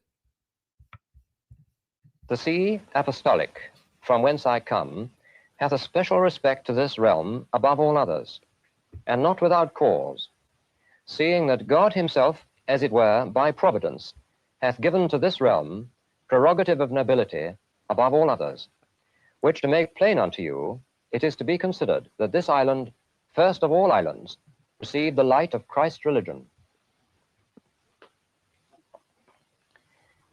As for the belief that Jesus of Nazareth may have lived amongst us as a young man, there is strong support from William of Malmesbury, a 12th century historian of Glastonbury's past. In his account of King Ena's charter, he tells us that an unnamed personage described as a great high priest and chiefest minister once upon a time sanctified the ancient church of Glastonbury to himself and the Virgin Mary. Could it be that this great high priest was Jesus of Nazareth? And why this statement in the Doomsday Book, calling Glastonbury the secret of the Lord? There's no doubt that Jesus, as a young man, would have found the peace and beauty of Glastonbury a great contrast to the hot, dusty, and certainly unstable political scene in Palestine, which he knew awaited him. Here, then, he may have constructed for himself a wood-framed wattle hut in similar style to the wattle hut dwellings of the British Lake Village remains found at Mere and at Godney, near Glastonbury. The word Godney means Godmarsh Island. Note, not Marsh Island, which one might expect, but Godmarsh Island. It is possible that Joseph and his companions were their young. If this is true, and given the business interests of his great-uncle and guardian, it is neither unlikely nor unnatural that he should accompany Joseph on some of his voyages. In fact, it is more difficult to reject this than to believe it, especially as it is widely held that the first Joseph and husband of his mother died soon after his 12th birthday. It certainly does not preclude the possibility that he might have come to Britain, and there are many places in the West where this famous... All right. So that's most of that one. Got one more, and it's going to explain. You needed to get excited about something. This video does a great job of explaining why they would go to Britain beyond just the trade.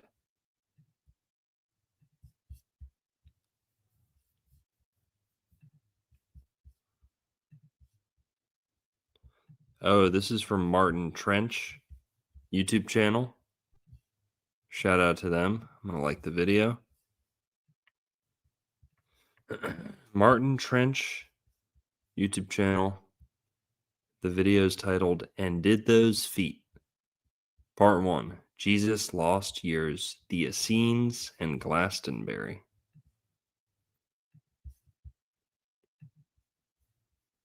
Okay.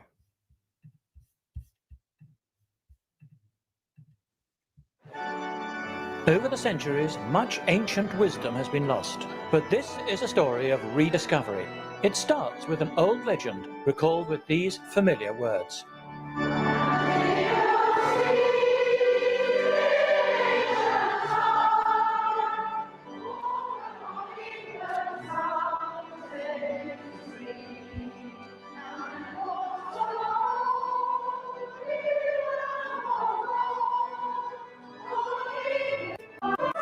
Around 200-year Mysticalum, the famous anthem of Britain's Women's Institute.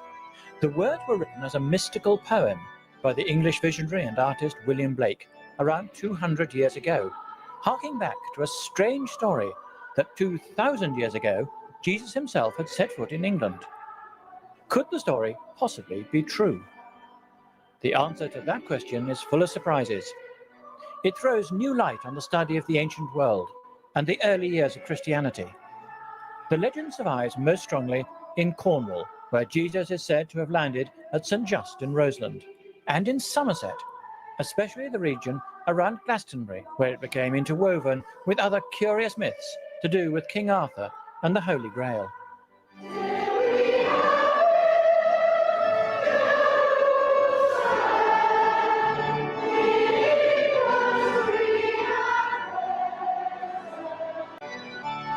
Dr. Gordon Strachan is a Church of Scotland minister who teaches at Edinburgh University.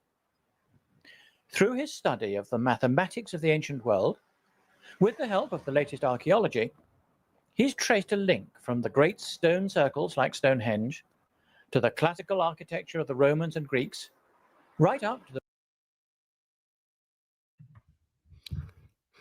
the... No. Some of that's true, but you're not the person who told me this. No, let's get it straight. Okay, I've been into this for a while. Still not. I still haven't put all the pieces together. But no, you didn't. You didn't put me onto this. You talked about it a long time ago. But John Saxer told me about this. I mean, I knew about it before I met John Saxer. You know, the King James Version Bible's always been my favorite Bible. And I should have said this at the beginning. King James Version Bible is the most hated Bible, even though it exalts the Northern European people and exalts the English language. It's the most hated Bible and most lied about Bible because it's the only Bible written from the perspective that the British were the true Israelites. And that King James himself believed he was the rightful king of Israel, and he declared himself the king of Israel, not on a suspicion, but through provable lineage.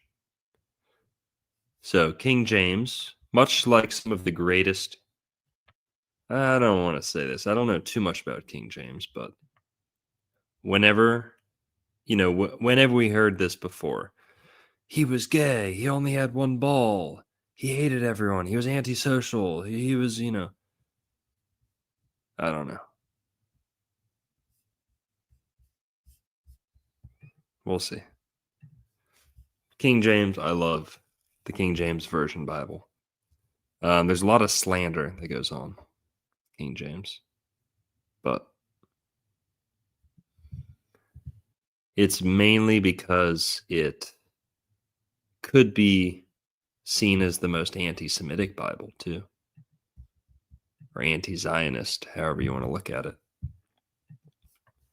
And that's the irony of all this, is that even though British Israelism was a huge movement at one point, it would end up being Britain who would go and fight for Israel and create Israel for the Jewish people. Britain is essentially who did their dirty work in World War I, Lawrence of Arabia, and the whole, restructuring of power in the Middle East. And then also World War II. And what the Balfour Declaration was addressed, like gifted,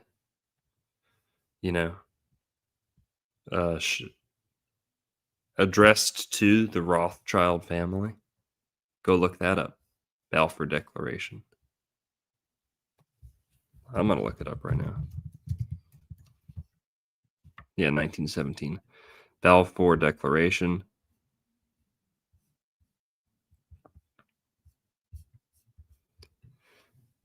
Yep, so England's who did all their dirty work, and British Israelism was probably hijacked in order to allow that to happen.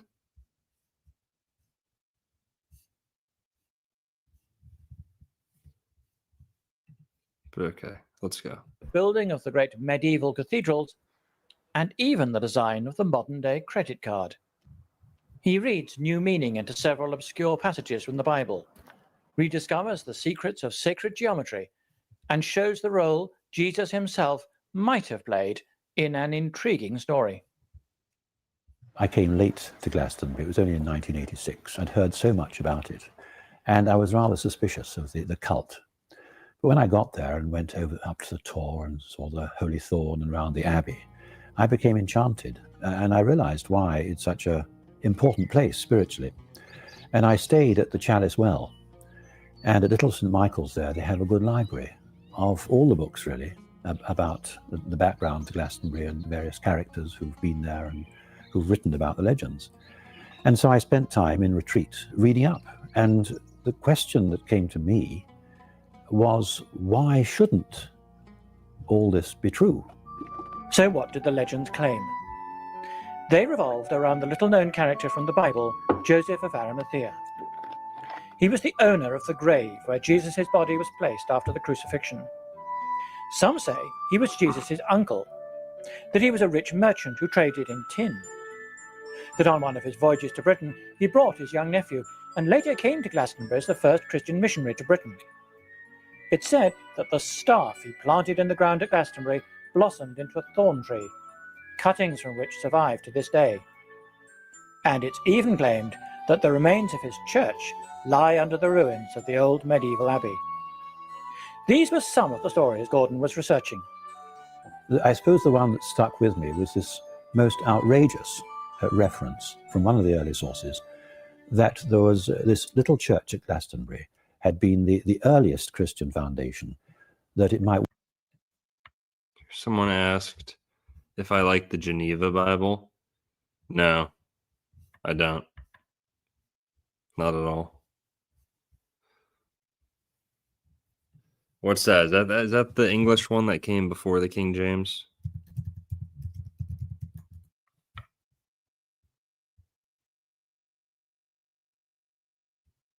"51 years before the King James Version." Yeah, I'll stick with the King James Version. The people who put the King James Version together knew what they were doing. In English, it's the only option. Here are your options for reading the Bible. Read the King James Version in English, or go learn another language. The English language comes out of the King James Version Bible, not the other way around.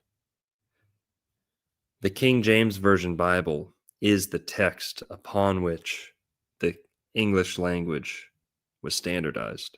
That and the complete works of William Shakespeare. Within what, like a couple of years of each other? That's why it's so special. And English is angelic. We're going to have to touch on that.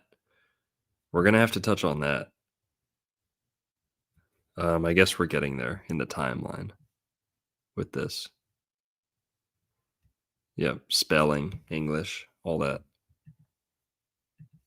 English is Enochian. It's angelic, Anglish, angelish, Anglo, yes, exactly.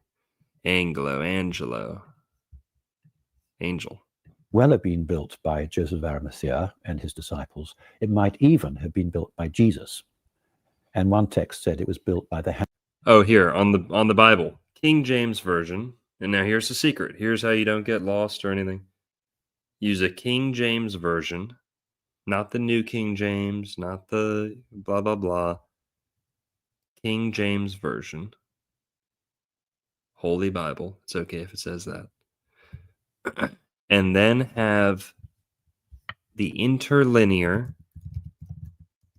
Hebrew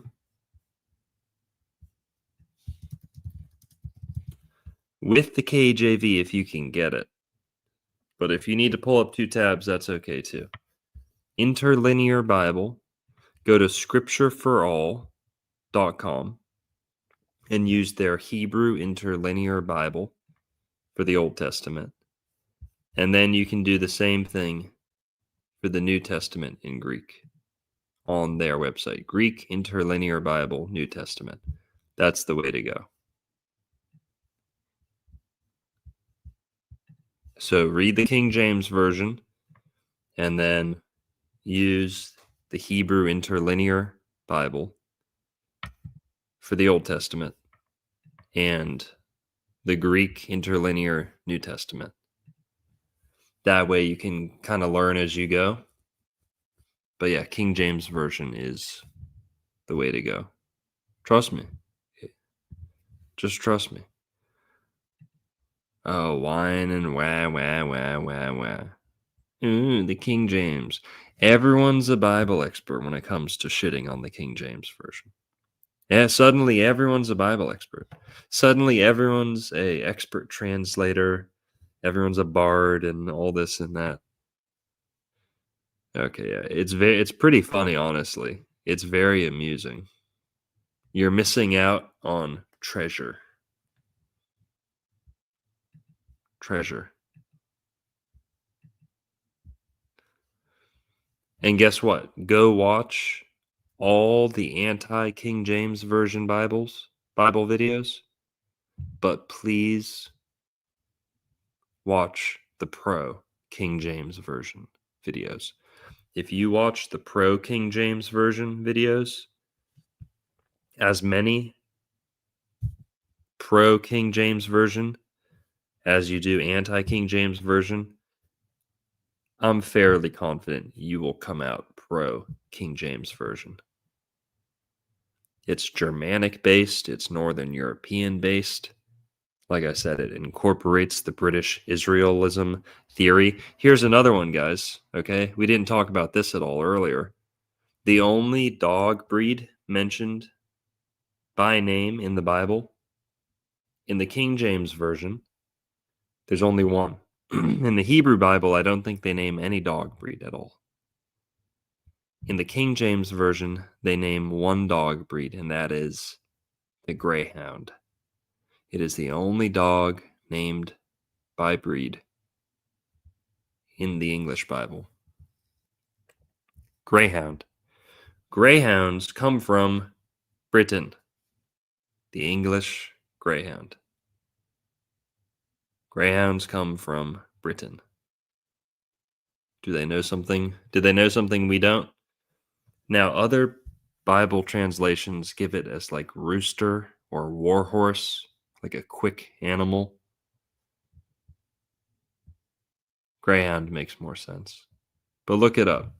I'm not a Hebrew translator, but I think the Hebrew word is zarzim. Zarzir or zarzim, zarzir. Zaza. Smoking that on Zarzir pack. Yep. No. Greyhounds did not come from Egypt, okay? No. Maybe they're the first ones to eat greyhounds over there. No. No.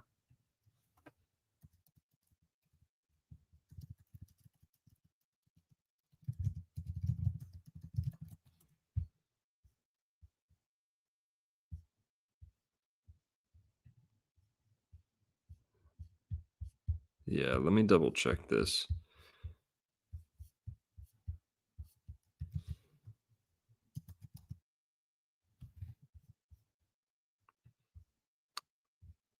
English Greyhound. I mean, then what? There's Italian Greyhounds. Tiny little thing.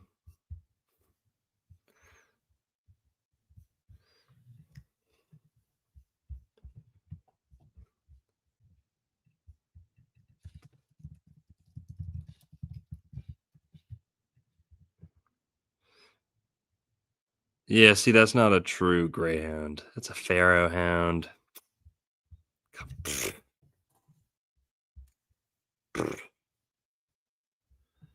Get the fuck out of here. Get your fucking stubby ass hot dog out of here. Thing sucks. Yeah, that's not it. English Greyhound's a greyhound. All right, let's watch it. Hands of the Lord himself. Now, I didn't know whether I believed that. You can't prove it. But supposing it were true, then the question is, why? Why would Joseph of Arimathea have wanted to come all the way from Palestine? And why would Jesus have come? Gordon Strachan started finding some intriguing answers to these questions when a new job took him to the Holy Land, to Galilee and Jerusalem, where he visited a garden which some say was once owned by Joseph of Arimathea and is the site, it's claimed, of Jesus' burial and resurrection. Well, now in Jerusalem, there is the Church of the Holy Sepulchre, but then also there's the Garden Tomb, which is a very beautiful spot. Archaeologists say it's not the real spot. Nevertheless, first century tomb, beautiful garden. Under the shade of the trees, I thought, now, where is Arimathea? I thought, for goodness sake, 2 months ago, I was in Chalice Well Garden, reputedly made originally by Joseph of Arimathea. Now I'm in Jerusalem. I'm in the garden of the Garden Tomb. And this also is supposed to belong to Joseph. Who was he? Where did he come from? So I went up to the Anglican vicar on duty and I said, do you know where Arimathea is? And he said, well, nobody really knows. It might be Ramallah or it might be Ramla. We think probably Ramla because of the church there that is dedicated to him. And I said, where's that? And he said, just about 6 miles south of Tel Aviv. I thought, that's interesting. I must try and get there. But the following week, a young archaeologist took us around the Hebrew Archaeological Museum, and we came across a set of very small standing stones, which made me think of home. And I said, is that the best Israel can do? They were very small indeed. And he rose to this and he said, no, not at all. There are very big stones in Israel at Tel Gezer. And I said, where's that? And he said, well, it's just near Ramla, just outside Tel Aviv. And this was the second time. I thought, I must go there. And so Gordon visited the church dedicated to St. Joseph of Arimathea at Ramla before taking the path to the standing stones at Tel Gezer. Although I was at first disappointed that they were in a straight line, they reminded me of stone rows, not stone circles, but stone rows in Britain. And I wondered whether there was some deep, forgotten connection. And we took a compass bearing on it, and these stones were north-south. We discovered that the village immediately to the north was called Ayalon. And that rang a bell with me. I thought, this is quite extraordinary. Avalon, the old name for Glastonbury. We've got Joseph of Arimathea, 6 miles up the road at Ramla. We've got standing stones in Israel, and we've got Ayalon village and Ayalon valley, Ayalon river. Was this, as it were, an ancient Hebrew Glastonbury? And was Joseph, in fact, commuting from one Glastonbury to another, both in the ancient language called Ayalon, which I think is derived possibly from Aphalach, apples, Ayalon. and probably from Apollo. Ayalon, Avalon is what he's saying. That there's Ayalon in Israel and Avalon in Britain. Were we dealing with two Apollo cults, separated by 3,000 miles, but having a central headquarters in Greece? Apollo was the Greek god of the sun, and standing stones were built, it's now believed, as solar and lunar observatories. But how did all this extraordinary speculation link into the story of Jesus coming to England? Several more pieces of the intellectual jigsaw puzzle had to be found before the picture became clear. Gordon found the next clue when exploring another archaeological site in the Holy Land, the excavations at the first century city of Sepphoris. And Sepphoris, I discovered, had been a huge city, and this has only been excavated in the last generation. Huge Greco-Roman city with wonderful mosaics and buildings. And when we came up to the Crusader citadel, I looked across to the far horizon, and I saw the line of a large town on the horizon. And I said to this Israeli beside me, I said, what's that town over there? And he said, Nazareth. I said, really, Nazareth? He said, yes, Nazareth. Why not? And I said, why not indeed? And whenever he said that, I thought, I've got it. I've got it. I know. If Jesus was a carpenter 4 miles away in a sleepy little village, he came here to work with his father. It's not at all impossible that Jesus went to work at Sepphoris. He would have become a man at the age of 13. That's when the obligation of education would have ceased, so then he would be free to work full-time with his father. It depends on how quickly the work on Sepphoris went ahead. See, the average time for a Herodian city was between 10 and 12 years. Now, Antipas started rebuilding Sepphoris, which had been destroyed by the Romans in reprisals for the rebellion that broke out at the death of Herod the Great, the father of Antipas, so that you calculate from, say, 3 BC, 10 years gives us 7 AD, when Jesus would have been maybe 13 years old. So there is the real possibility that he then would have begun to assist his father as an apprentice at that very young age. But why was this significant?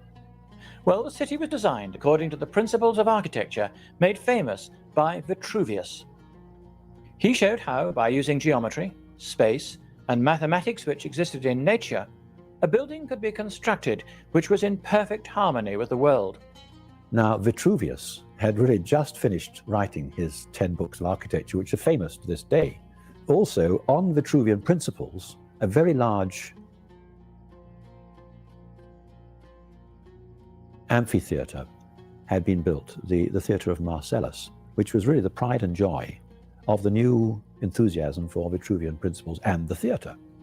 In Sepphoris, what has been discovered is that there is a theatre built on Vitruvian lines in the 1st century, and quite possibly at the time of Antipas. Now, then to learn the basic rules that if the width is 1, then the length should be something slightly less than 2, 1.6. But there was something about Jesus' earthly family which suggested more. A special reason for taking an interest in mathematics, sacred geometry, and Pythagorean teaching. The Essene connection. The Essenes were a Jewish cult, guardians, some say, of a tradition of secret wisdom. One group lived in the desert at Qumran, and were the original owners of the Dead Sea Scrolls. The Swiss archaeologist Father Bargel Pixner was involved in excavating the Essene quarter in Jerusalem, and showed Gordon around the site. You don't find the word Essenes in the New Testament anywhere, but you find allusions to it. They were a group of people that had their own interpretation of the Bible, the Hebrew Bible, founded more or less in the 2nd century BC, and there they lived in the beginning in the desert, perhaps in the land of Damascus. Later on they came to Qumran, they lived in Qumran, but I think their main seat was right here on Mount Zion. In my opinion, the group, the family that Jesus came from were the Nazareans. The Nazareans that thought of themselves as descendants of David. They based it on the word Netzer, a shoot that came out of the root of Jesse, according to the prophecy of Isaiah. So they called themselves the offspring, the shoot off of David. And a group of them went to settle down in a village that had been abandoned for 600 years. We don't know its name, but they gave their name, the Nazareans, they gave their name to this village, and it was called Nazareth. The Essenes lived at Qumran, but they were a tiny minority, the right wing. The rest of 4,000 Essenes, there may have been 50 at Qumran, lived in towns and villages. Nazareth could be one of them. It's just none of those are named in any way. The Essenes did have a very specific interest in Pythagorean mathematics. I mean, this is specified. There are other pointers to Jesus' Essene connections.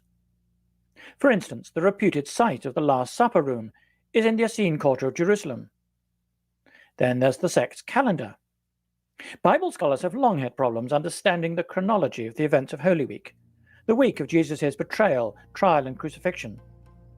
But using the Essene calendar of 364 days, the timing of events can be made to make sense.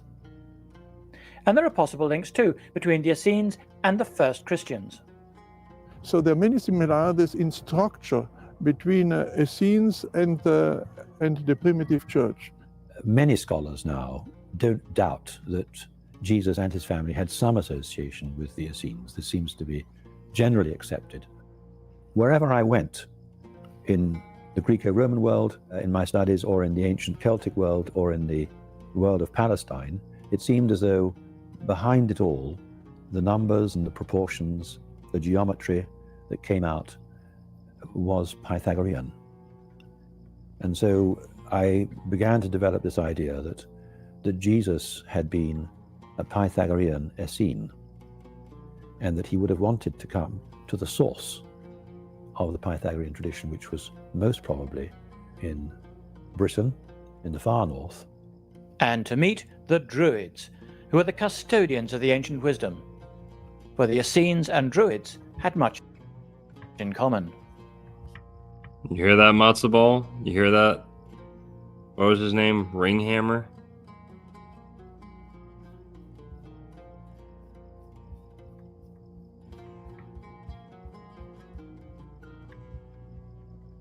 Something like that. Forget. Windhammer. Matzo ball, Windhammer. You guys hear that, my pagan people? Druid, Jesus connection. They studied the same sort of things, like astronomy. And by the way, Jewish, Druish, Druidish, Jewish. There's Druze over near Israel. Druze, right? Druid, Druze. Cosmology, herbalism, doctors predicting the future. And lots of what would be thought of as fairly occult things, which get into Judaism via the Essenes, and which were preserved. Someone said they're a gaytheist. If someone's pagan or an atheist, I say they're gay for paytheist. Like gay for pay. All right.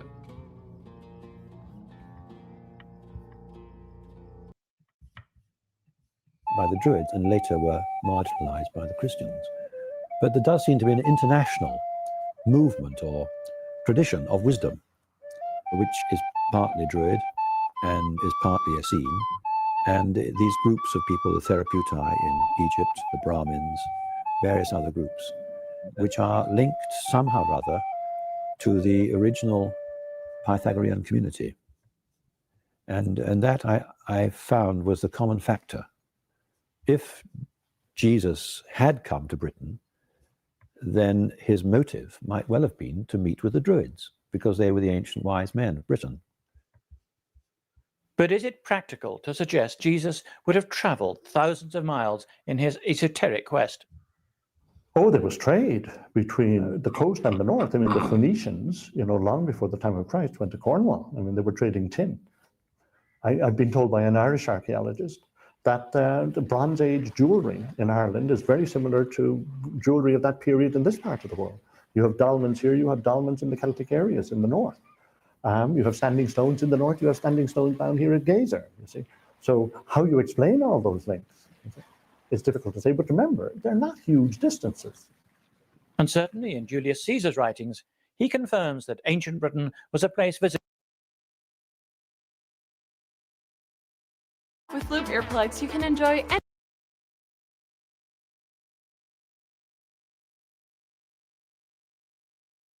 Rich people in Europe sent their children to Druid colleges. That's well affirmed, in Ireland as well as in mainland Britain.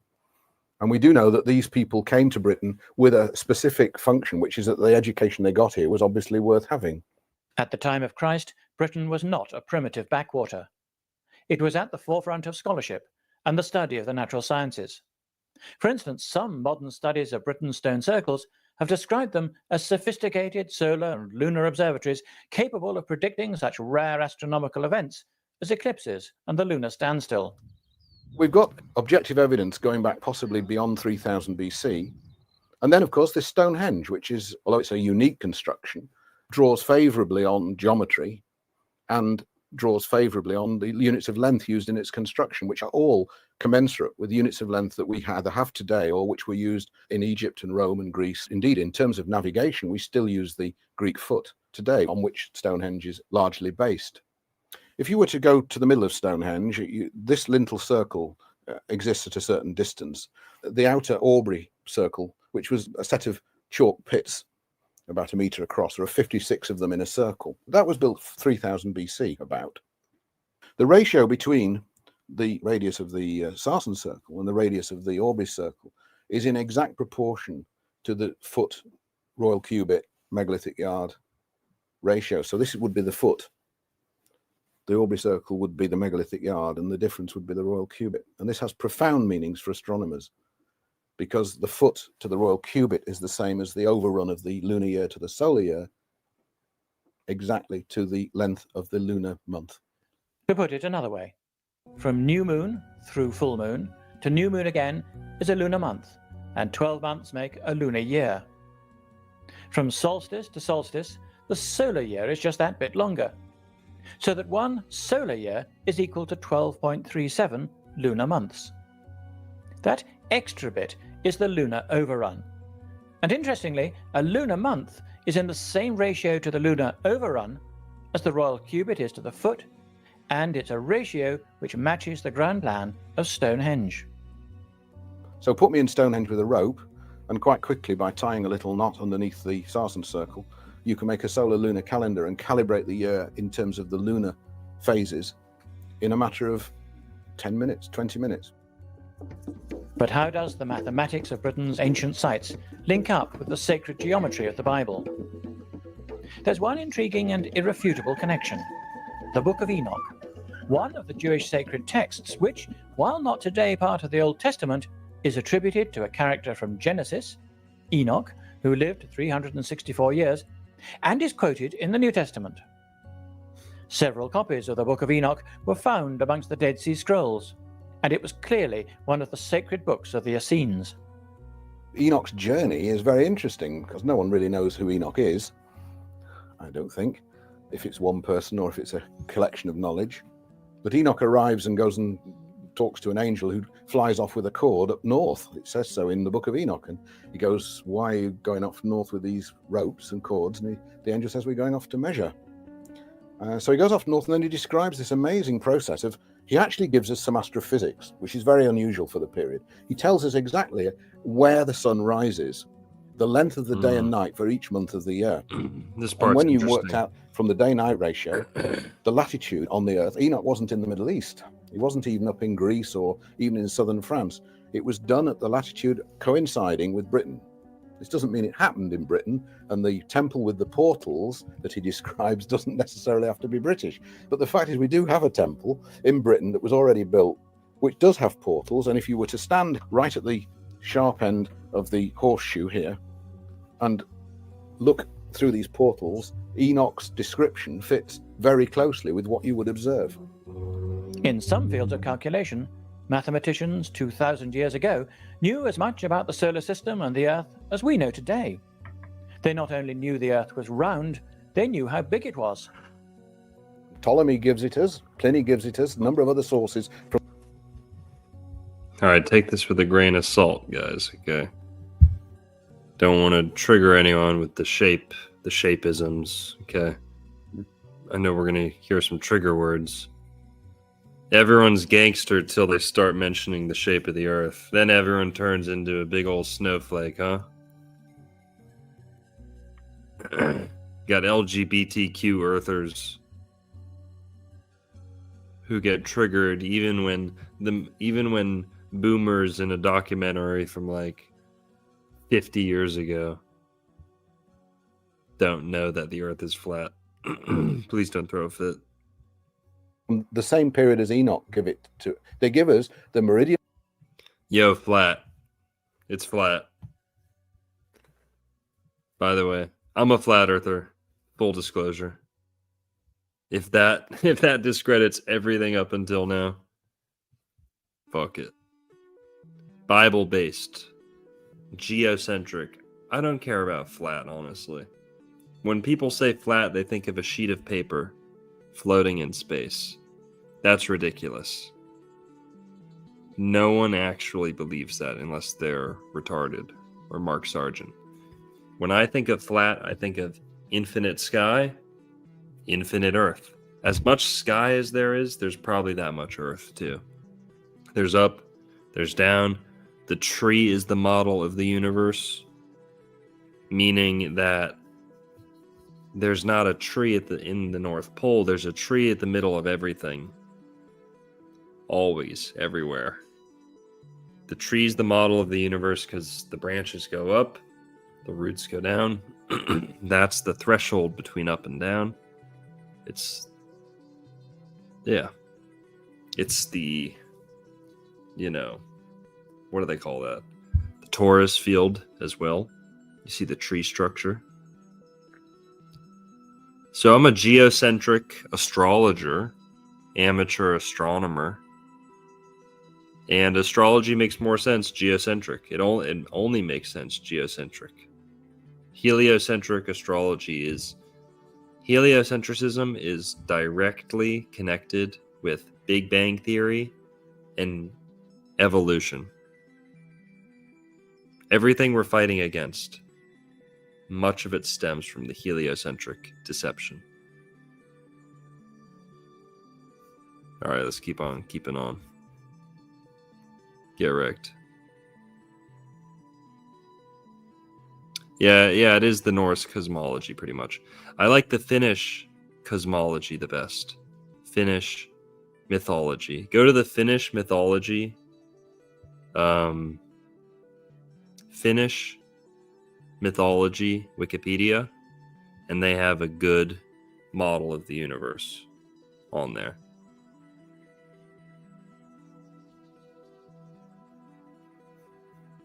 Hell yeah. Circumference in the units of the day, and they give us the polar radius in the units of the day. And when you actually work out using the units of the day what size that represents, all the GPS and all the satellite surveying of this planet, we're only a matter of 100 feet out in 4,000 miles.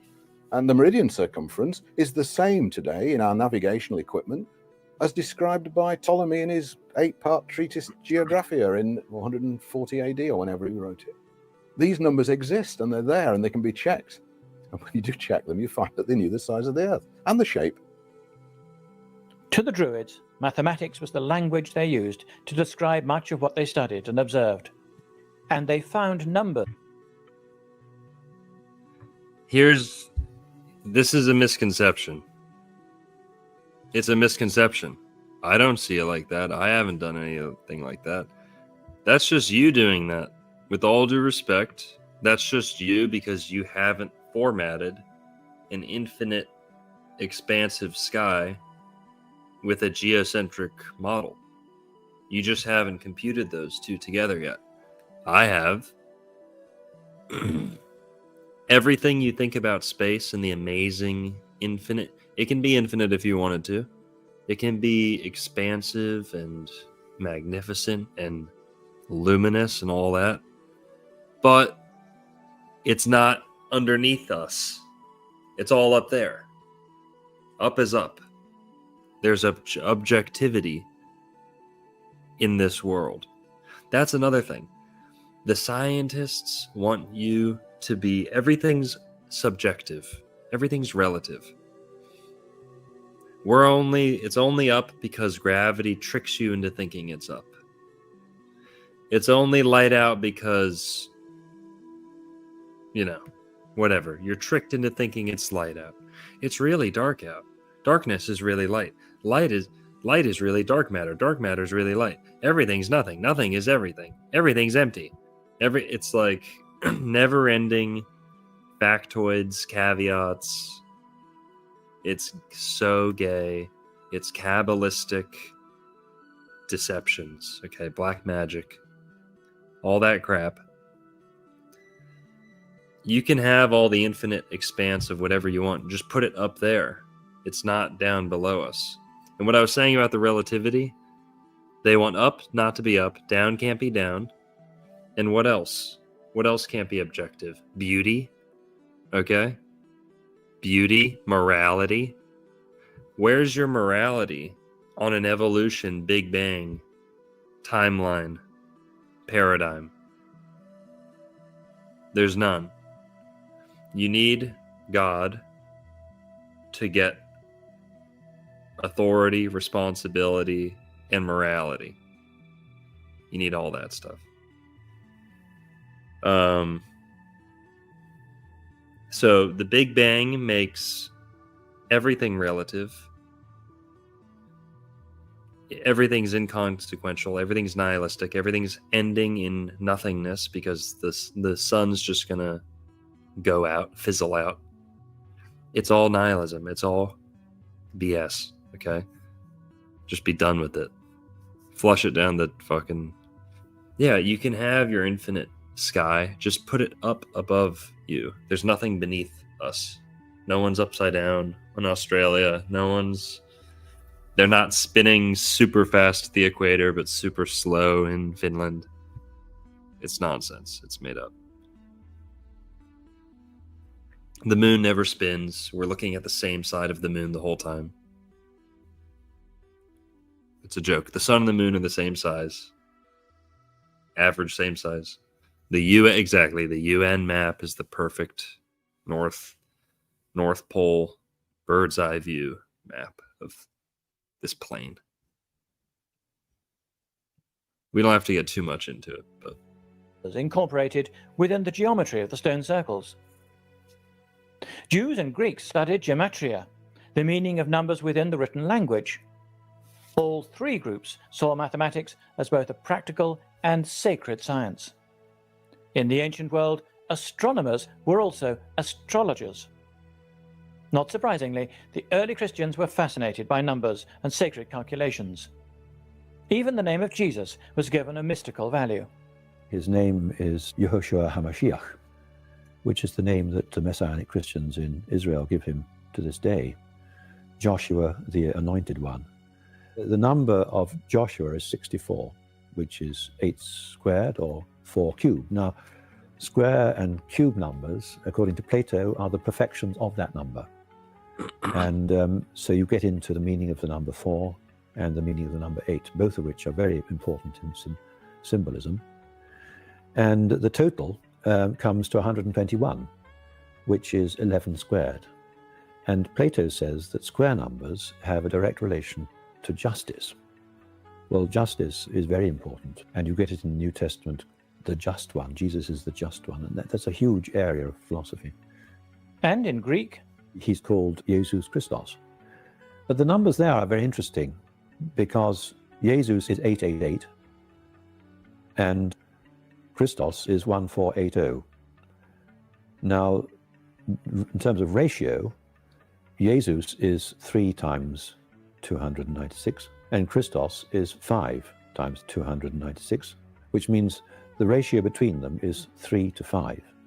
And if you take Jesus Christos as a whole word, Jesus Christ, then that would be 8 times 296. So you've got the ratio 3 to 5 to 8. Now, these are Fibonacci numbers, and they approximate to the divine proportion. Yet another clue that the early Greek, Roman, and Jewish Christians, like the Druids, used numbers to speak about nature and God as creator. For Fibonacci numbers, those in the sequence 1, 1, 2, 3, 5, 8, 13, 21, and so on, occur everywhere in the natural world. In the petals of flowers. coincidence theorist with the 199 says it's literally a G lobe. Truth in the lie globe. G lobe. Thank you. Branches of trees, musical scales, and spiraling of climbing plants. The number sequence is embedded in nature. When shown like this, one square building on another, a spiral can be drawn, just like the spiral to be found in a snail shell or sunflower head. It's as though they were saying, this guy, Jesus Christos. Got 550 people in the chat. Thanks everyone for being here. Hope you're having a good time. We're almost done wrapping it up here soon. Is the embodiment of the life force, the principle of chi in the East, the life energy of the whole universe. And of course, that is what Christians came to believe, but it's there in the numerology. The ancient world was fascinated with coding, and gematria and numerology are one way of doing it. But to say that somebody's name resolves to 7, and that tells you something about the person, is something that science can't recognize and doesn't know how to get a handle on it. When you say all things are connected through number, geometry, music, cosmology, it's all too much. And leading compartmentalized lives, particularly with modern theories of knowledge and science, it's just not on. The Fibonacci numbers are also used to find the divine proportion, the perfect shape, the one used by classical architects, which is still commonly used by designers today. The proportion of 1 to 1.6 is even the standard shape of the ubiquitous plastic card. Yet to fully appreciate how numbers, astronomy, and geometry have been used for sacred purposes, one only has to explore a medieval cathedral. Chartres in France is full of clues. Zodiacs, Pythagorean geometry, and representations of the solar year. And the whole structure is built up on a ground plan which has evolved from the geometry commonly found in ancient stone circles from Cornwall to Scotland. It's formed from 2 intersecting circles, with another enclosing them both, and the arc of a fourth circle completing the distinctive flattened shape. But the central feature of the geometry is the shape known as the Vesica Pisces, which matches the Chartres ground plan and forms the early Christian symbol of the fish. Geometry was very important in the ancient world, and the tradition of Plato stressed geometry, and the fact that geometry, as its name implies, modeled the universe. And sacred architecture was thought of as being a symbolic representation of the cosmos through its proportions. And the Bible contains several strange passages which can only be understood in the context of sacred geometry. For instance, this gospel story tells of Jesus' third appearance to his 12 disciples after his resurrection, the occasion when Peter caught 153 fish. Using the theorem attributed to Pythagoras, 3 squared plus 12 squared is equal to 153, and the square root of 153 is 12.37, which, interestingly, is the ratio of the lunar year to the solar year. It's not hard to see that Jesus could have been thought of as the earthly counterpart of the maker of the heavens. And in one of the letters of the early church about Glastonbury, it says that it was built by the maker of the heavens, the fabricator caelorum, and it gives a very strong analogy with Jesus being the earthly counterpart of the one through whom all things were made, which of course Christians still believe, and there's good biblical justification for that. But over time, the mathematical secrets of the Bible were forgotten. The knowledge faded away along with much of the accumulated wisdom of the ancient world. It does seem to me very strange that the number coding, which you find explicitly in the 12 apostles, the 40 days in the wilderness and this type of thing, and the esoteric numbering within the alphabet, that alpha being 1, beta being 2, etc., and also in the Hebrew, that does seem to fade away quite quickly. Number got divorced from quality and became purely quantitative. Now that process happened in Britain, certainly. There were articles written by Thomas and various other mathematicians that said that basically we've turned mathematics into the numbers of the counting house. Before that period, number had quality, and geometry and number were totally interlinked. Through tracing the Druid, Roman, Jewish, and Greek connections, Gordon Strachan found Jesus was a far more universal figure than he once supposed. Jesus could be seen as coming to fulfill not just the Jewish Old Testament, but the Old Testaments of other cultures as well. The Druids had their own myths, for instance, involving the coming of a Redeemer. Druid seers saying, we've been waiting for this. If Jesus is who Christians think he was, then he has to be universal. He has to be universal. And he has to fit all cultures. The Jews and the Christians on the whole follow the more puritanical and narrow side of the Bible. And they leave out what we call the wisdom tradition. And the wisdom tradition is much more universal, it's much more soft edge, it's much more to do with intuition and with things that are thought of as marginal by mainstream signed up Jews and Christians.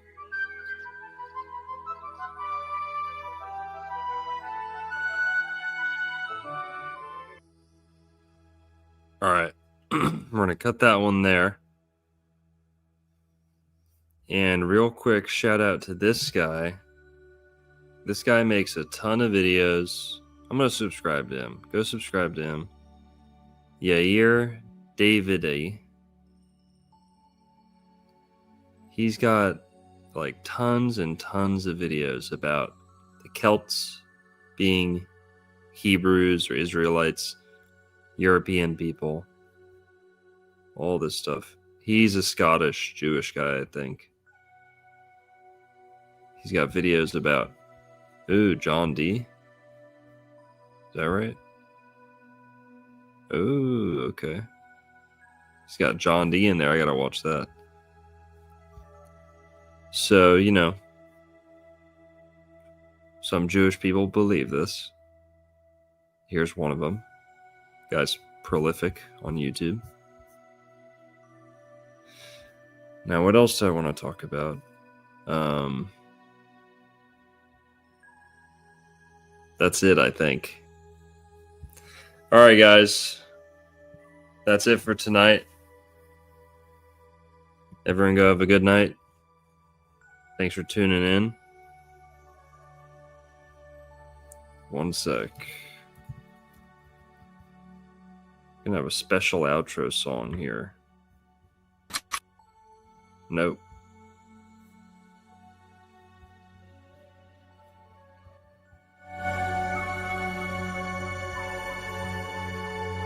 Good night.